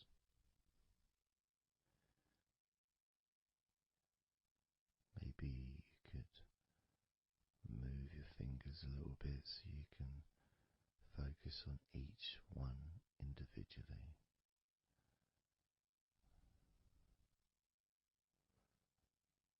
Both hands. And even though as you focus on both of your hands now, they almost seem to just melt into one.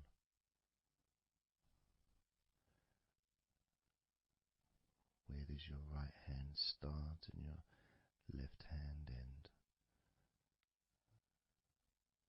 It's almost as if it just mixed together.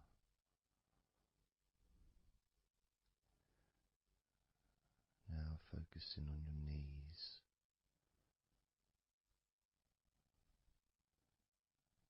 Just noticing how your knees feel.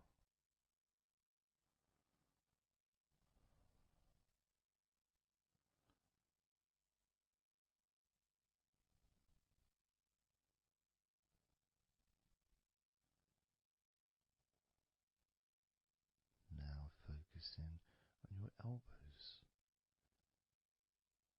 Focusing on both of your elbows.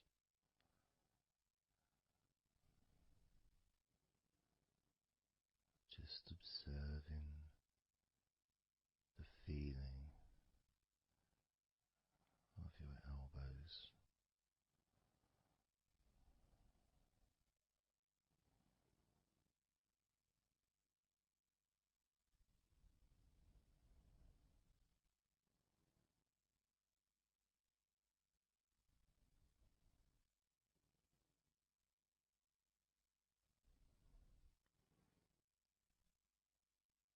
Now focusing and observing the back of your neck.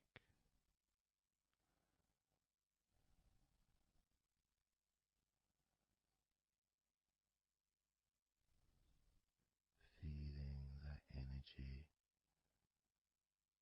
in the back of your neck.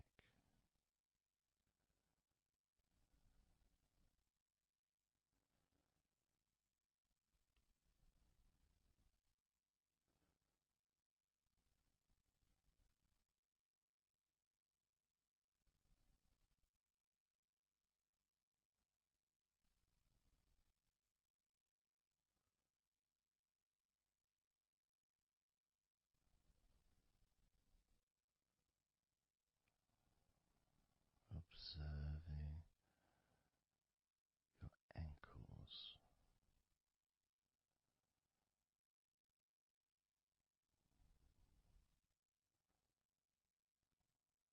Being aware of the physical sensations in your ankles.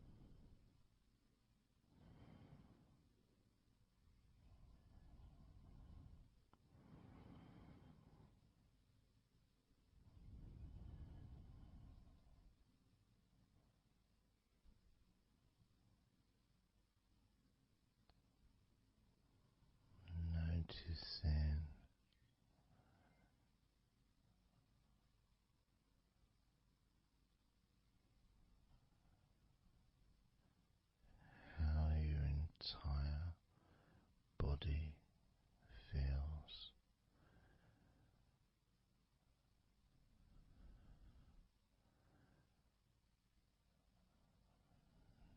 Noticing how your mind feels now.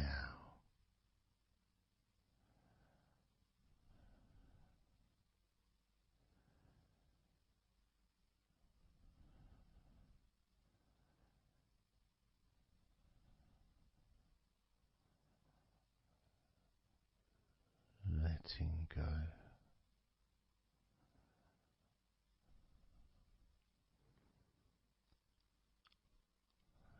Letting go.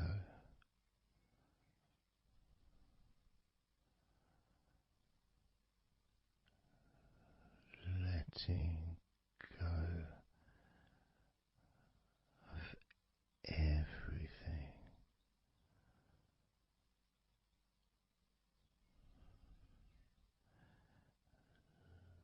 Letting go.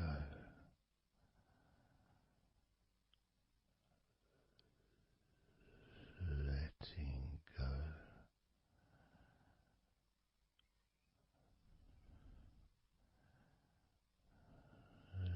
Letting go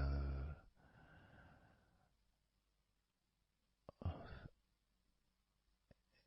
everything.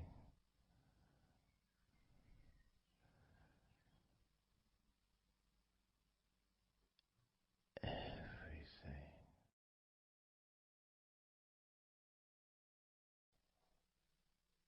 I'm going to start now, and I'd like you just first of all just to see yourself lying down on that massage table, lying on your front, your head is supported, your arms are supported, and you feel comfortable, and breathing is really easy, and you feel confident in how you look as well. So there's none of that issue of body problems or shyness, because I'm a professional, and this is a therapy session, so none of that stuff matters whatsoever.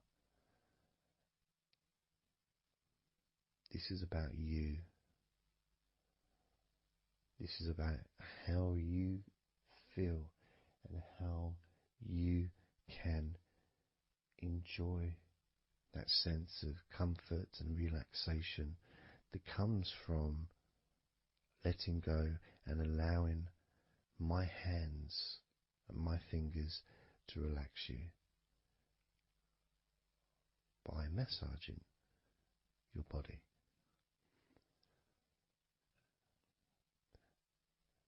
So I want to start off just by placing my hands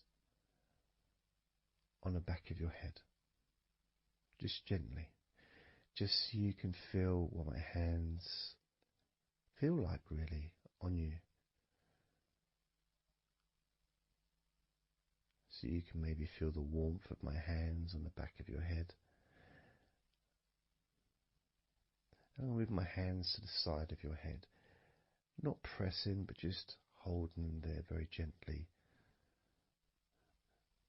Maybe over your ears and a little bit on your face, just so you can feel my hands, so you can become accustomed to them.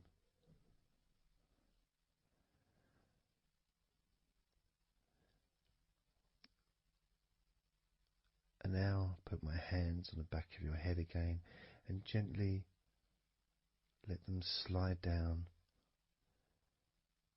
onto the back of your neck.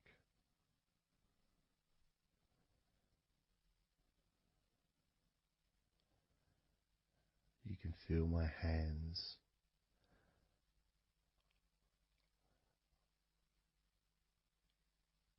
gently stroking the back of your neck to start with,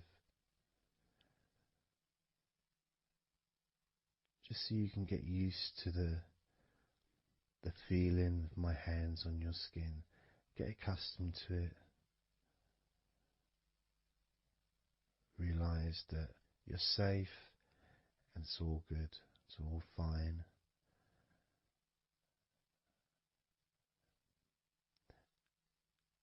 And I'm going to start gently massaging the muscles in the back of your neck.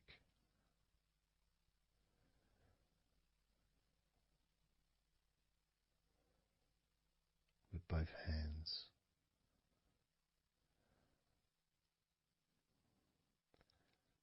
Now this is a very trusting situation really, because our necks are so fragile, and to have someone have their hands around your neck in that way can sometimes be problematic for people, which is why massages are quite good, because it allows you to relax and to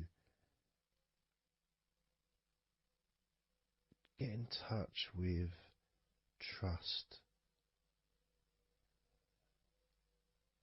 to feel peaceful and calm.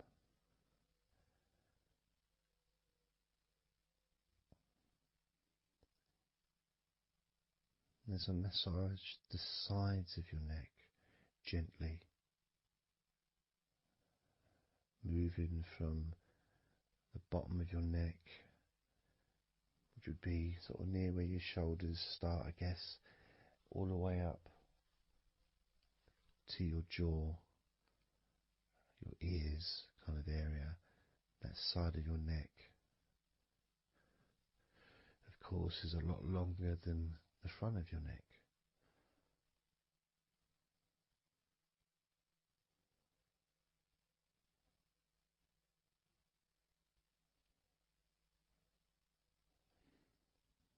And then massaging the back of your neck, especially that area where perhaps we hold tension.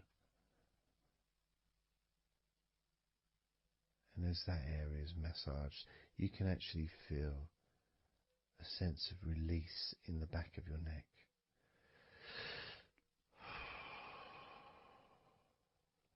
And maybe you can breathe it out as well. Notice how it feels. Notice how you feel.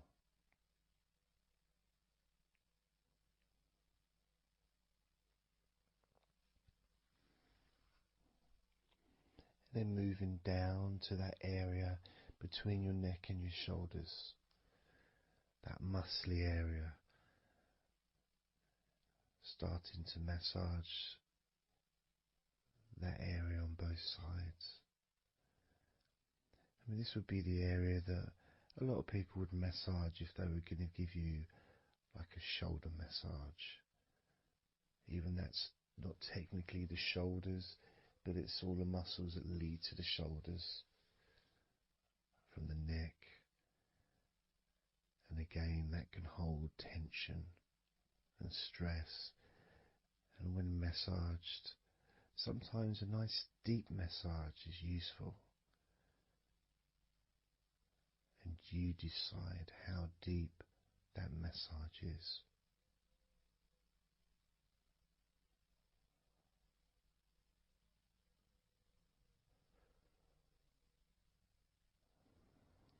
And just allow my knuckles just to dig in, to get to those muscles and to really relax them. All the time being firm yet gentle with you.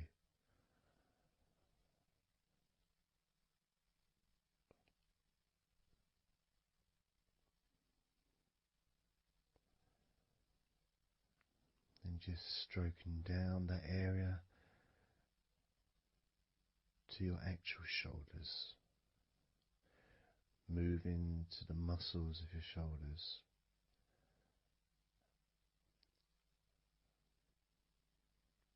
And maybe initially just pulling up the shoulders a little bit off the table, just to give you a little bit of a stretch, but very gently.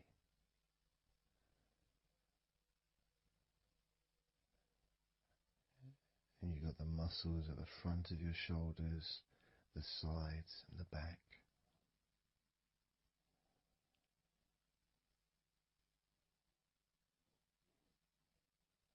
Again, this is a part that can really take quite a bit of pressure, quite a bit of needing, if you wish, to really release the tension, to really get into those muscles, and you can let your fingers in there and it can feel really nice. Sometimes just being stroked gently or being massaged quite strongly can all be beneficial to the relaxation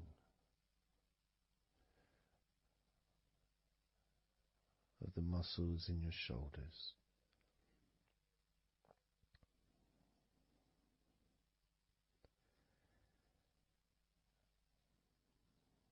Now, as we move down your arms,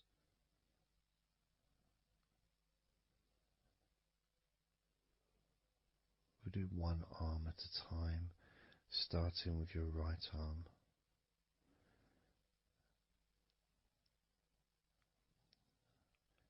What I'll do is I'll just lift your arm up, just hold it to the side of you. Don't worry, it'll still be attached. And I just massage the tops of your arms.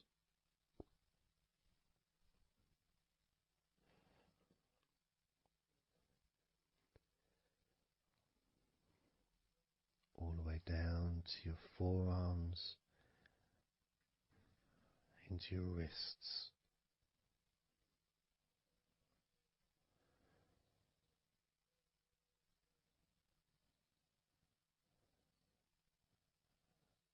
Gently massaging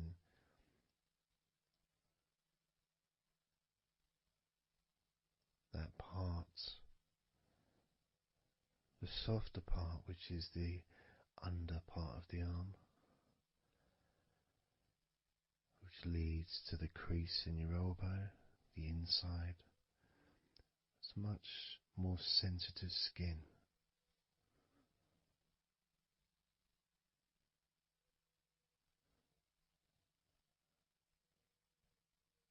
Sometimes just having that stroked can feel really nice, pleasurable and relaxing.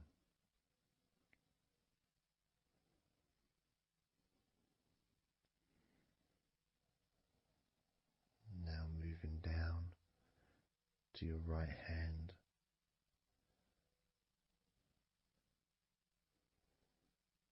Just holding your hand in both of my hands.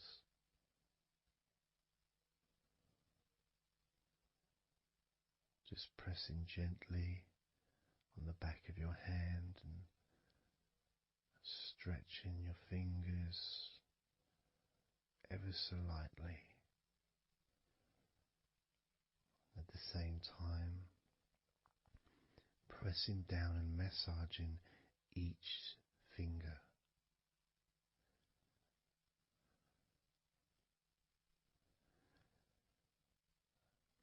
And then starting to massage the palms of your hand.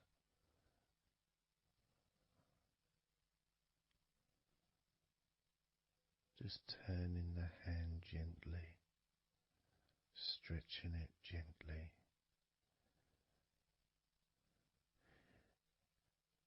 And actually having your hand held can really be an emotional experience sometimes, even if it is with a stranger. someone you don't know very well, like a massage person or a therapist maybe, because it's intimate.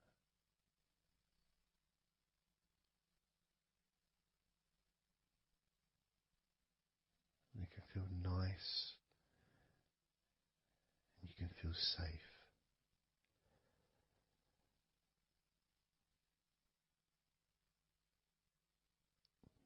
And as I put that right arm back down where it was,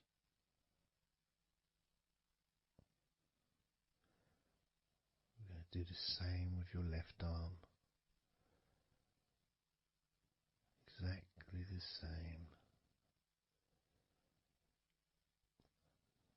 Massaging the muscles in your arm all the way down to your wrist. Stroking the inside of your arm.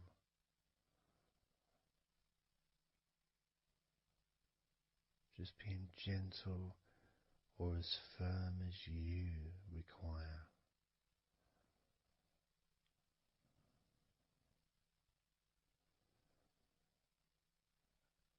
And then massaging your left hand.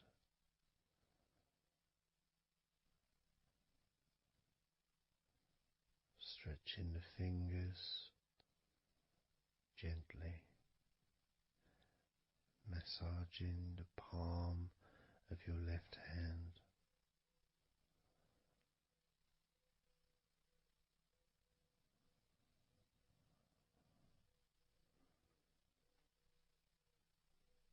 You can feel so relaxing.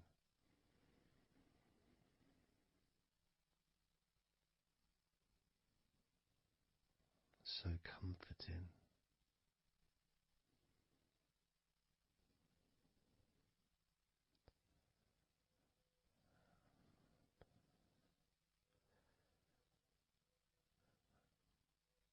Now just rest your left arm back down.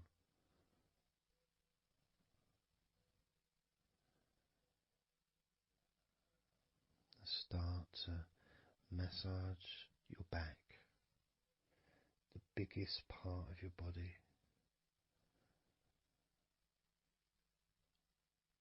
Starting at the top, starting again where we already have been, that area at the top, in between your shoulders, near your neck, going back and massaging that area again, but this time moving downwards.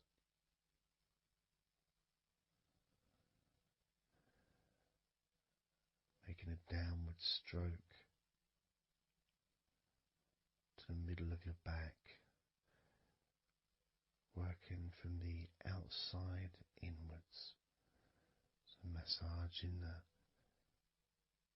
your back, but the outsides of your back. The parts where your arms would maybe rest against.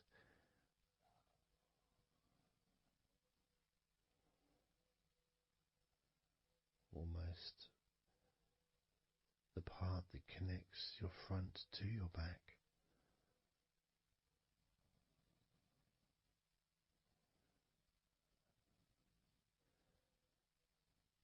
And just massaging down firmly but gently, as firm as you want. Moving down and then moving across a little bit and moving all the way down again. Being very gentle, yet firm as you choose.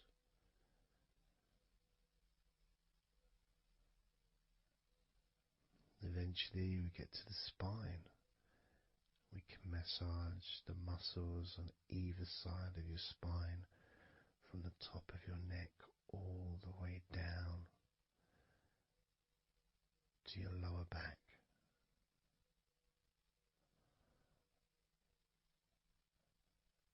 We can do that a few times, Sometimes people would use the knuckle or the, two fingers and just go either side of the spine and almost just push down and go all the way down to the bottom of the spine. Each time releasing tension and opening up the body, stretching your body so that you feel more relaxed, but at the same time rejuvenated.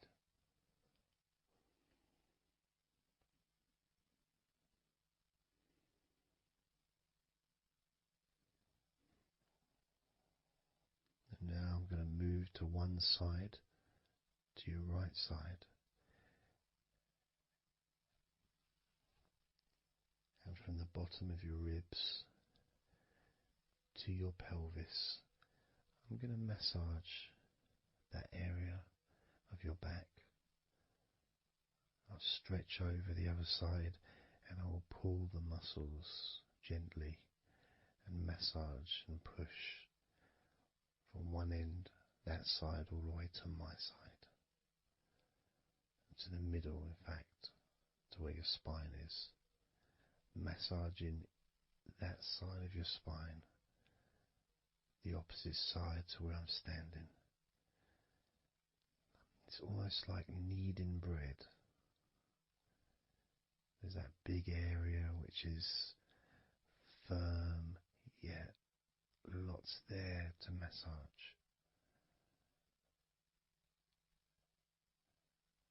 Potentially one of the most important places to actually have a massage, because you really feel it. You really feel the release and the pleasure of having your lower back massaged. It releases so much from your body that's not useful, starting a healing process which will continue long after this recording is over.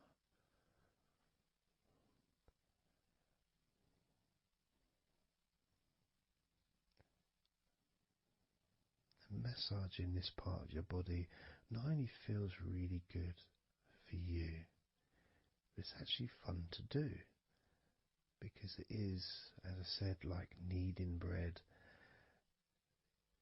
It's a part that you can really get a hold of and really massage deeply,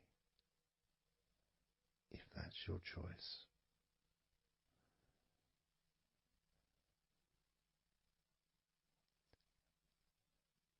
Then I'm going to move over to the other side of your body and do the same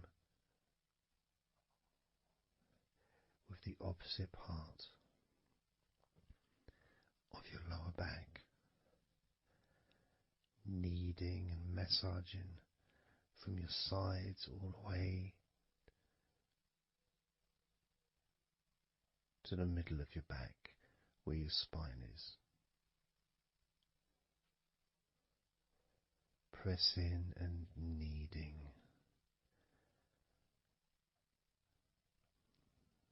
Firm and gentle at the same time.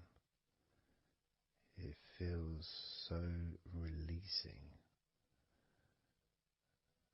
This a mixture of pleasure, comfort, release, calmness, relaxation, all mixed together.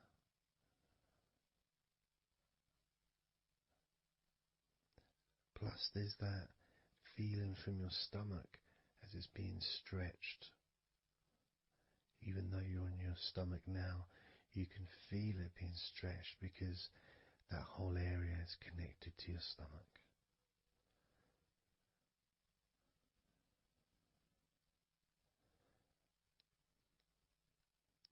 Now we're going to move further up to your top of your body, and I'm going to do the same. This time starting with your upper back, put my hands forward over and massaging that area up to your spine, from the side of your body up to your spine. So some of that massage area, the muscle tissue, or whatever, fatty tissue even, will be possibly from your chest, because it's all connected. The chest and the back connect together. I'm going to be massaging and just pulling some of that skin from your side up and massaging that area of your upper back all the way to your spine. And then I'll move down a bit and I'll continue with the middle of your back, doing exactly the same thing. As gentle or as deep as you choose.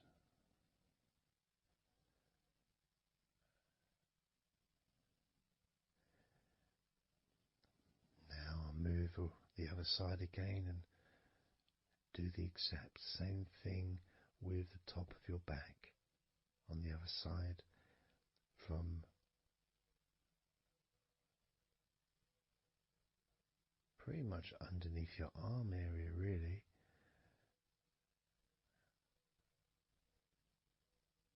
to your spine.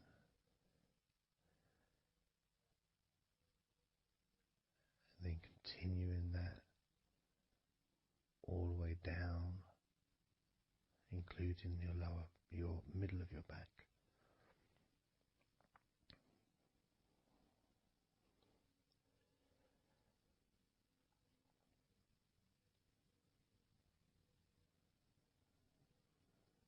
Now I'm going to go to your thighs, the backs of your thighs, and the sides of your thighs. Starting with your right leg, massaging the back and the sides of your thighs, gently and firmly. There's a lot of muscles there. It's an area that can be very tense at times and maybe needs a little bit more pressure than the rest of the body. But that's up to you. You can gently stroke the back of your legs where, opposite your knee joint or underneath your knee joint. It's a very sensitive, gentle area.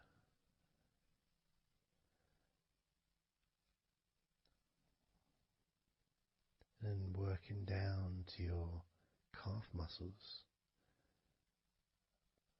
massaging your calf muscles thoroughly and deeply if you choose,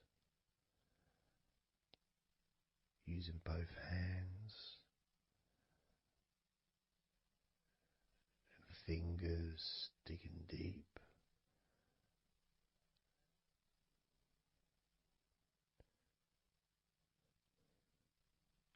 To your ankles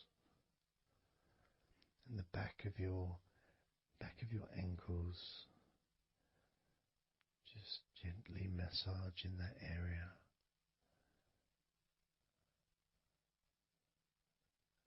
Maybe lifting the leg and stretching it a little bit.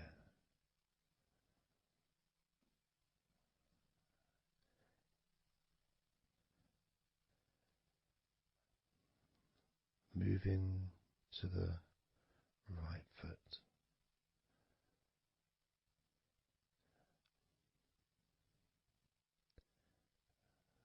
Massaging the bottom of your feet and the sides of your feet.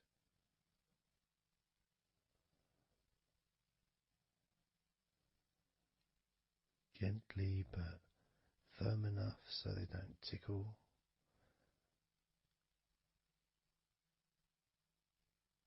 And just allow the pleasure that you get from having your feet massaged to just overtake you. As I continue to massage your feet, the bottoms of your feet, the sides, your arches, your heel. You can put a lot of pressure into your heel and it feels amazing.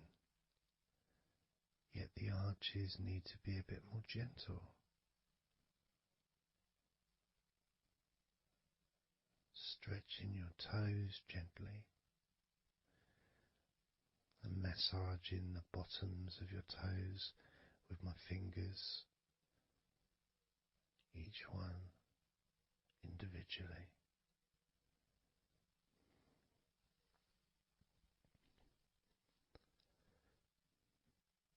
Moving over to the left leg to do exactly the same thing. Starting at the top of the thighs, working the back of the thighs and the sides, massaging deeply and gently that whole area, working all the way down.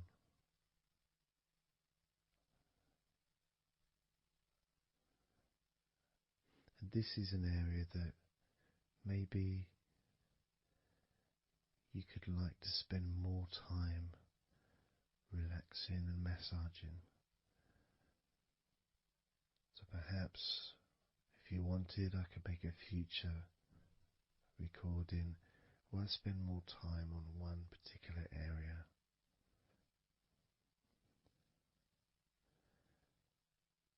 As you move down to your calf muscles,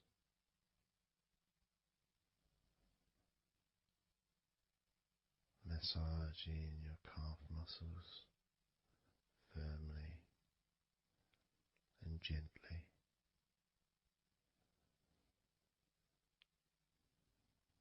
Moving down your ankle and to your feet, massaging the backs of your feet, the bottoms of your feet, stretching your toes and massaging each toe individually. And that feeling of pleasure and release that you experience when you're having your feet massaged feels really good.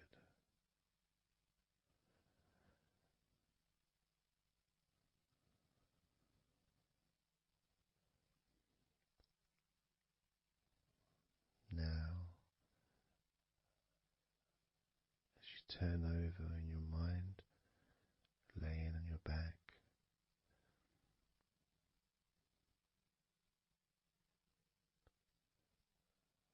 I'm just going to start again at your neck area.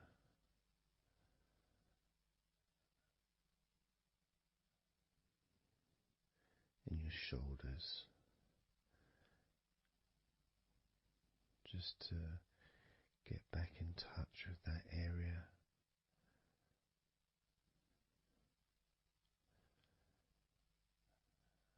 And as we move up,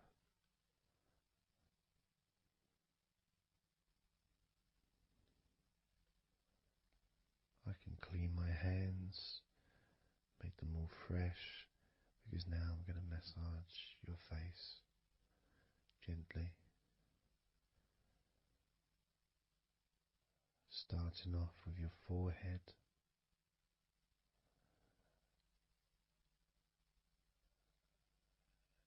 your eyes are closed and I can just stretch your eyes a little bit, pushing up on your eyebrows.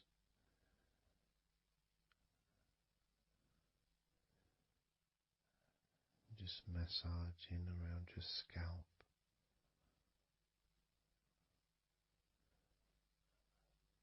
massaging down your cheeks, around your ears,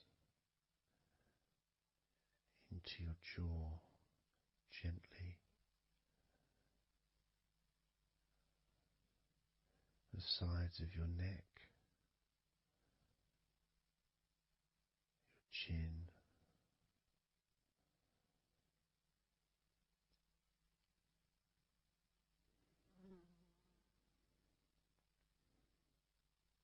then just moving down from your neck down to your chest, starting by massaging the very top of your chest, where the collarbone is, either side of the collarbone.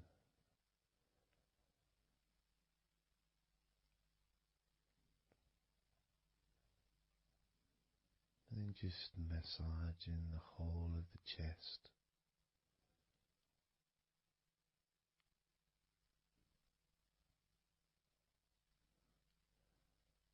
Moving the chest around.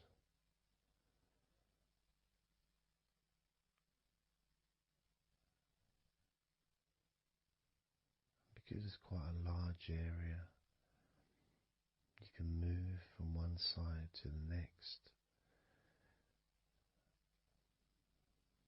moving my hands from underneath pretty much where your arms are, stretching up, stretching some of the muscles of your back in the process.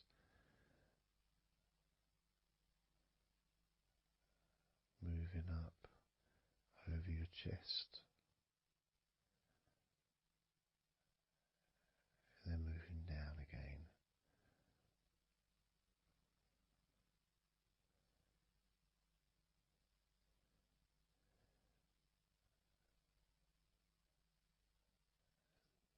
Then allowing my hands to just massage gently and slide down towards your stomach, starting in the middle of your chest. And then gradually my hands moving apart and massaging and sliding at the same time, moving down to just below your rib cage.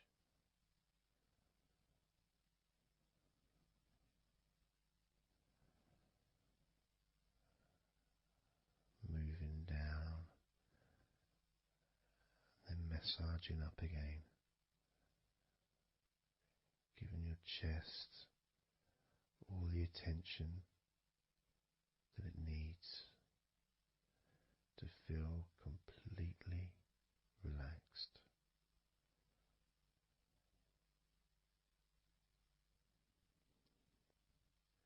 Remembering that I'm also going to be focusing on your sides as well, an area that really doesn't get much attention, but feels really good when it's massaged. Just stroking my hands down the sides of your body, just below your arms, all the way down to your hips.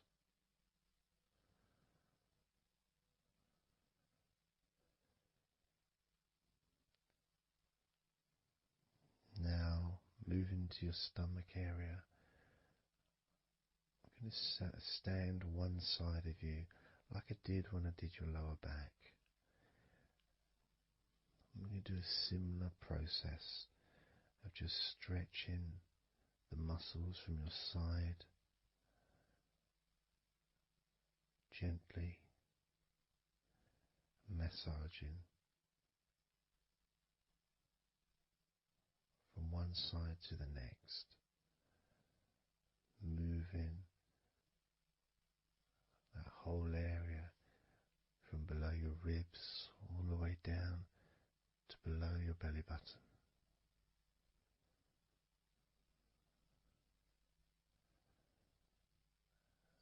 And then move round to the other side of you and repeat that.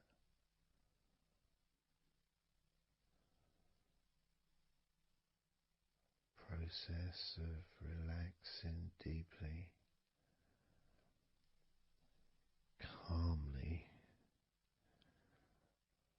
You feel loose, you feel free. And there's something about having your stomach massaged that's different from any other part, because we do have a tendency of holding a different kind of stress in our stomachs that we may not be aware of.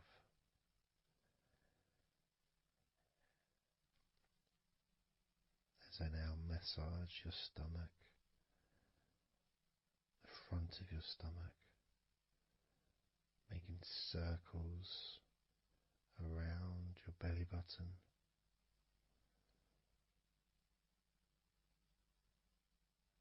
and then going the other way around.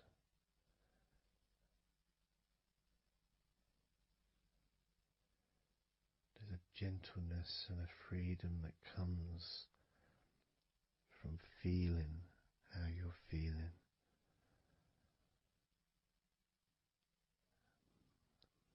As I now move down the tops of your thighs, the muscles, massaging them. And I can do this with 2 legs at the same time, pressing down, massaging deeply those muscles in your thighs, the front of your thighs.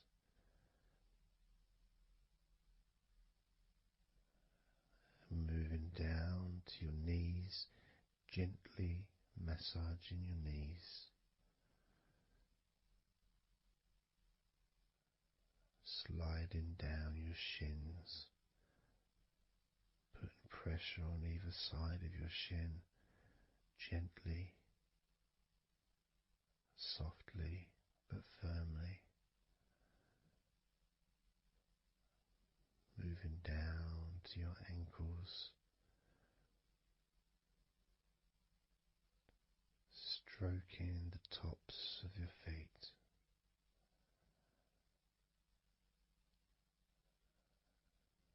And then with each foot in each hand, just gently massaging the whole of the foot.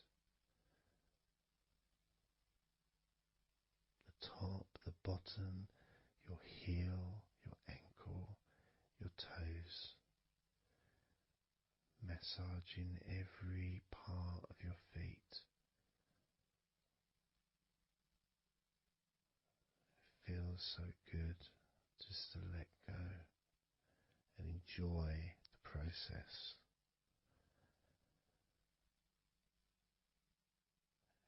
Enjoy feeling so deeply relaxed.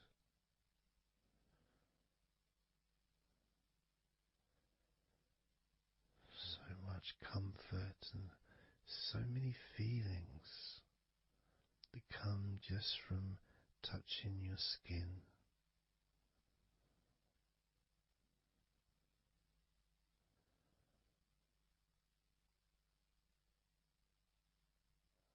And you can just lie there for as long as you choose, enjoying the feeling of deep comfort from being massaged by me.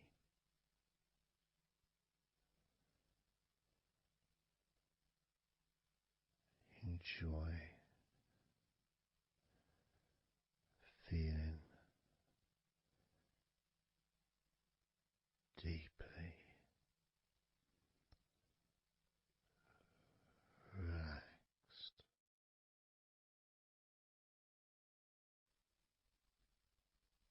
we're going to do is blow out some candles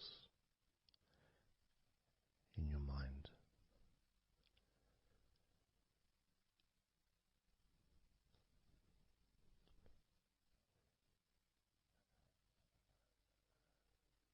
There are going to be 100 candles.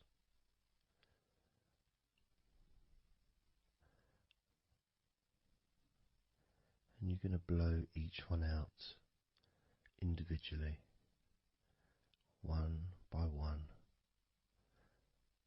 starting at 100 as I count down,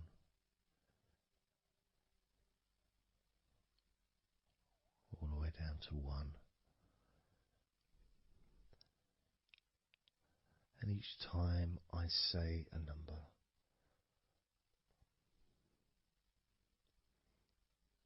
you can imagine that candle in front of you, and I'd like you to actually physically gently blow that candle out.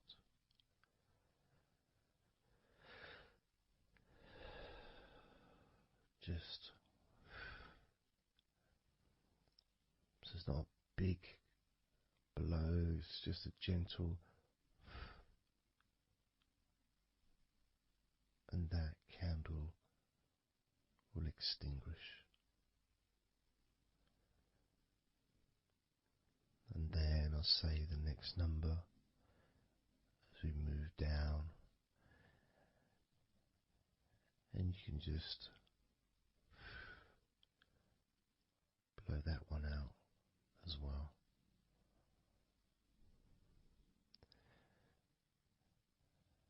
And as we move down the numbers, you'll find yourself feeling more and more relaxed. And if you need to sleep, you'll also find yourself becoming incredibly tired and sleepy. In fact, you may struggle to blow out all 100 of these candles.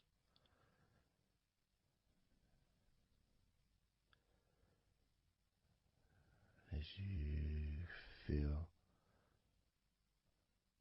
more and more deeply relaxed,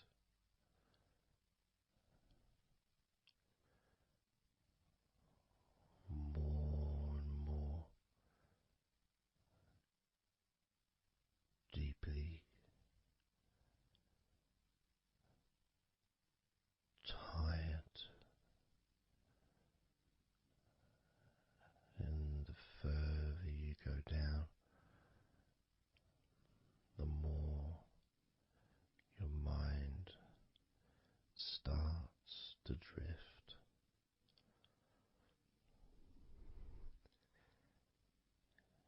And you may find that you stop listening to me after a while.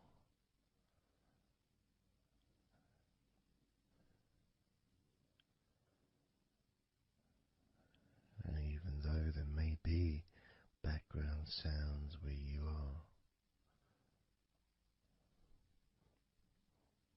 you'll be aware of those sounds at the moment.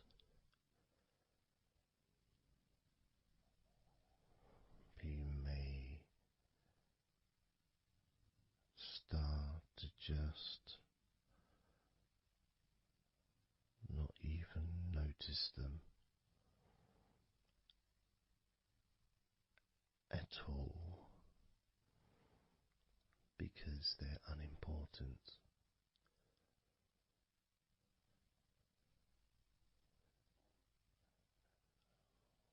Where I am, I've got the sounds of the birds. There's Horace the pigeon who likes to say hello sometimes. And there's the odd plane that goes by, maybe traffic and trains in the distance.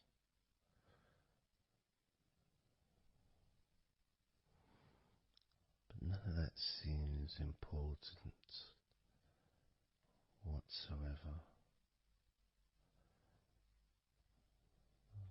The more candles you blow out, the less important anything is.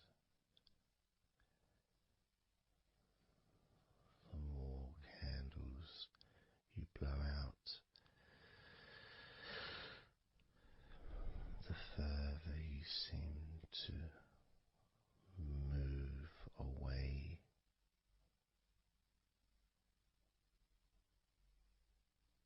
from sounds and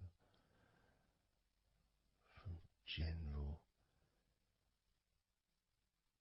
day-to-day stuff. Seems to just move away on its own as you feel more calmer with every candle you blow out.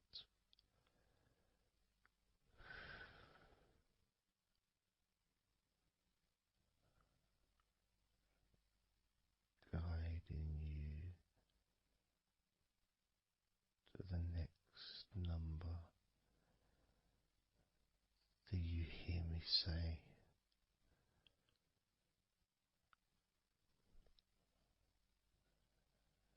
and then you blow that candle out too.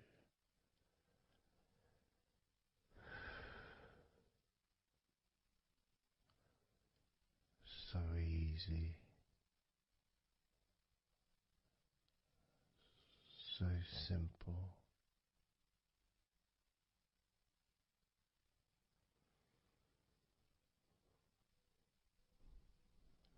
I'm going to start by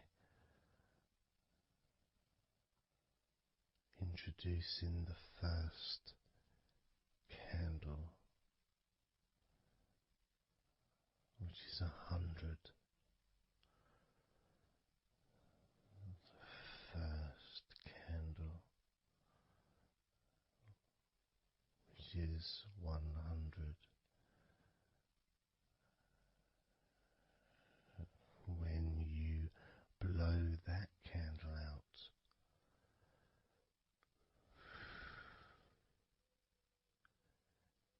you'll find immediately a slight change in how you feel,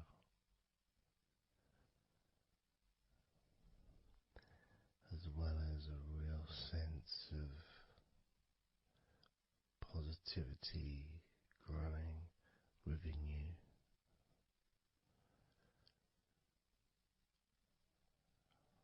Relaxation and sleepiness expanding,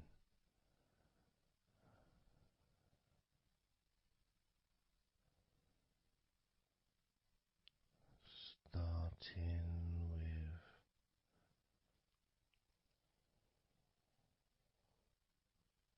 100. Blow out that candle now.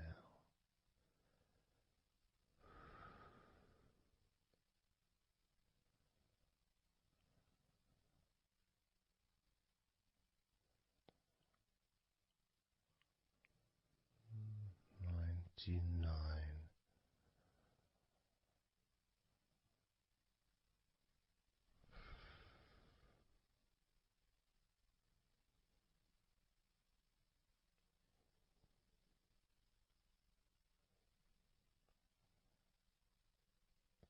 Candle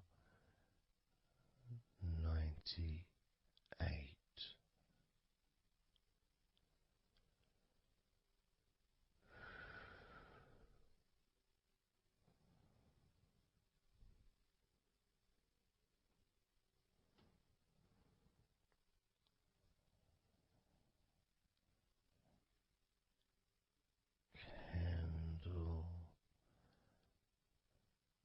97.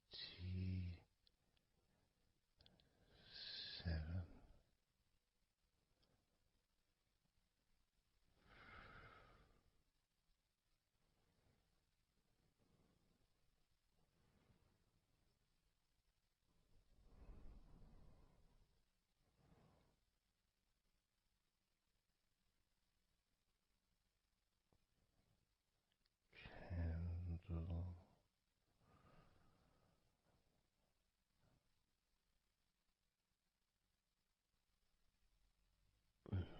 96.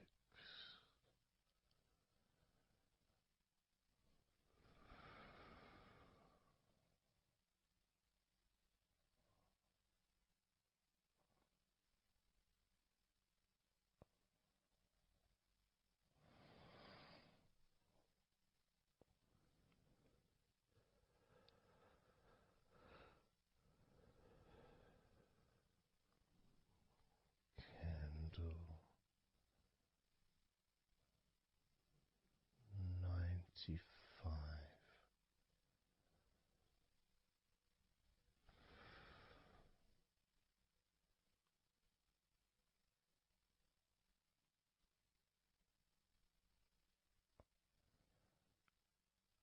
Candle 94.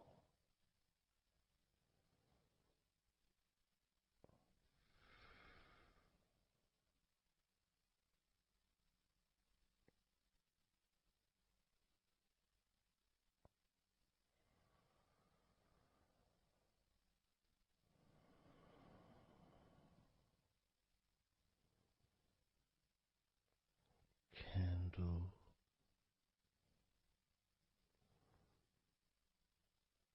93.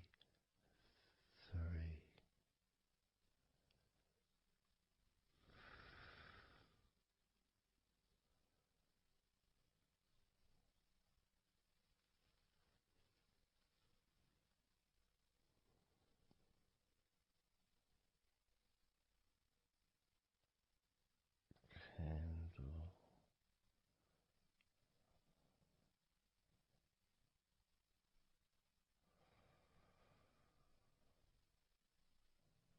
92.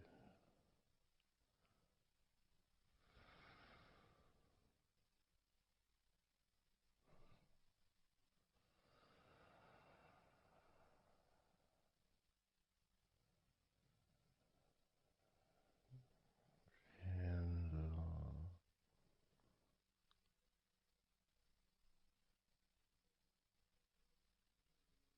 91.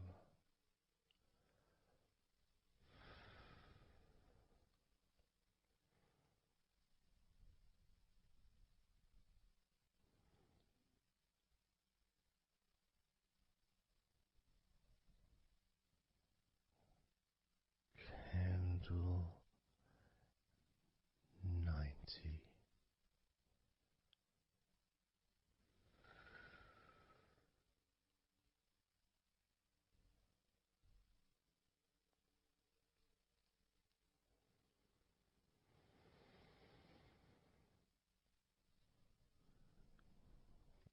Candle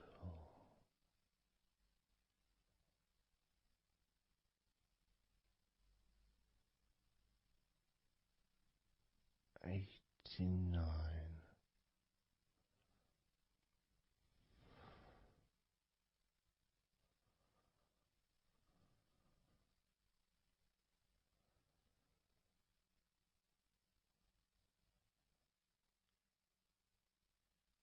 Candle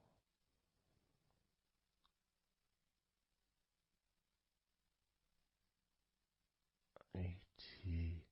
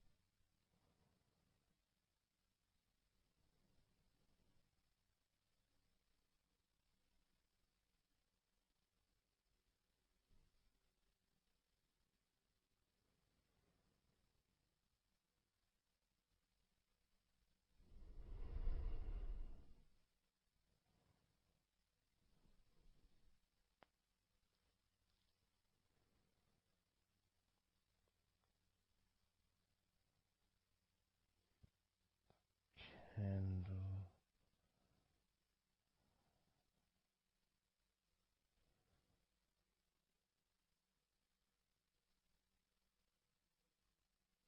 85,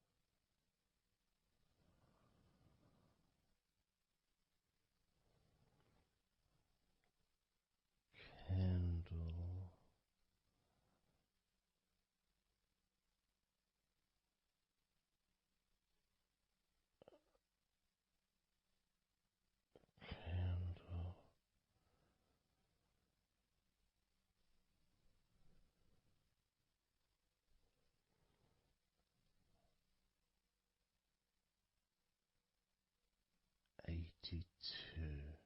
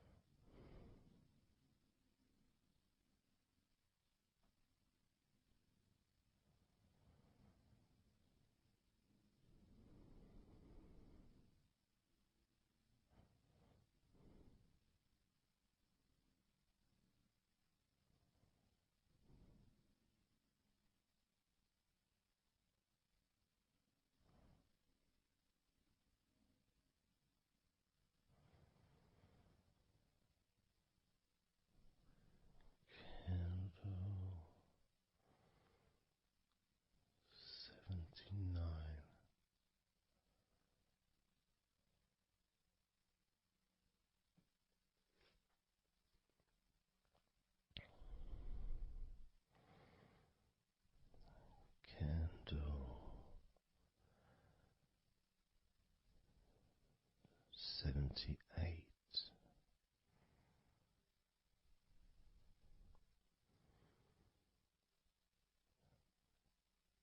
Candle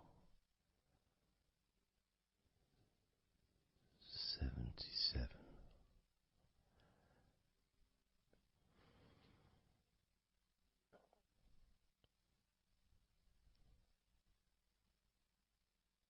Candle 76.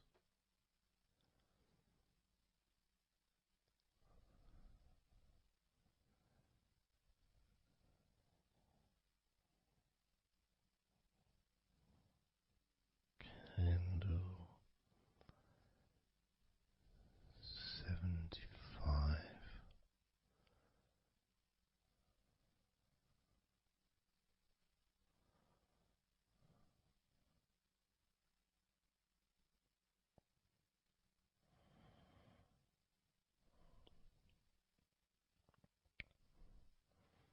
Candle 74.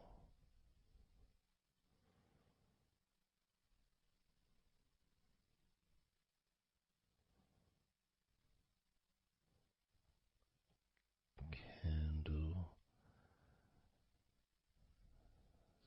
73.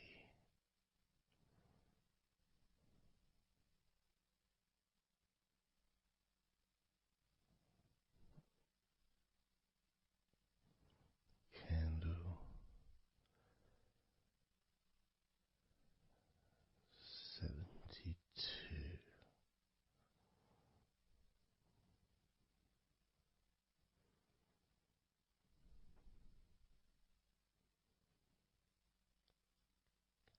Candle 71.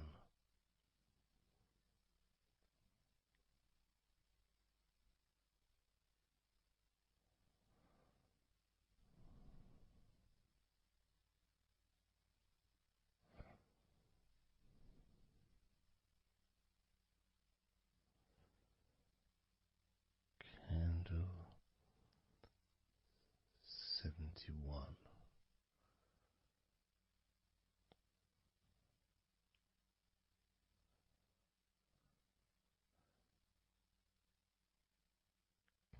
Candle 70.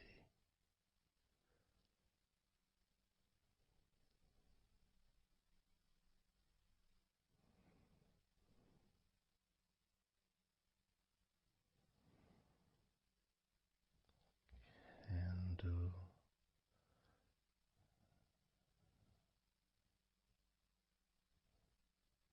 69.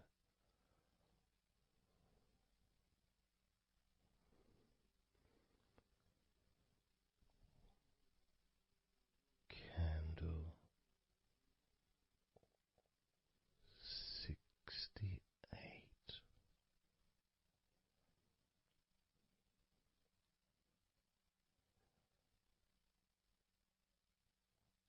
Candle 67.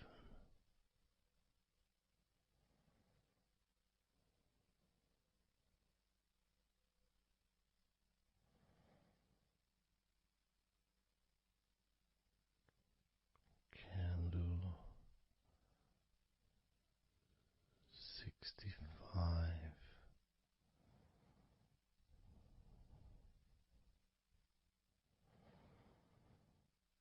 Candle 64.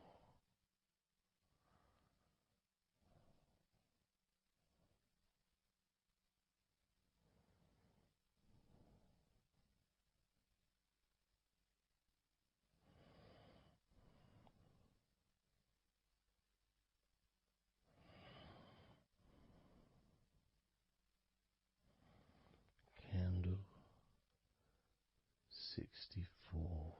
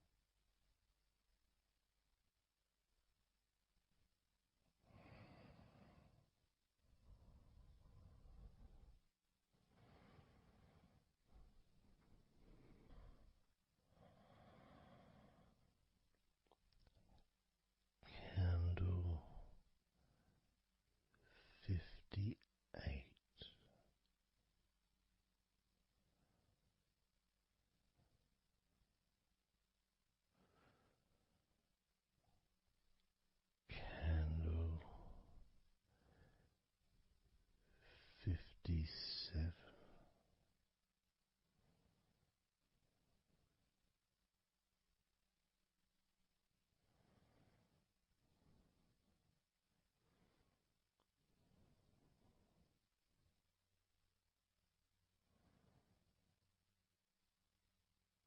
candle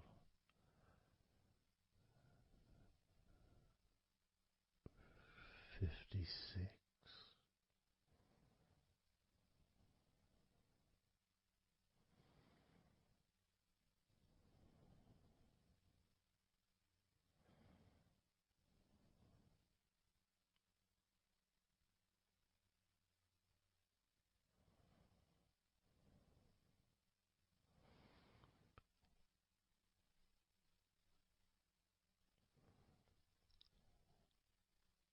candle 55,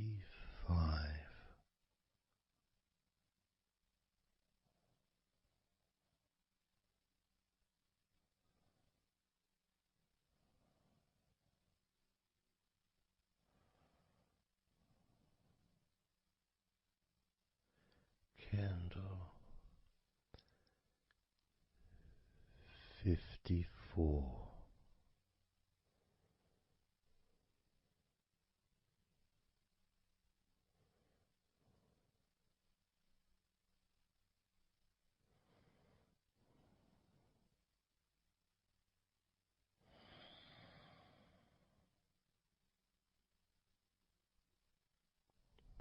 candle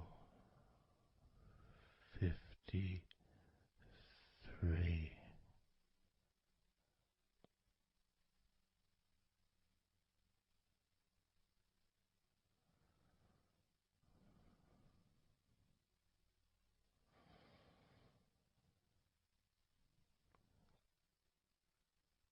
candle 52,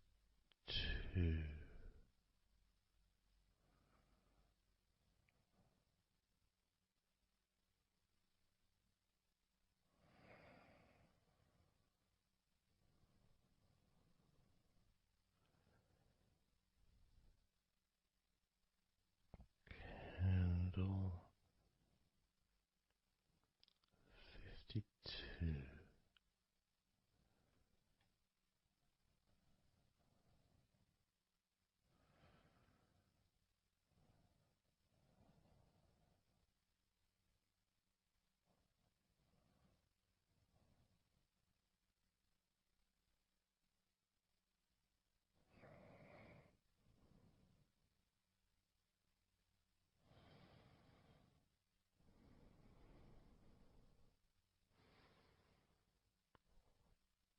candle 52,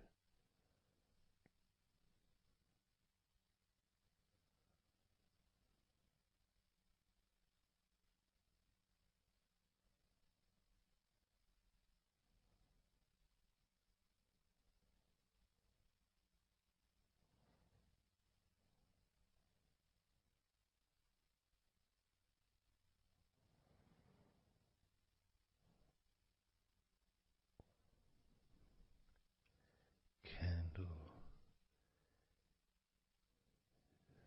51,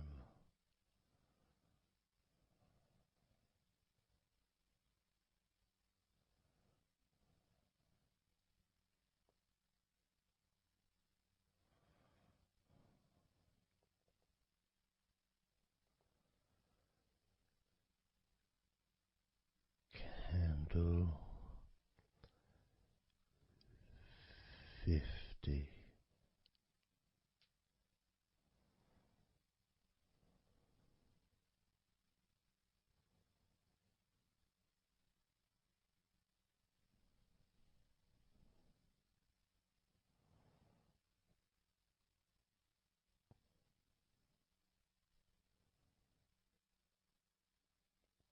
candle 49,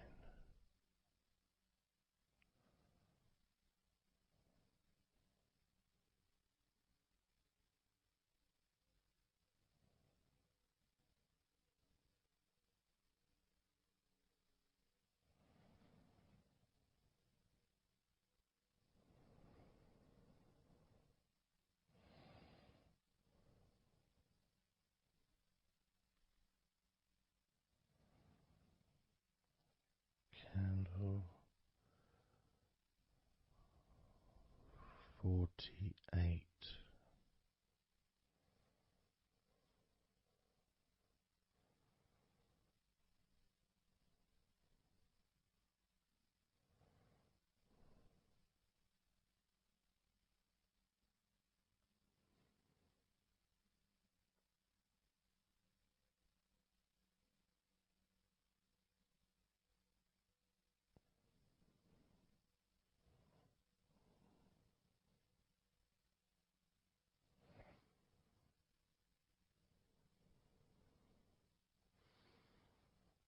Candle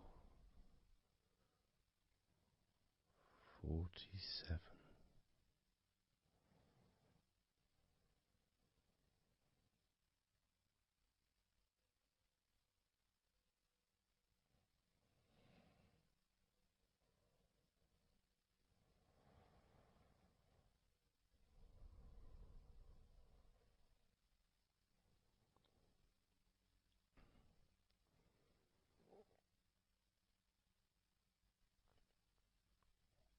Candle 46.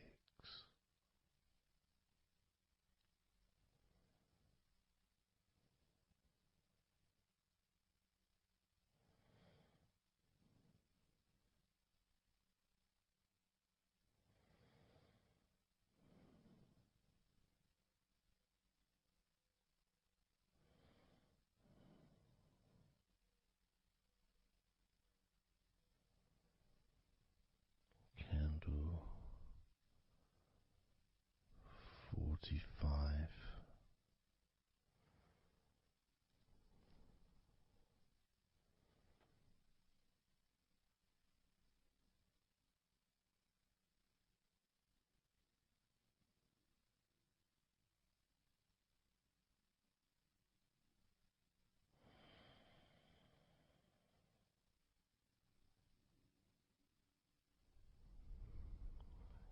Candle 42.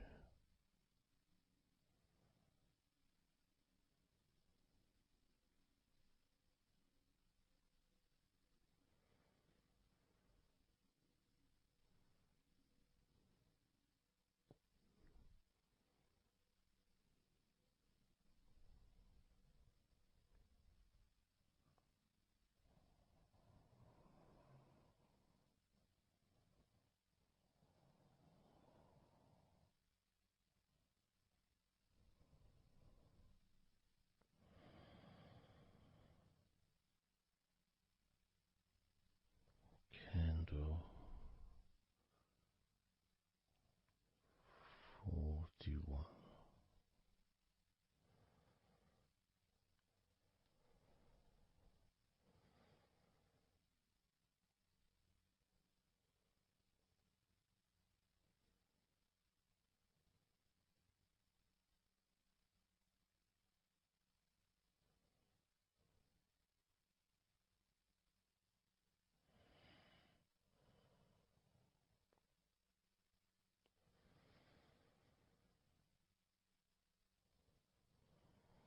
Candle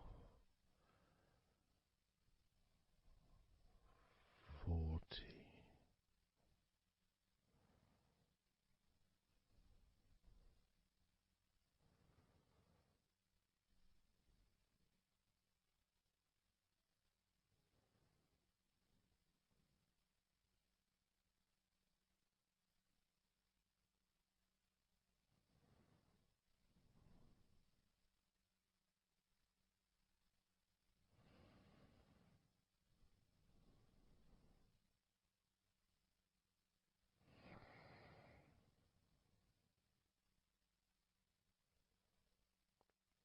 Candle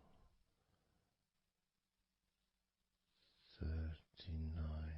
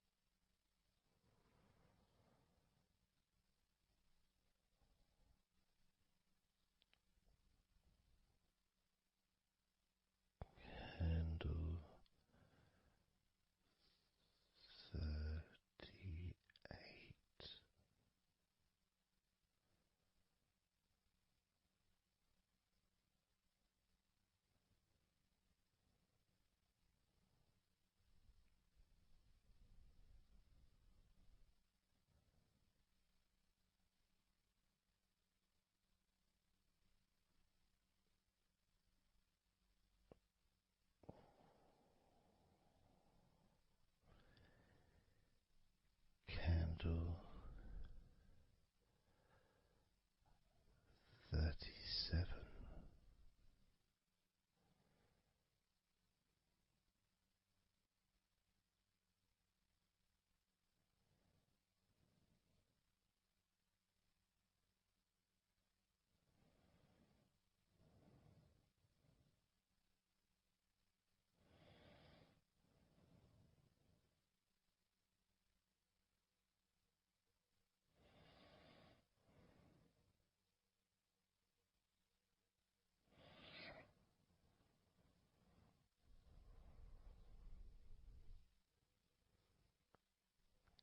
Candle 35.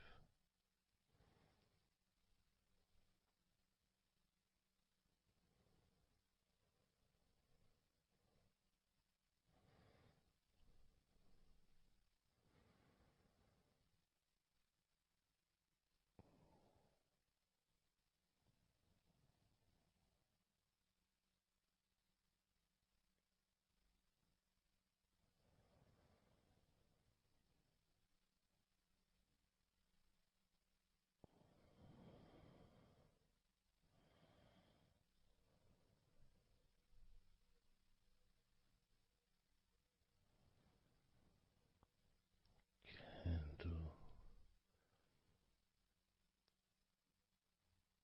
34.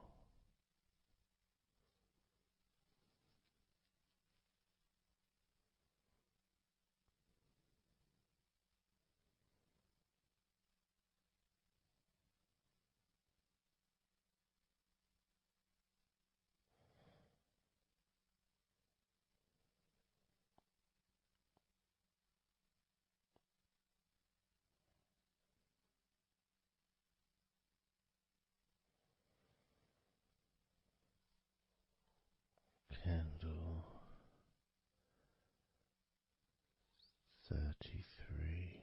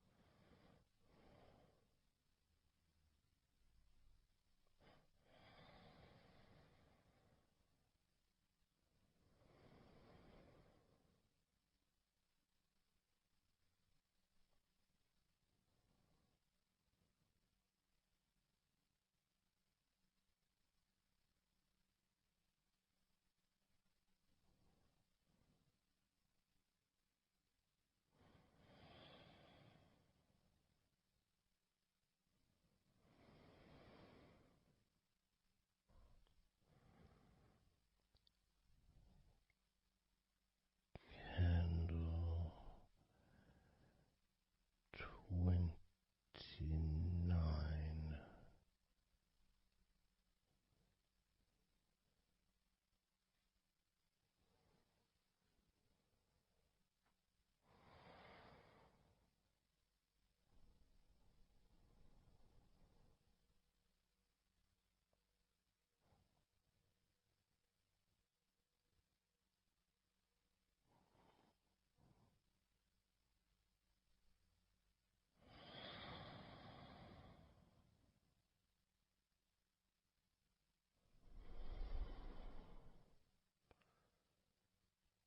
Candle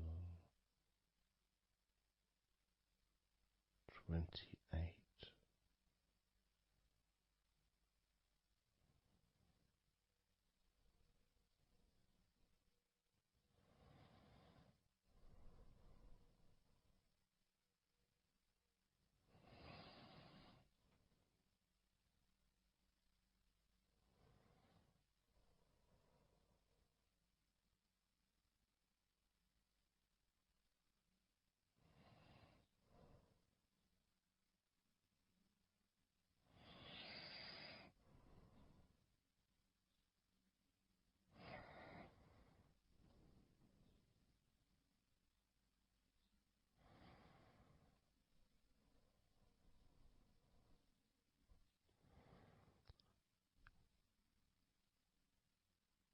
Candle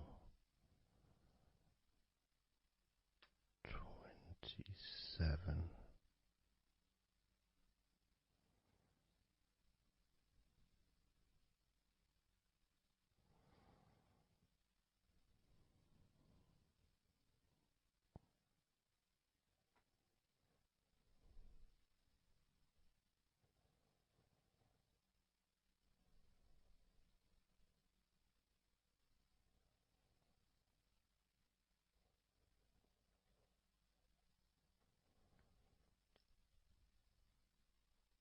Candle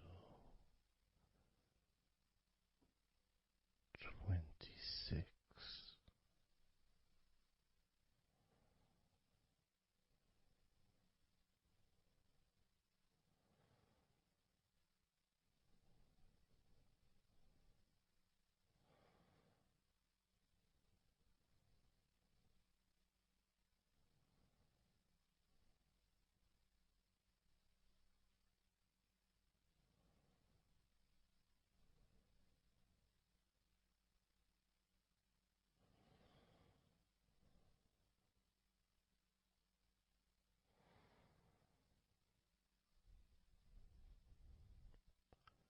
Candle 25.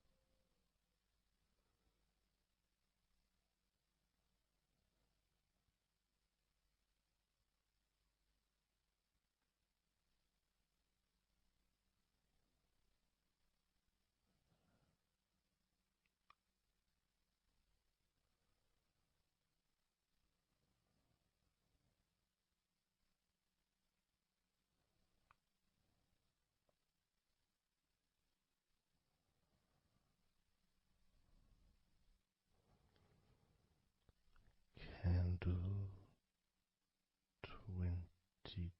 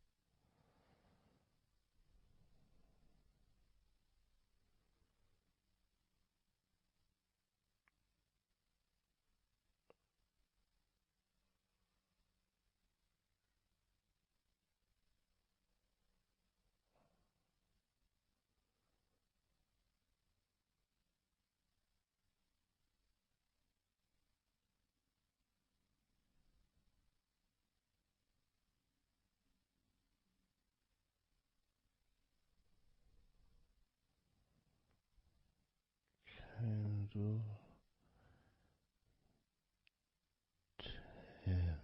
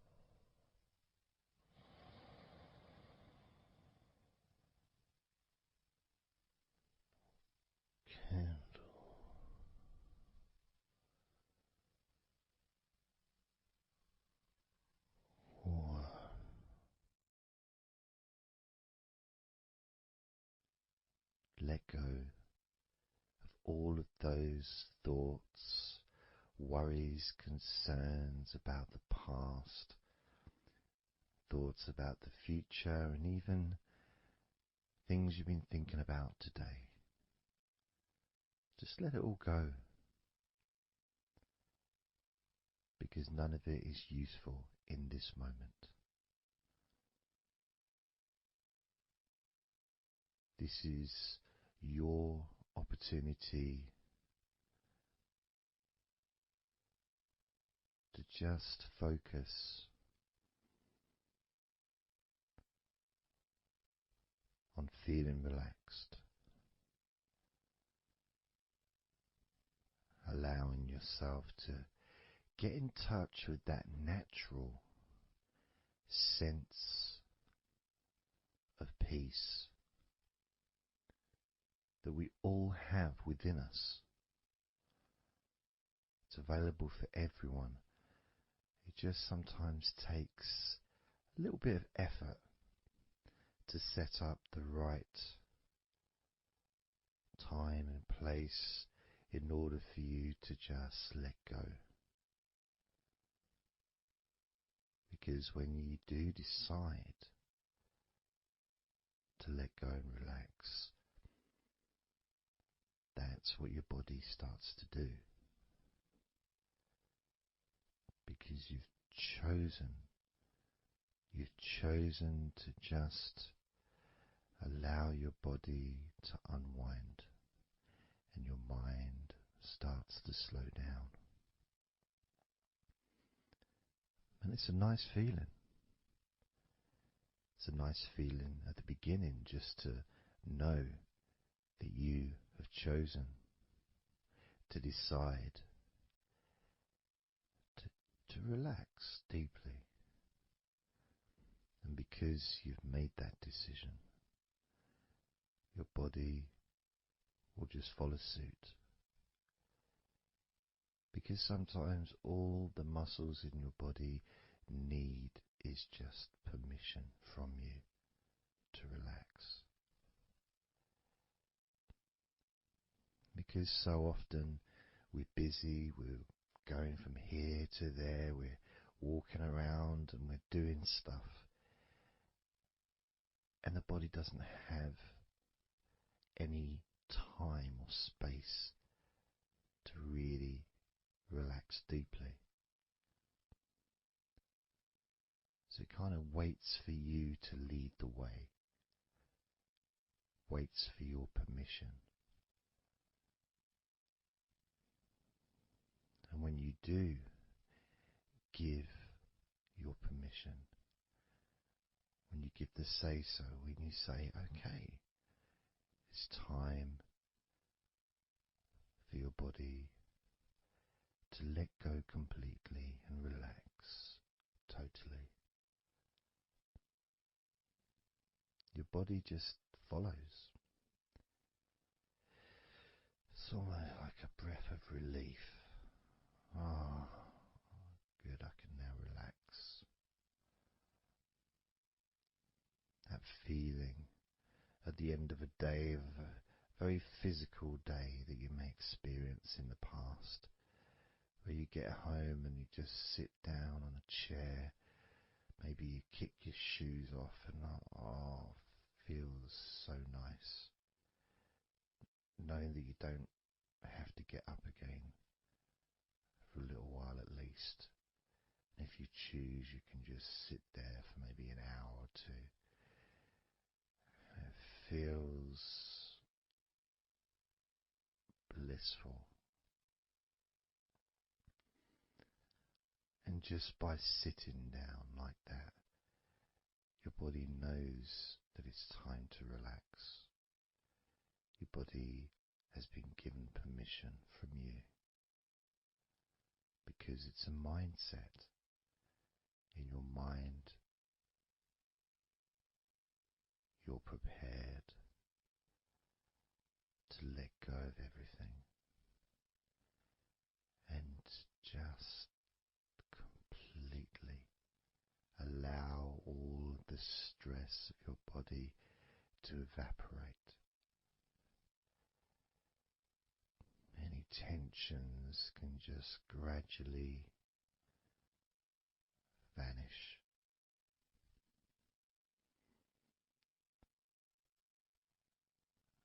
It's almost like magic, really.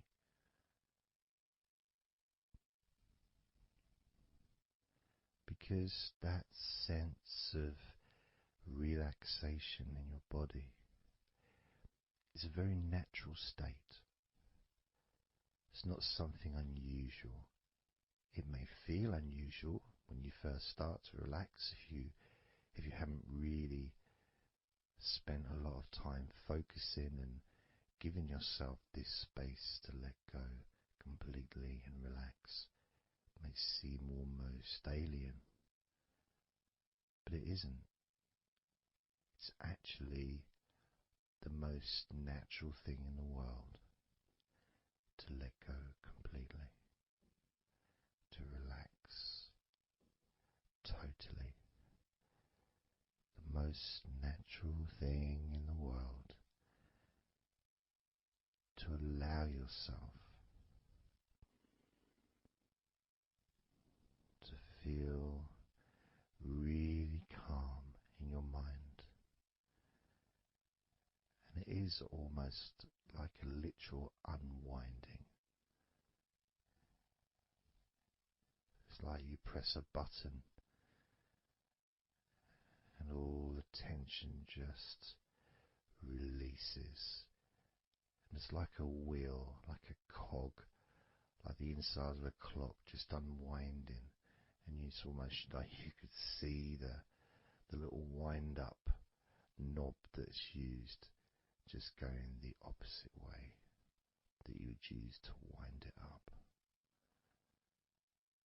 And the energy, that frenetic, stressful energy, gradually winding down, losing its power, losing its strength, as the sense of relaxation becomes stronger and deeper. And you may find that the more relaxed you feel, that your mind starts to wander. Maybe you seem to stop listening to me for a while and your mind goes somewhere else, and then you realize you're listening to me again. And that was just your mind drifting to sleep, which is quite natural, because sometimes when we're stressed and tense, we may not actually be aware of what we need, what we physically or emotionally need in this moment.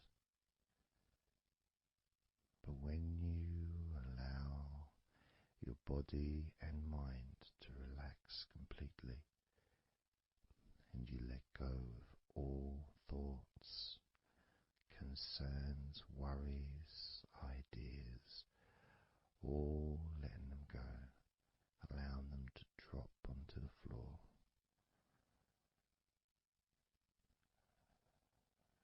You start to get in touch with the feelings of such relaxation. It feels so nice to be in touch with the calmness of the different body parts as they become looser and looser. Even your breathing seems easier and more natural, effortless, as that cool air enters through your mouth or nose into your lungs, breathing in comfort and relaxation. And then just breathing out any excess remaining tension or stress from every part of your body and mind. As you start to focus on your mind, maybe you notice that things have come to a standstill, or maybe just much, much slower than before, because your mind is not really needed when listening to my voice,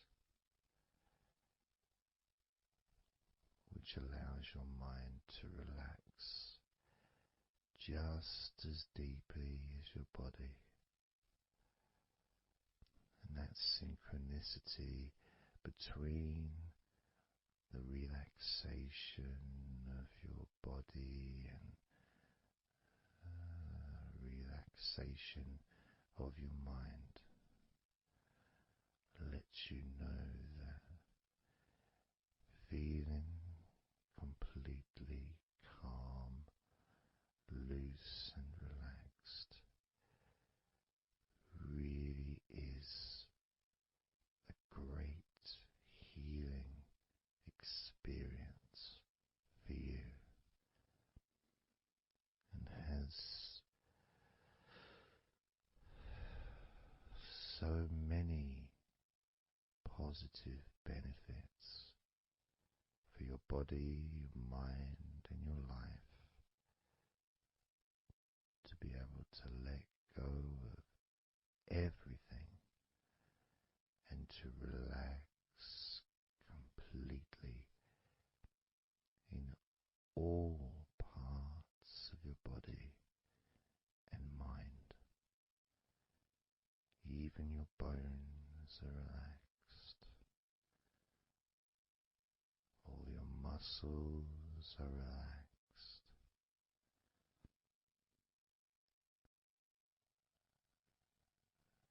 Even the skin that covers your body is relaxed. Every hair that you have is also deeply relaxed.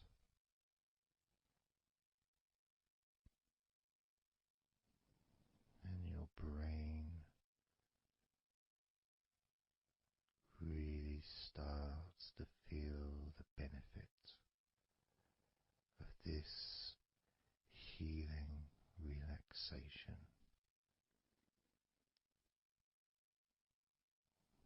And as you focus on the inside of your scalp where your brain is, you can start to realize and notice the benefits of your brain relaxing deeply. And as your brain continues to relax, it sends those messages to the rest of your body and your mind to really relax even more deeply, relaxing even more completely,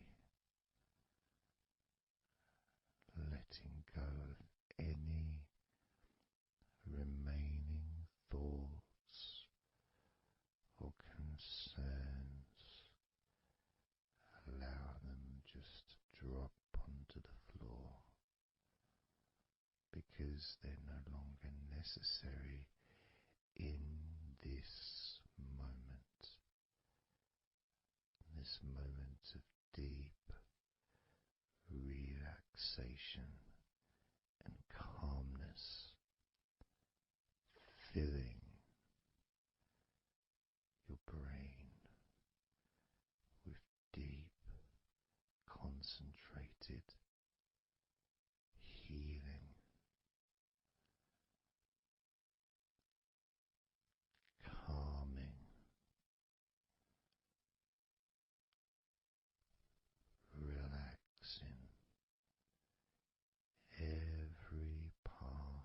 your brain, feeling so loose and comfortable, so relaxed and peaceful. Your brain feels so light and so healthy. And that sense of deep, deep comfort really does allow you to enjoy those ever increasing sensations of comfort that are spreading throughout your body, relaxing each and every muscle of your body even deeper, even deeper, much more deeper than before, much more comfort spreading through your body and your mind, feeling so peaceful and calm, so very, very peaceful in every part of your body, letting go of everything, everything, so peaceful,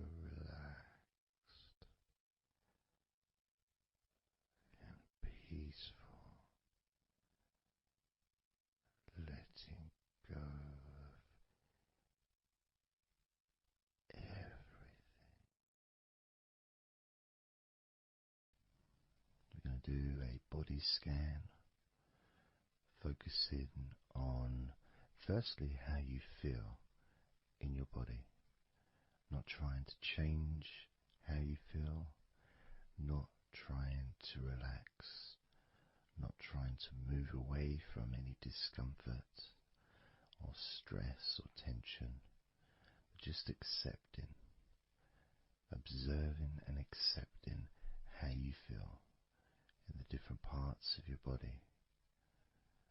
Just allowing yourself to be exactly as you are,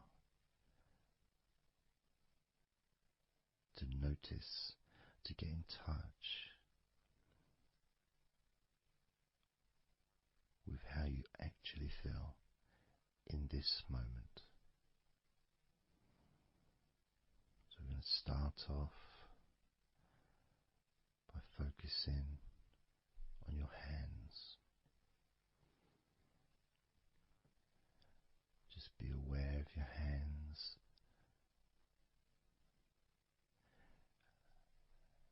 I'd like you to move your hands around. Just maybe move your fingers a little bit. Open and closing your hands very gently. Just so that you can get in touch with how your hands and your fingers feel. With very, very slow movements.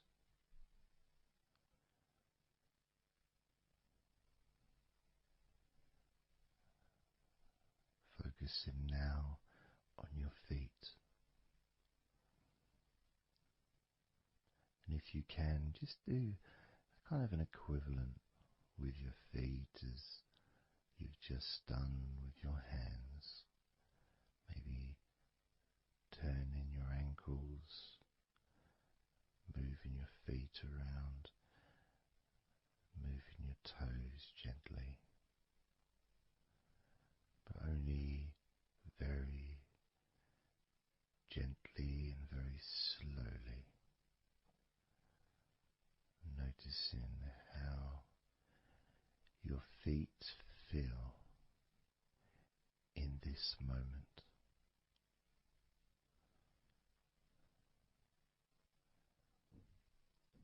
Focusing now on your eyes. I'd like you to just focus on your eyelids.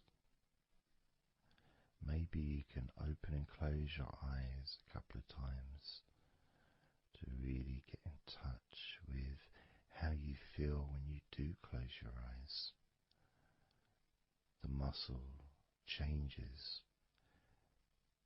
in your eyes when you do close them.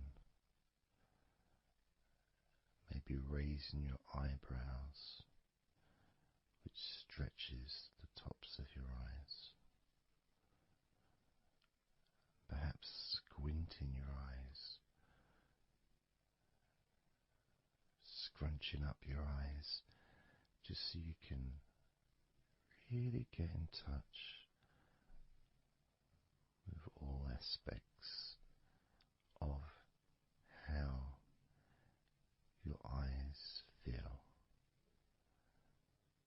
right now.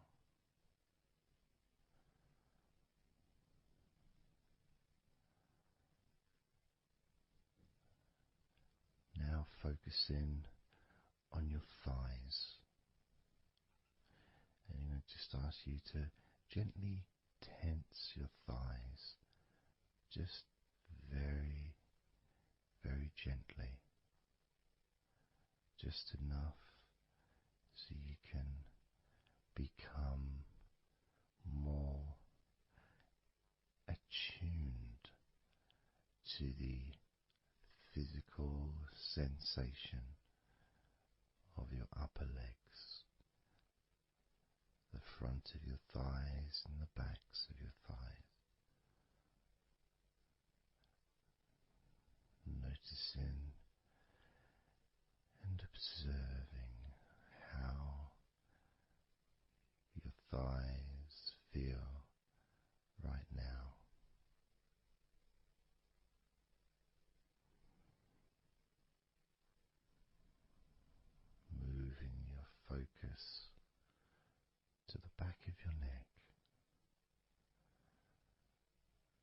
just noticing the back of your neck, the muscles, and of course they lead to the side of your neck. They also lead to the top of your back, which lead to your shoulders. So as you focus on the back of your neck, maybe you can move your head gently upwards as if you were looking up.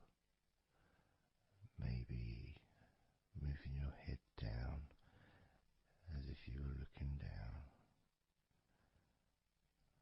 Perhaps moving your head side to side, right to left, but only very slowly and very gently.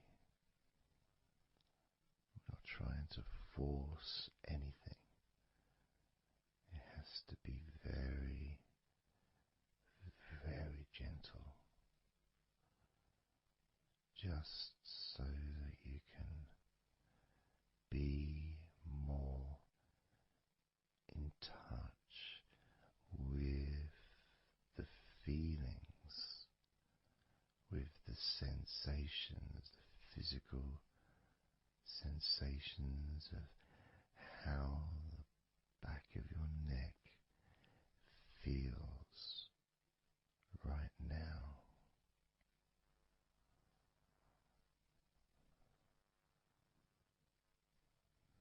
As we now focus on the tops of your arms, the parts where your biceps and your triceps are, between your elbow and your shoulders.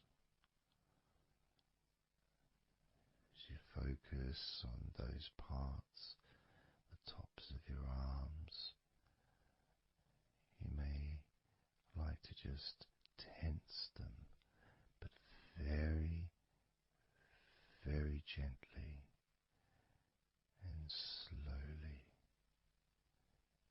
so you're not straining or putting any pressure whatsoever on your arms. It's just so that you can gain more of a sense of how your upper arms are feeling in this moment.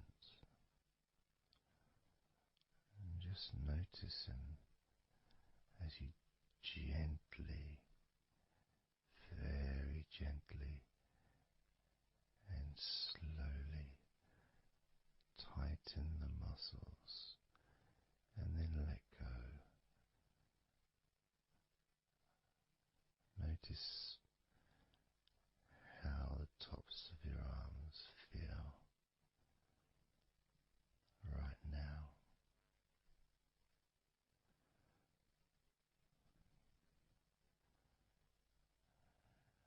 As we now focus on your stomach, the area, the lower abdomen area below your belly button, moving all the way down to your hips, just above your groin.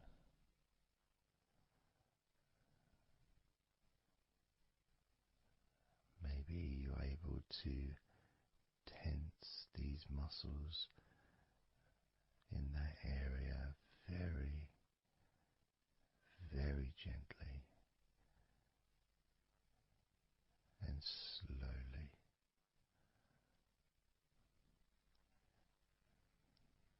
If that's a difficult thing to do, then maybe you can just move your body, pushing your stomach up, maybe moving a little bit to the side, using your hips, just so that you can get more in tune with how your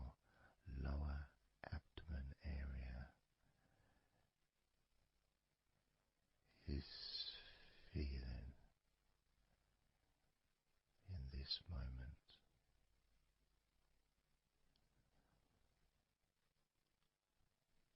Just noticing the physical sensations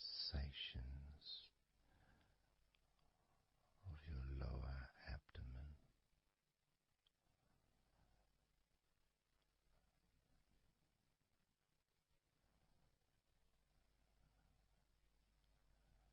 As we move your attention to your mouth,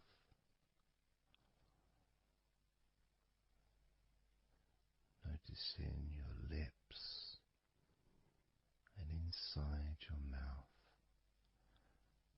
your teeth, your gums, your tongue.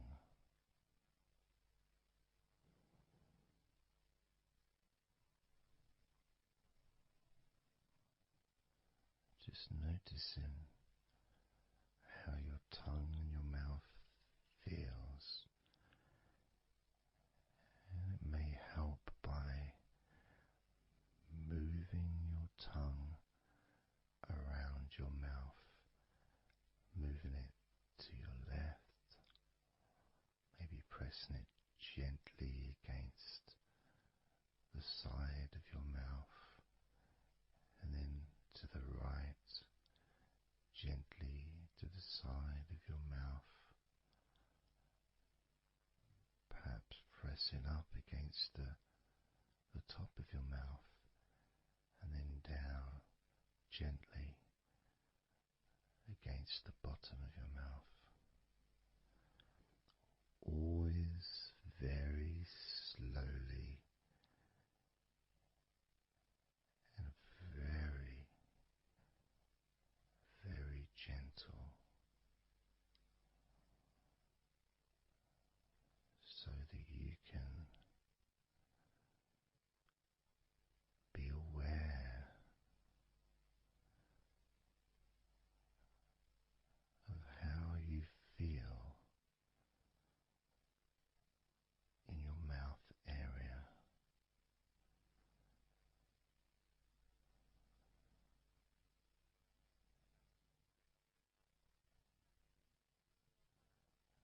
Now we're going to focus on your wrists.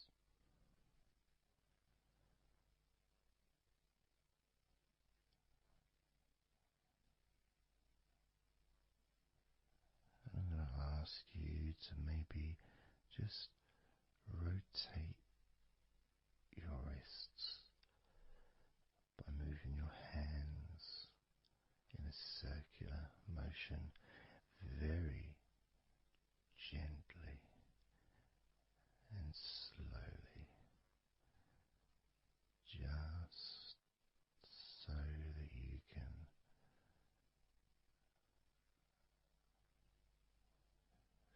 feel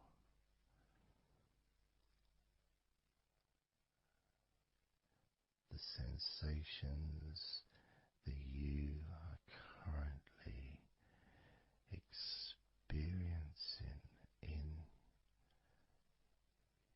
your wrists. Perhaps moving your hands up and down, again very, very gently and slowly.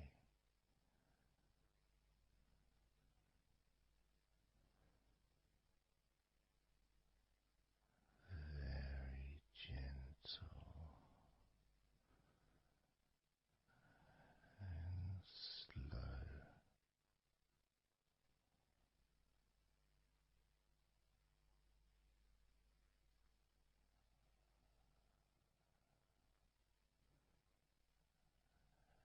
As we now start to observe your lower back,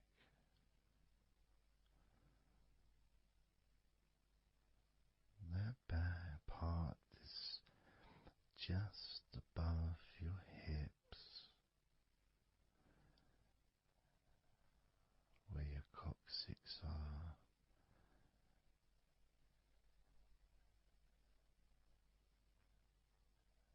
That whole area, which also really does include the sides of your body, because those muscles are very much connected.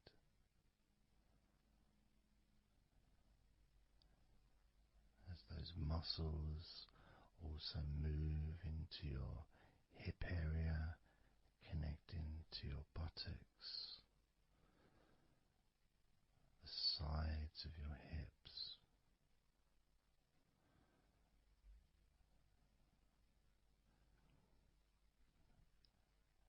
And if you're physically able to do so,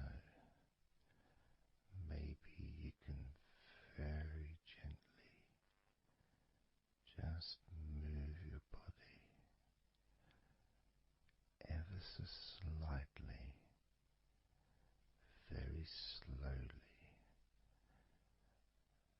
from side to side, just enough for you to gauge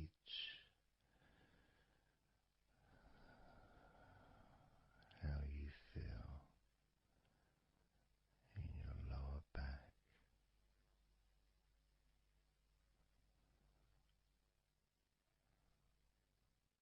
Perhaps you could even move your hips gently up and down,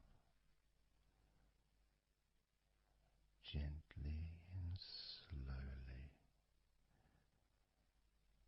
in order to really be in touch with the physical sensations of your lower back.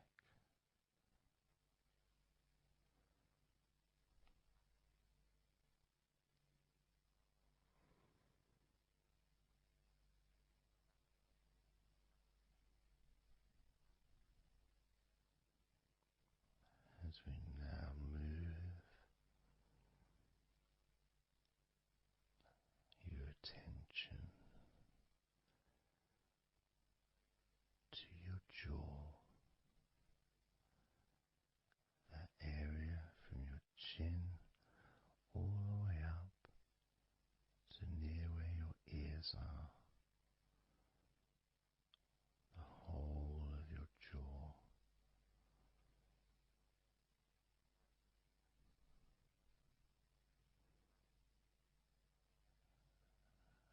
And you can just, if it's okay to do so, gently open your mouth, not wide, no stretching, just very gently and slowly opening your mouth and closing your mouth very gently and slowly.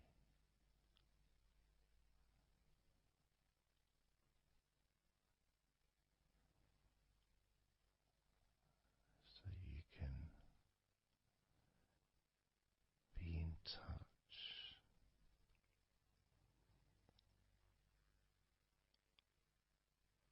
with how your jaw feels now.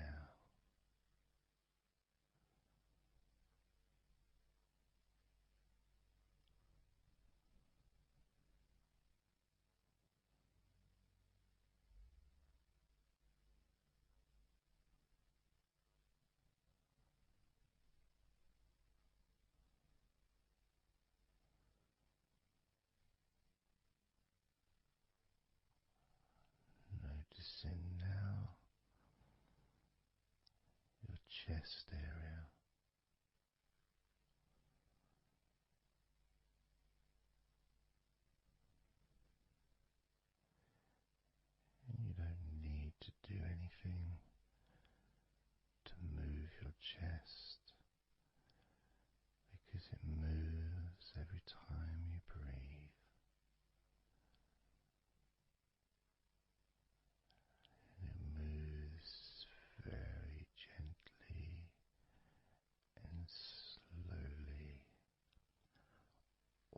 automatically with each breath you take.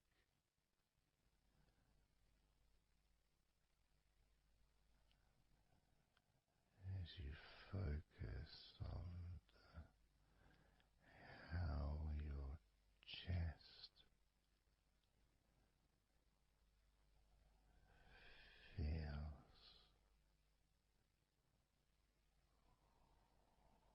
when you breathe.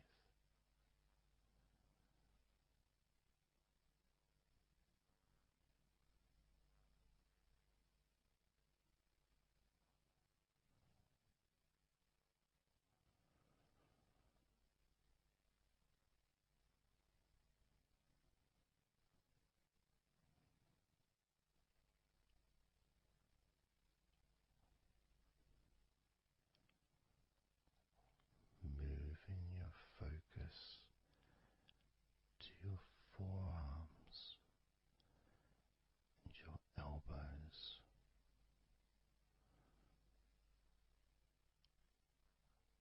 Maybe you're able to very gently and slowly tense the muscles in your forearms. And when you do that, you can feel your elbows as well.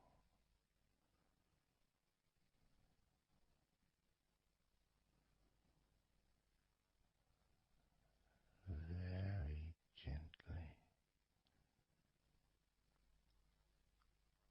and slowly.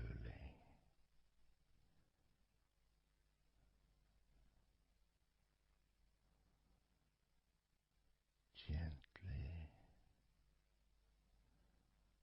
and softly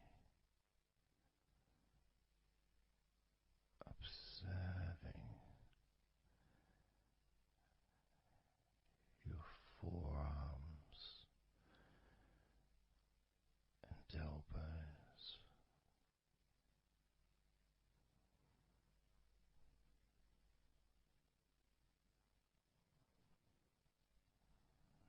Now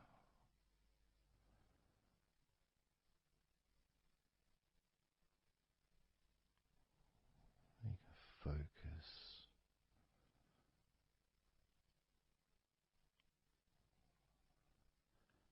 on the rest of your back, your upper back, and the middle of your back.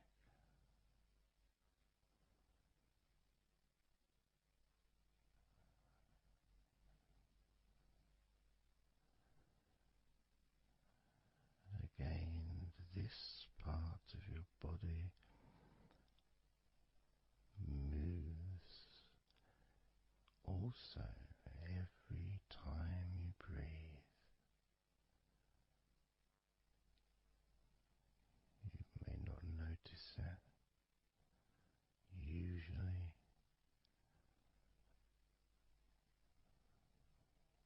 but as you observe your upper back and the middle of your back, you can really feel that gentle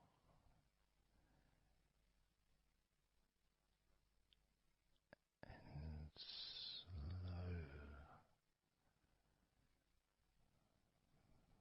movement.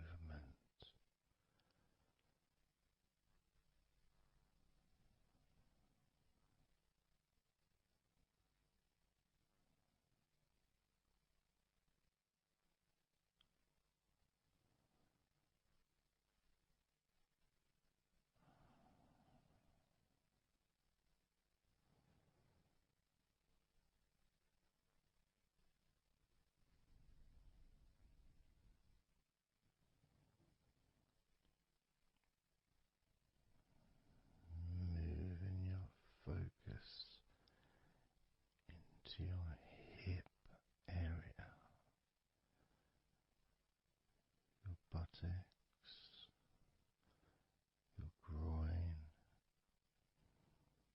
those muscles and those bones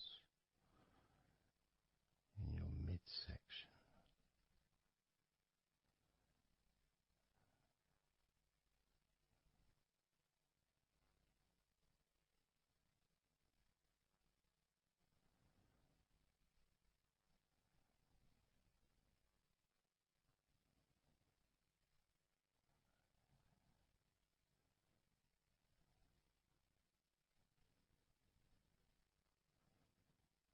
Just noticing how your hips feel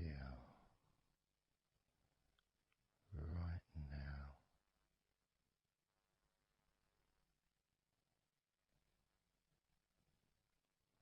You can very, very gently move your hips,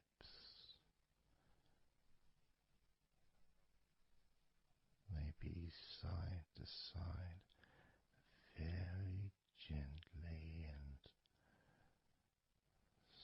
slowly.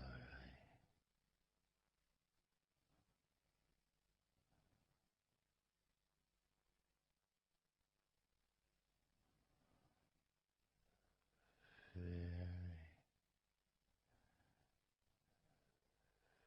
very gently,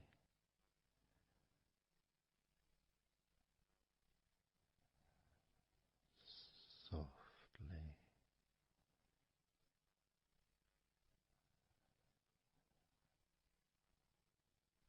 and slowly.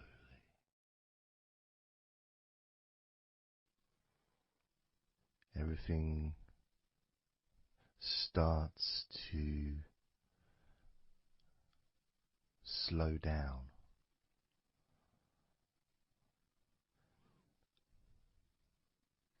including the thoughts in your mind and your mind itself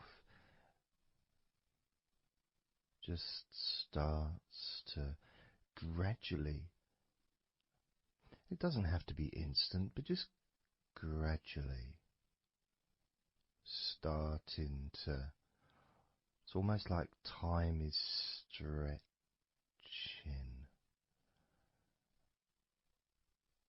It's a slower pace to maybe what you're used to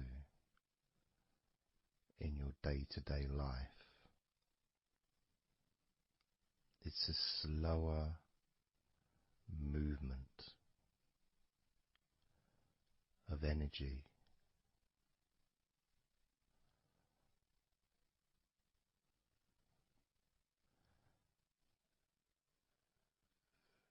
Very small movements which make up the larger movements, which is always the case. You know, when you move your hand, it might seem like it's one movement, but it's lots of minute different muscles moving in accordance with each other, and what happens in this space that we're sharing is we move from that big movement into those smaller movements.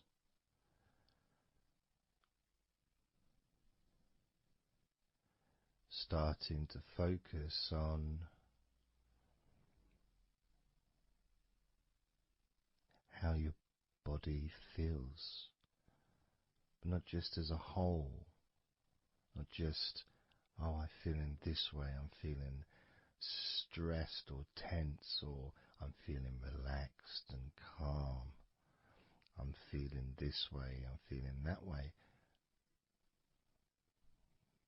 Starting to notice that your body begins to present to you small feelings around your body.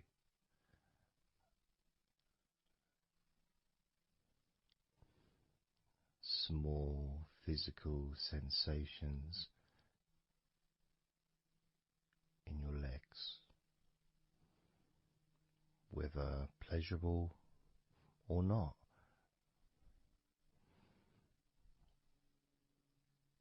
Maybe resisting the temptation to label them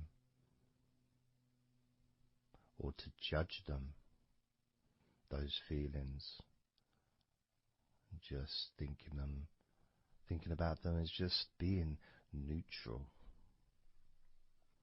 just feelings.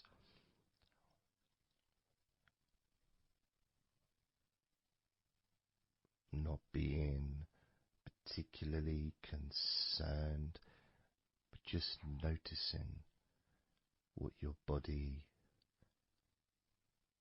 is telling you.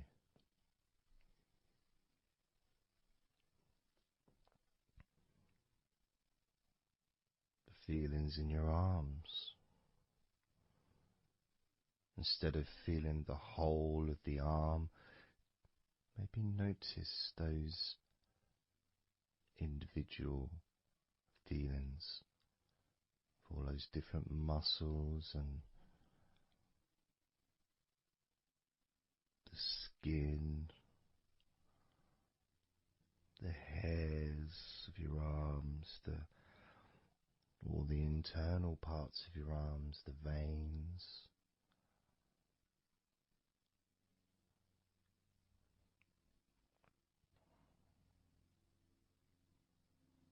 the bones. Just being aware of maybe your elbow on your right arm has a certain feeling. Maybe your left wrist also has its own individual physical sensation.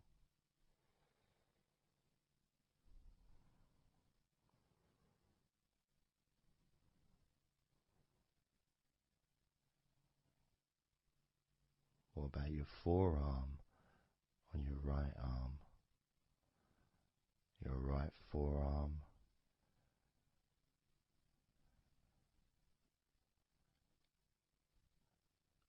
There may not be any particular feeling that you could even give a name to. May not feel like anything other than just a feeling. You know, it's there.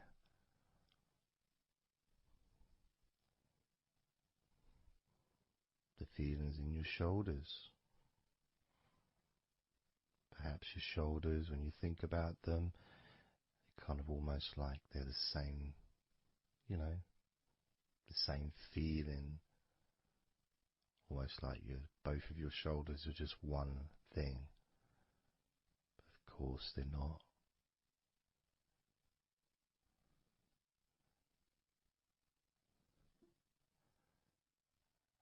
And when you focus on your left shoulder and then on your right shoulder, maybe you find that you move the muscles a little bit. Maybe tense the muscles gently.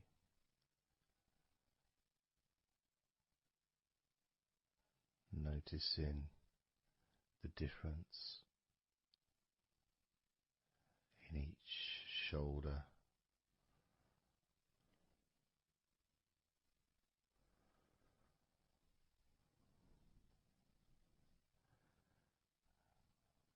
Your lower back.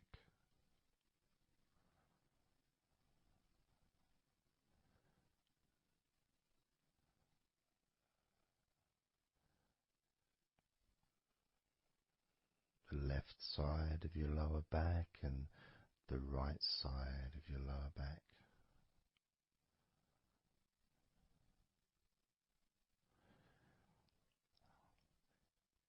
course, that connection to your buttocks and to your hips.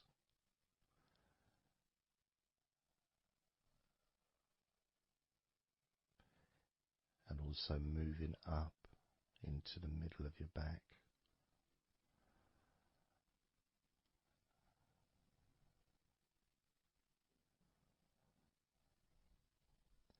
And sometimes, like right now actually, when I focus on that part, when I focused on my buttocks, and then I focused on the middle of my back, it almost felt like the muscles in my lower back were being stretched very gently, but just stretched a little bit, even though I wasn't doing anything to try to stretch your lower back. It just seemed to happen. The feeling of very gently stretching your lower back.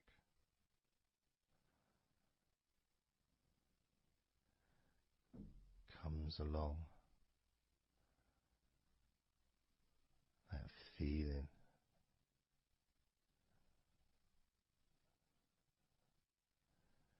in your chest.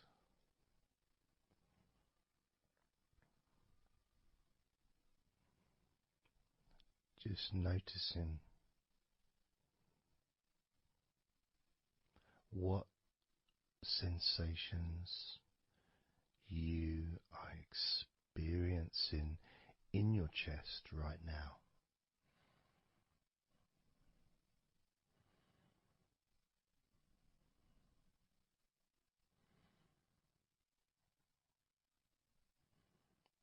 And there's so much of the chest. Obviously there's the collarbone leading to the chest. You've got the chest bone. You've got the muscles in your chest. And of course, if you're female, there's possibly the breasts. If you're male, you've got the different, well, mine aren't that different these days, but there may be more muscles at the top of the chest, but at the side, underneath, it's pretty much the same. Whether you're a man or a woman, there's muscles there, muscles that stretch out to your back, as well as breast tissue which stretches and moves into your back. So just being aware of your chest.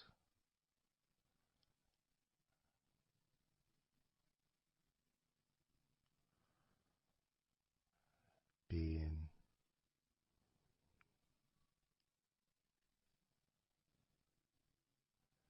with whatever feeling there is in your chest.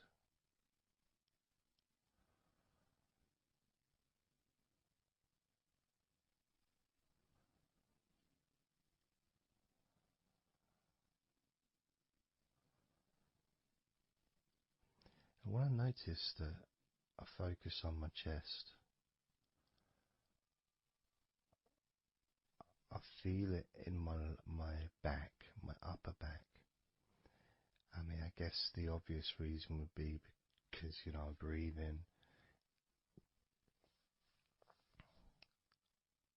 in,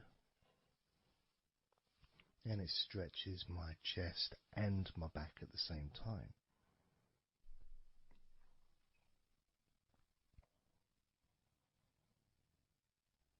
Yeah, it feels okay.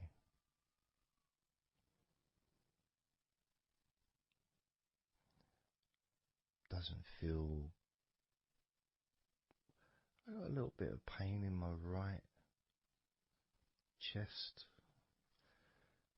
A little bit, not pain, but little discomfort, maybe stiffness, possibly. I don't know. I notice my shoulders are also wanting to flex for some reason. I think that's probably part of my upper back.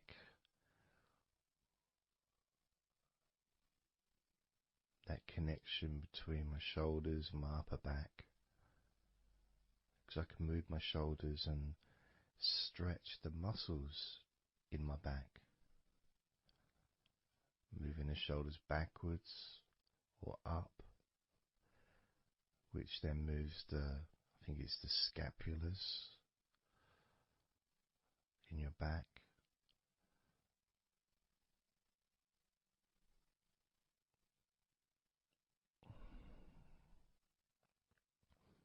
It feels quite nice, actually.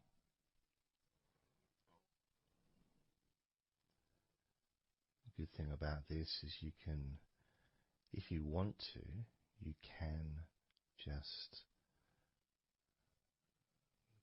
flex or stimulate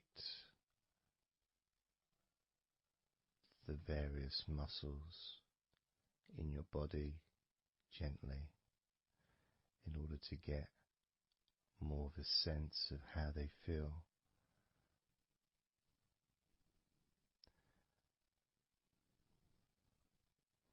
And when you're relaxing, when you do tense a muscle and you let it go and you let it relax, it relaxes way more than it would normally. But you have to feel that you're able to do that. There's no point doing it if there's an issue with a part of your body. You need to be gentle with yourself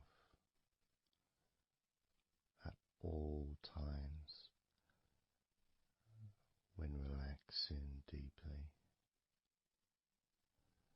It's important to be kind to yourself.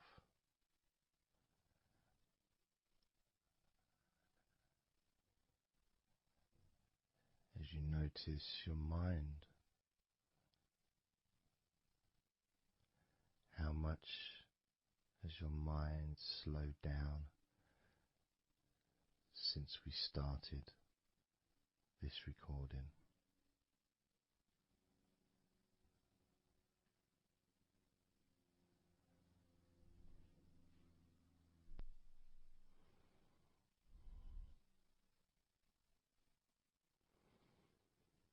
How calm and peaceful is your mind right now?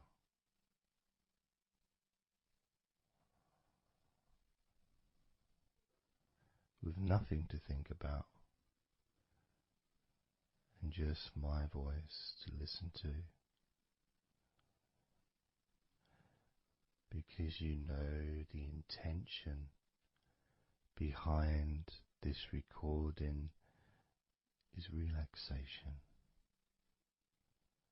At the very least, for you to feel more relaxed at the end of the recording than you did at the beginning.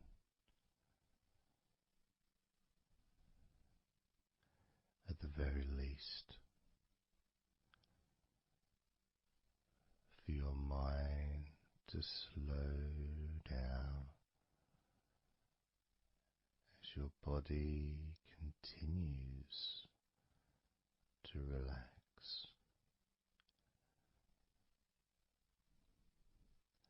Because that's what you want to happen. That's what you expect to happen.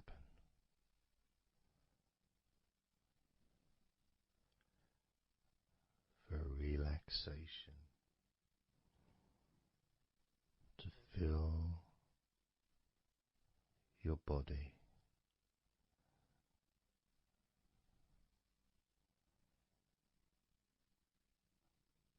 Maybe calming your mind to the point of boredom when you start maybe to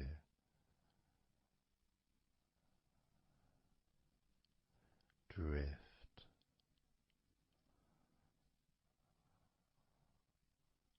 away.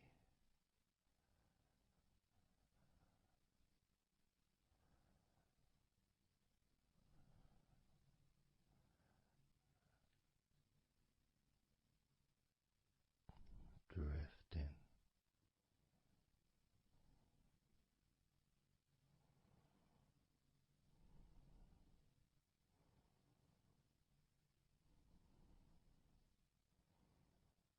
It's almost as if you're moving further away from your body and your mind, just leaving that there.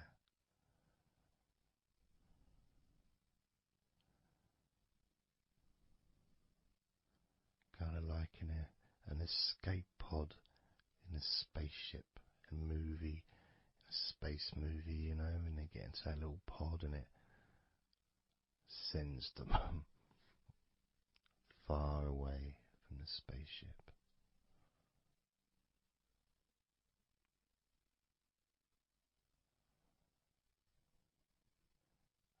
Safe to dream.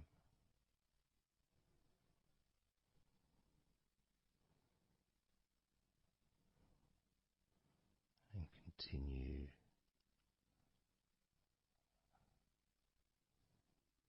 to relax.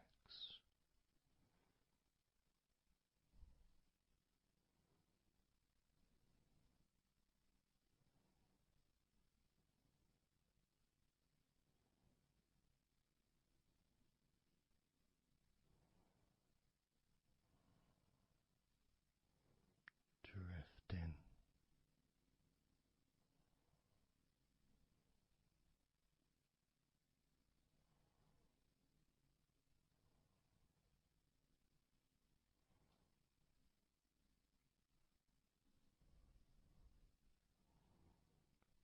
So slow.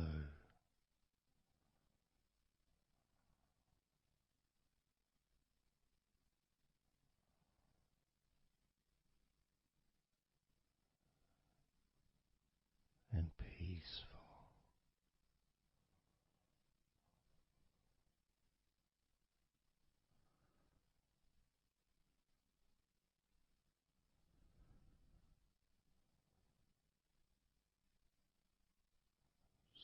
So relaxed.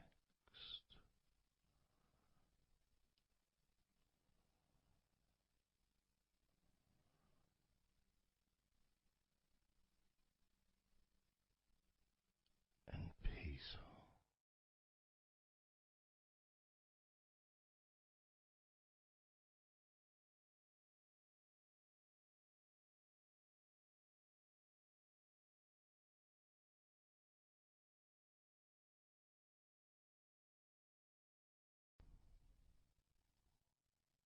And focusing on the feeling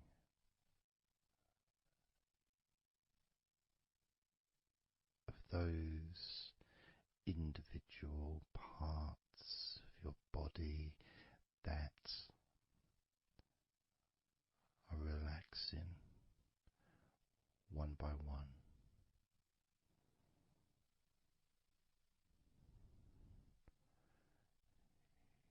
You may find that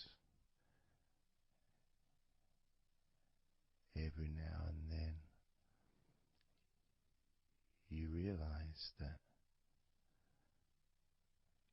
you weren't listening to my voice because your mind started to imagine something different. Maybe you started to almost move into some kind of a dreamy state. And then you become aware of my voice again. And even though you may want to focus on my voice, you may also wish to allow your mind to just drift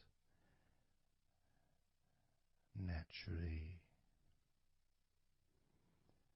into that space of comfort and safety.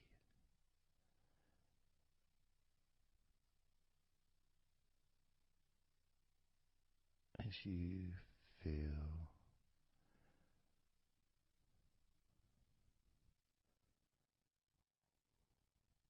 more comfort spreading through your body like a warm blanket, covering you gently, keeping your body at just the perfect temperature.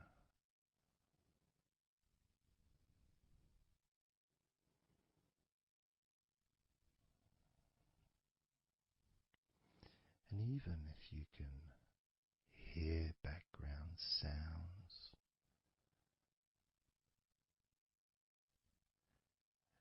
they just don't seem to matter anymore.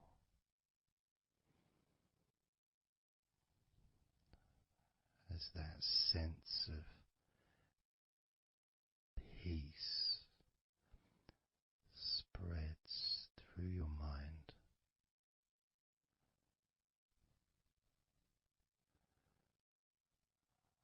like a gentle breeze, yet strong enough to blow away all negativity, strong enough to remove from your mind any anxiety or stress that was there before.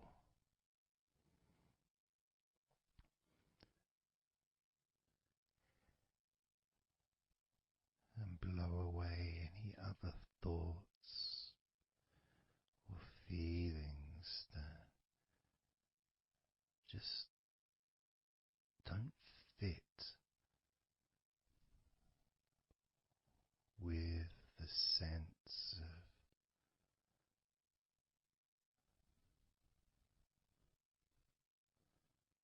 relaxation that is filling your body and your mind.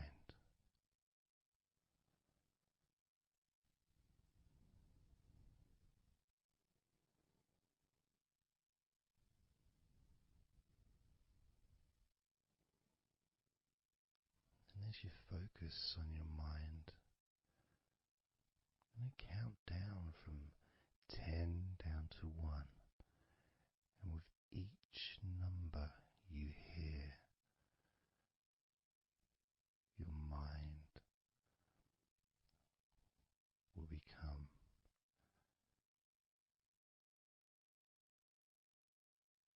slightly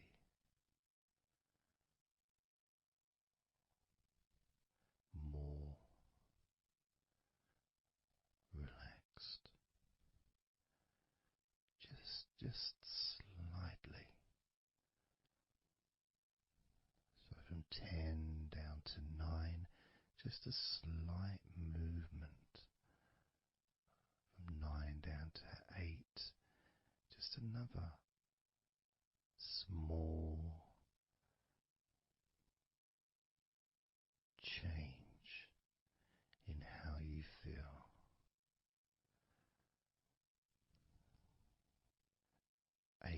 to 7. That feeling is a gap, almost like a gap that starts to get wider. The gap between those feelings that you used to have in your mind compared to the feelings you have that are growing now. Feelings of comfort and security and confidence. And that gap becomes wider. 8 down to 7, 7 down to 6. And when you get to 5, your mind will start to have a certain physical sensation, almost like there's a magnet outside of your head sucking the tension and the stress and any remaining feelings that you don't want, sucking them out through your skull.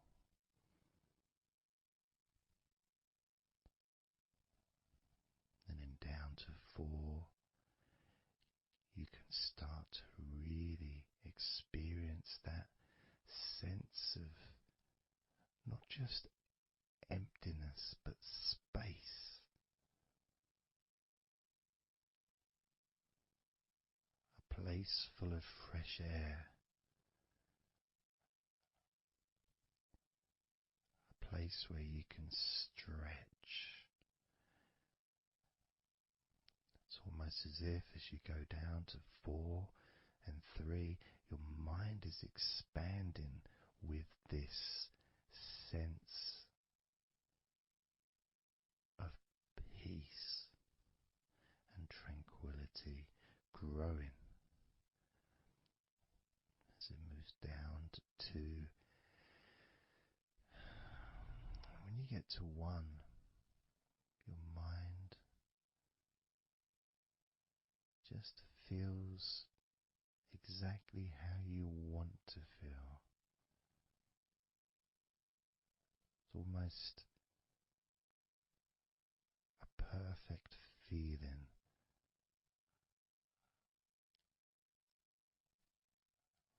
Maybe a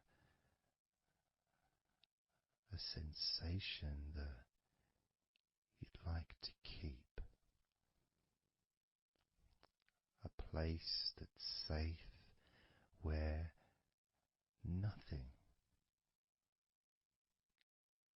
can affect you at all.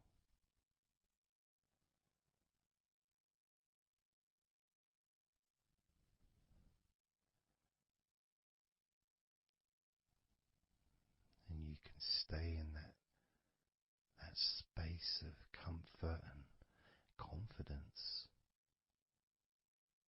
Confident in your own ability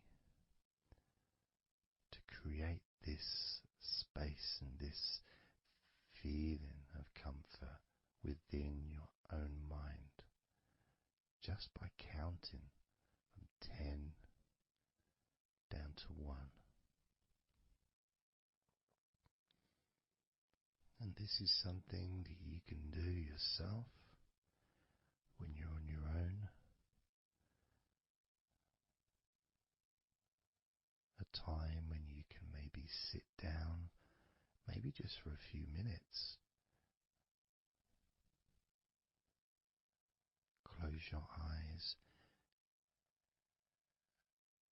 and just count slowly from 10 down to 1.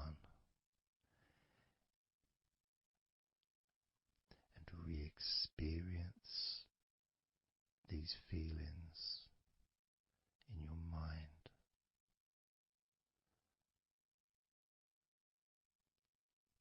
And when you feel that way in your mind, your body copies your mind.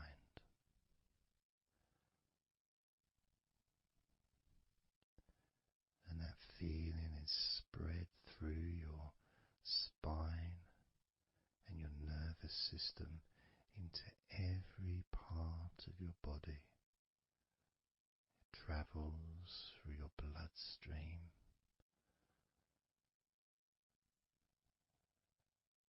healing and relaxing every particle of your existence.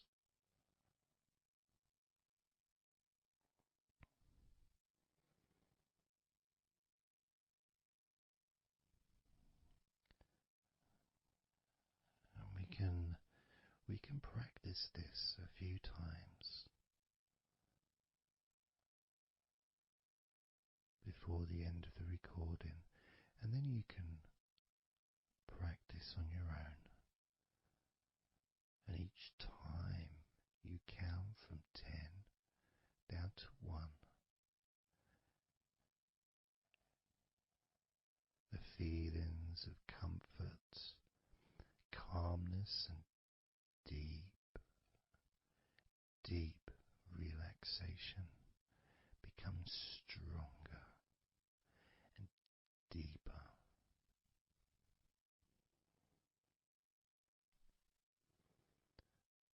Filling your mind and your brain with these positive chemicals that spread throughout your body, relaxing you so quickly, relaxing your whole body and mind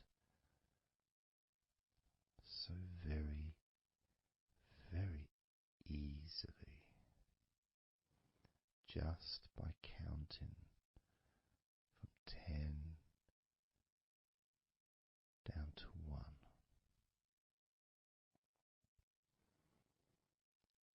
So we're going to do it now. I'm going to count from 10 down to 1, and I'd like you to repeat the number after me. So when I say 10,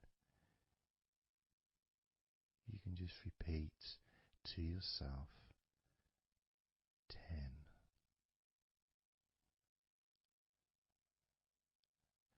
Just notice, be aware of how you feel in your mind and your body. Then when I say 9, you can repeat to yourself 9. Again, noticing the increase in comfort and calmness in your mind and in your body.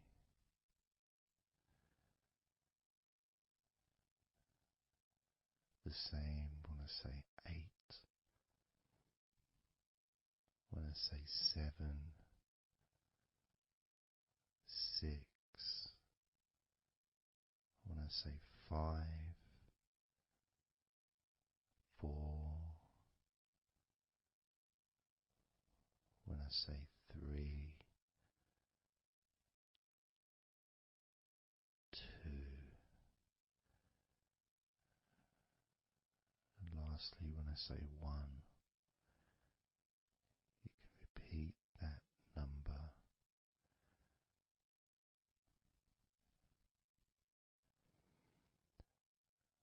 Now, of course, when you do this on your own, without listening to me, you can say the numbers at whatever speed that you feel is necessary for you, so you can adapt.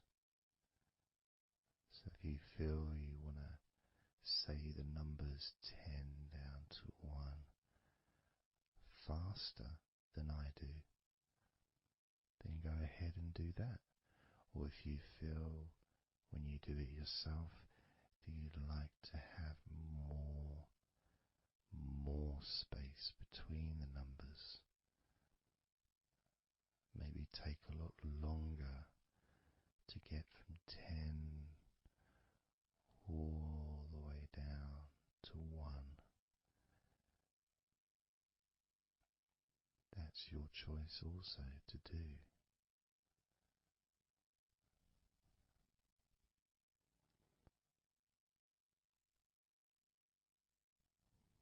So I'm going to count from 10 down to 1.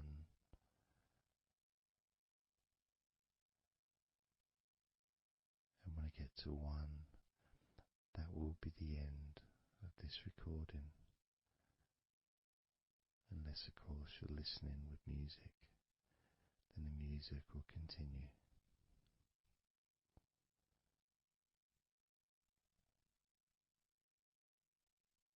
10.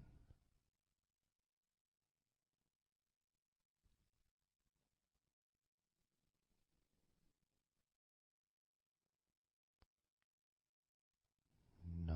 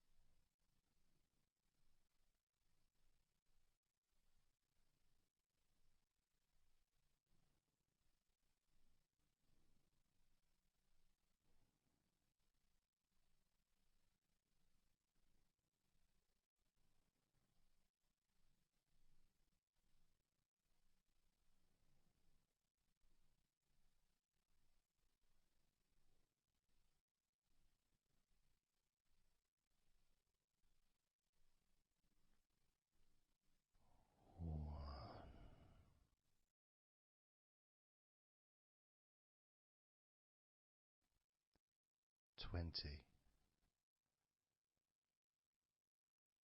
19,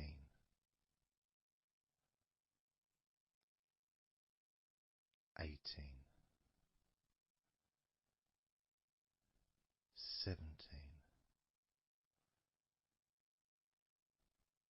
16, 15, 14, 13,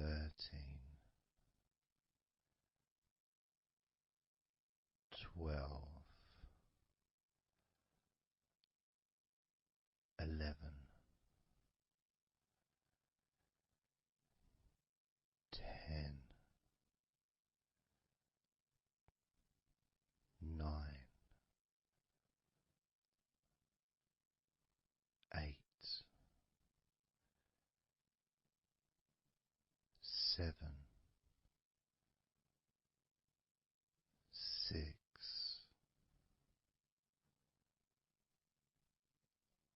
5,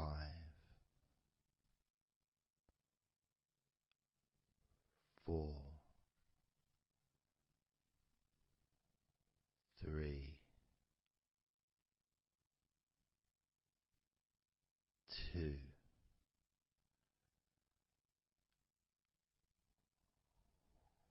1.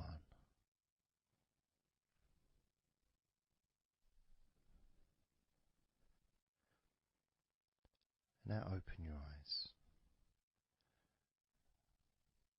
noticing how you physically feel, having counted down from 20 to 1, allowing stress and tension to leave through your fingertips and your toes.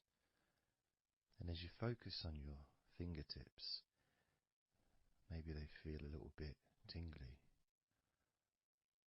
which is, I suppose, quite understanding considering the tension has been exiting your body through your fingertips.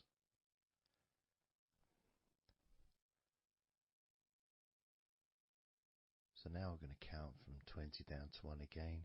This time you're going to feel relief of tension and stress, any anxiety that you may have, leaving through your stomach.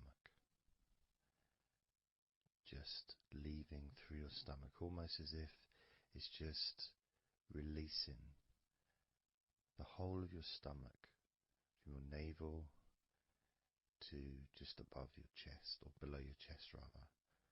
So surrounding your belly button area, that whole area, you can feel the tension of your body, whatever's left, just releasing from that area. And you may notice that your stomach will become very relaxed as I count down from 20 down to 1. Now, 20, 19, 18,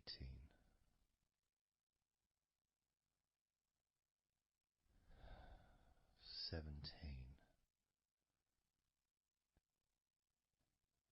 16, 15,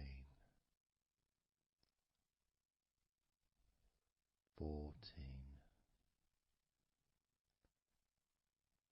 13, 12, 11, 10, 9,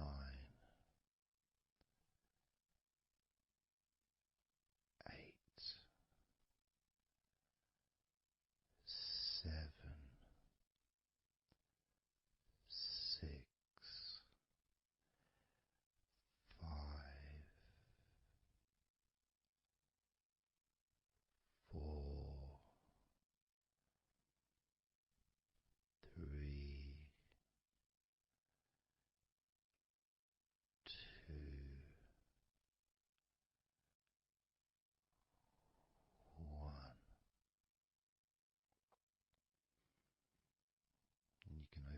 eyes again if you choose, or you can just keep them closed because it feels relaxing. Just notice how your stomach feels. And notice as you focus, just do a little scan of your body. Just notice how your body feels. Focus in on your upper body, your back, chest, stomach, legs, arms, hands, feet. Just noticing. And you may start to feel more of a sense of tiredness, which may be the reason you're listening to this recording, because you would like to let go completely of everything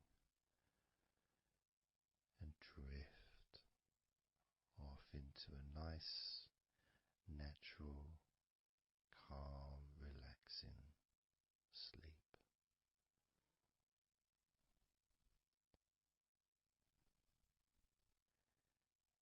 So now we're going to focus on your forehead. And if you choose, you can incorporate your eyes in this focus as well.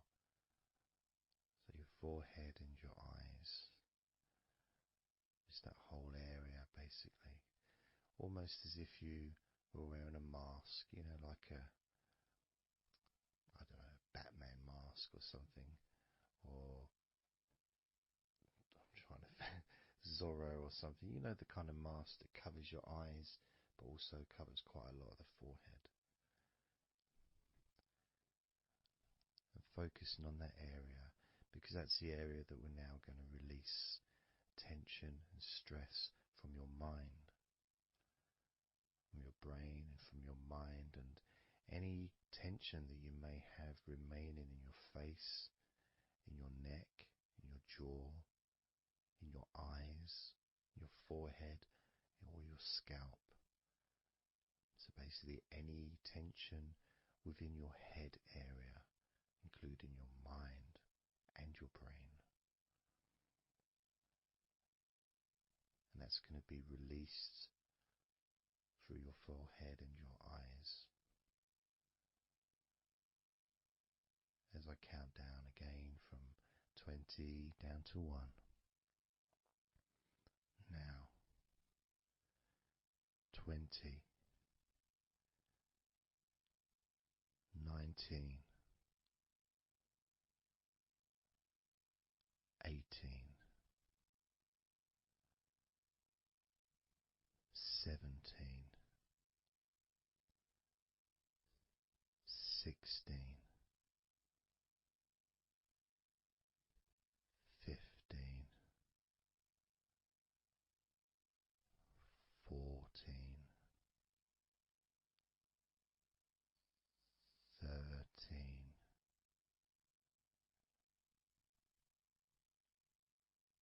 12, 11,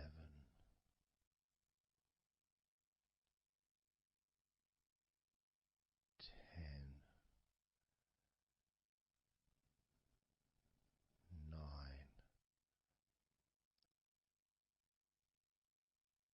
8, 7, 6, 5,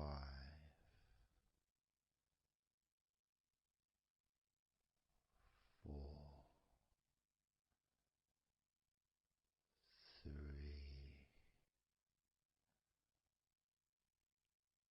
2, 1.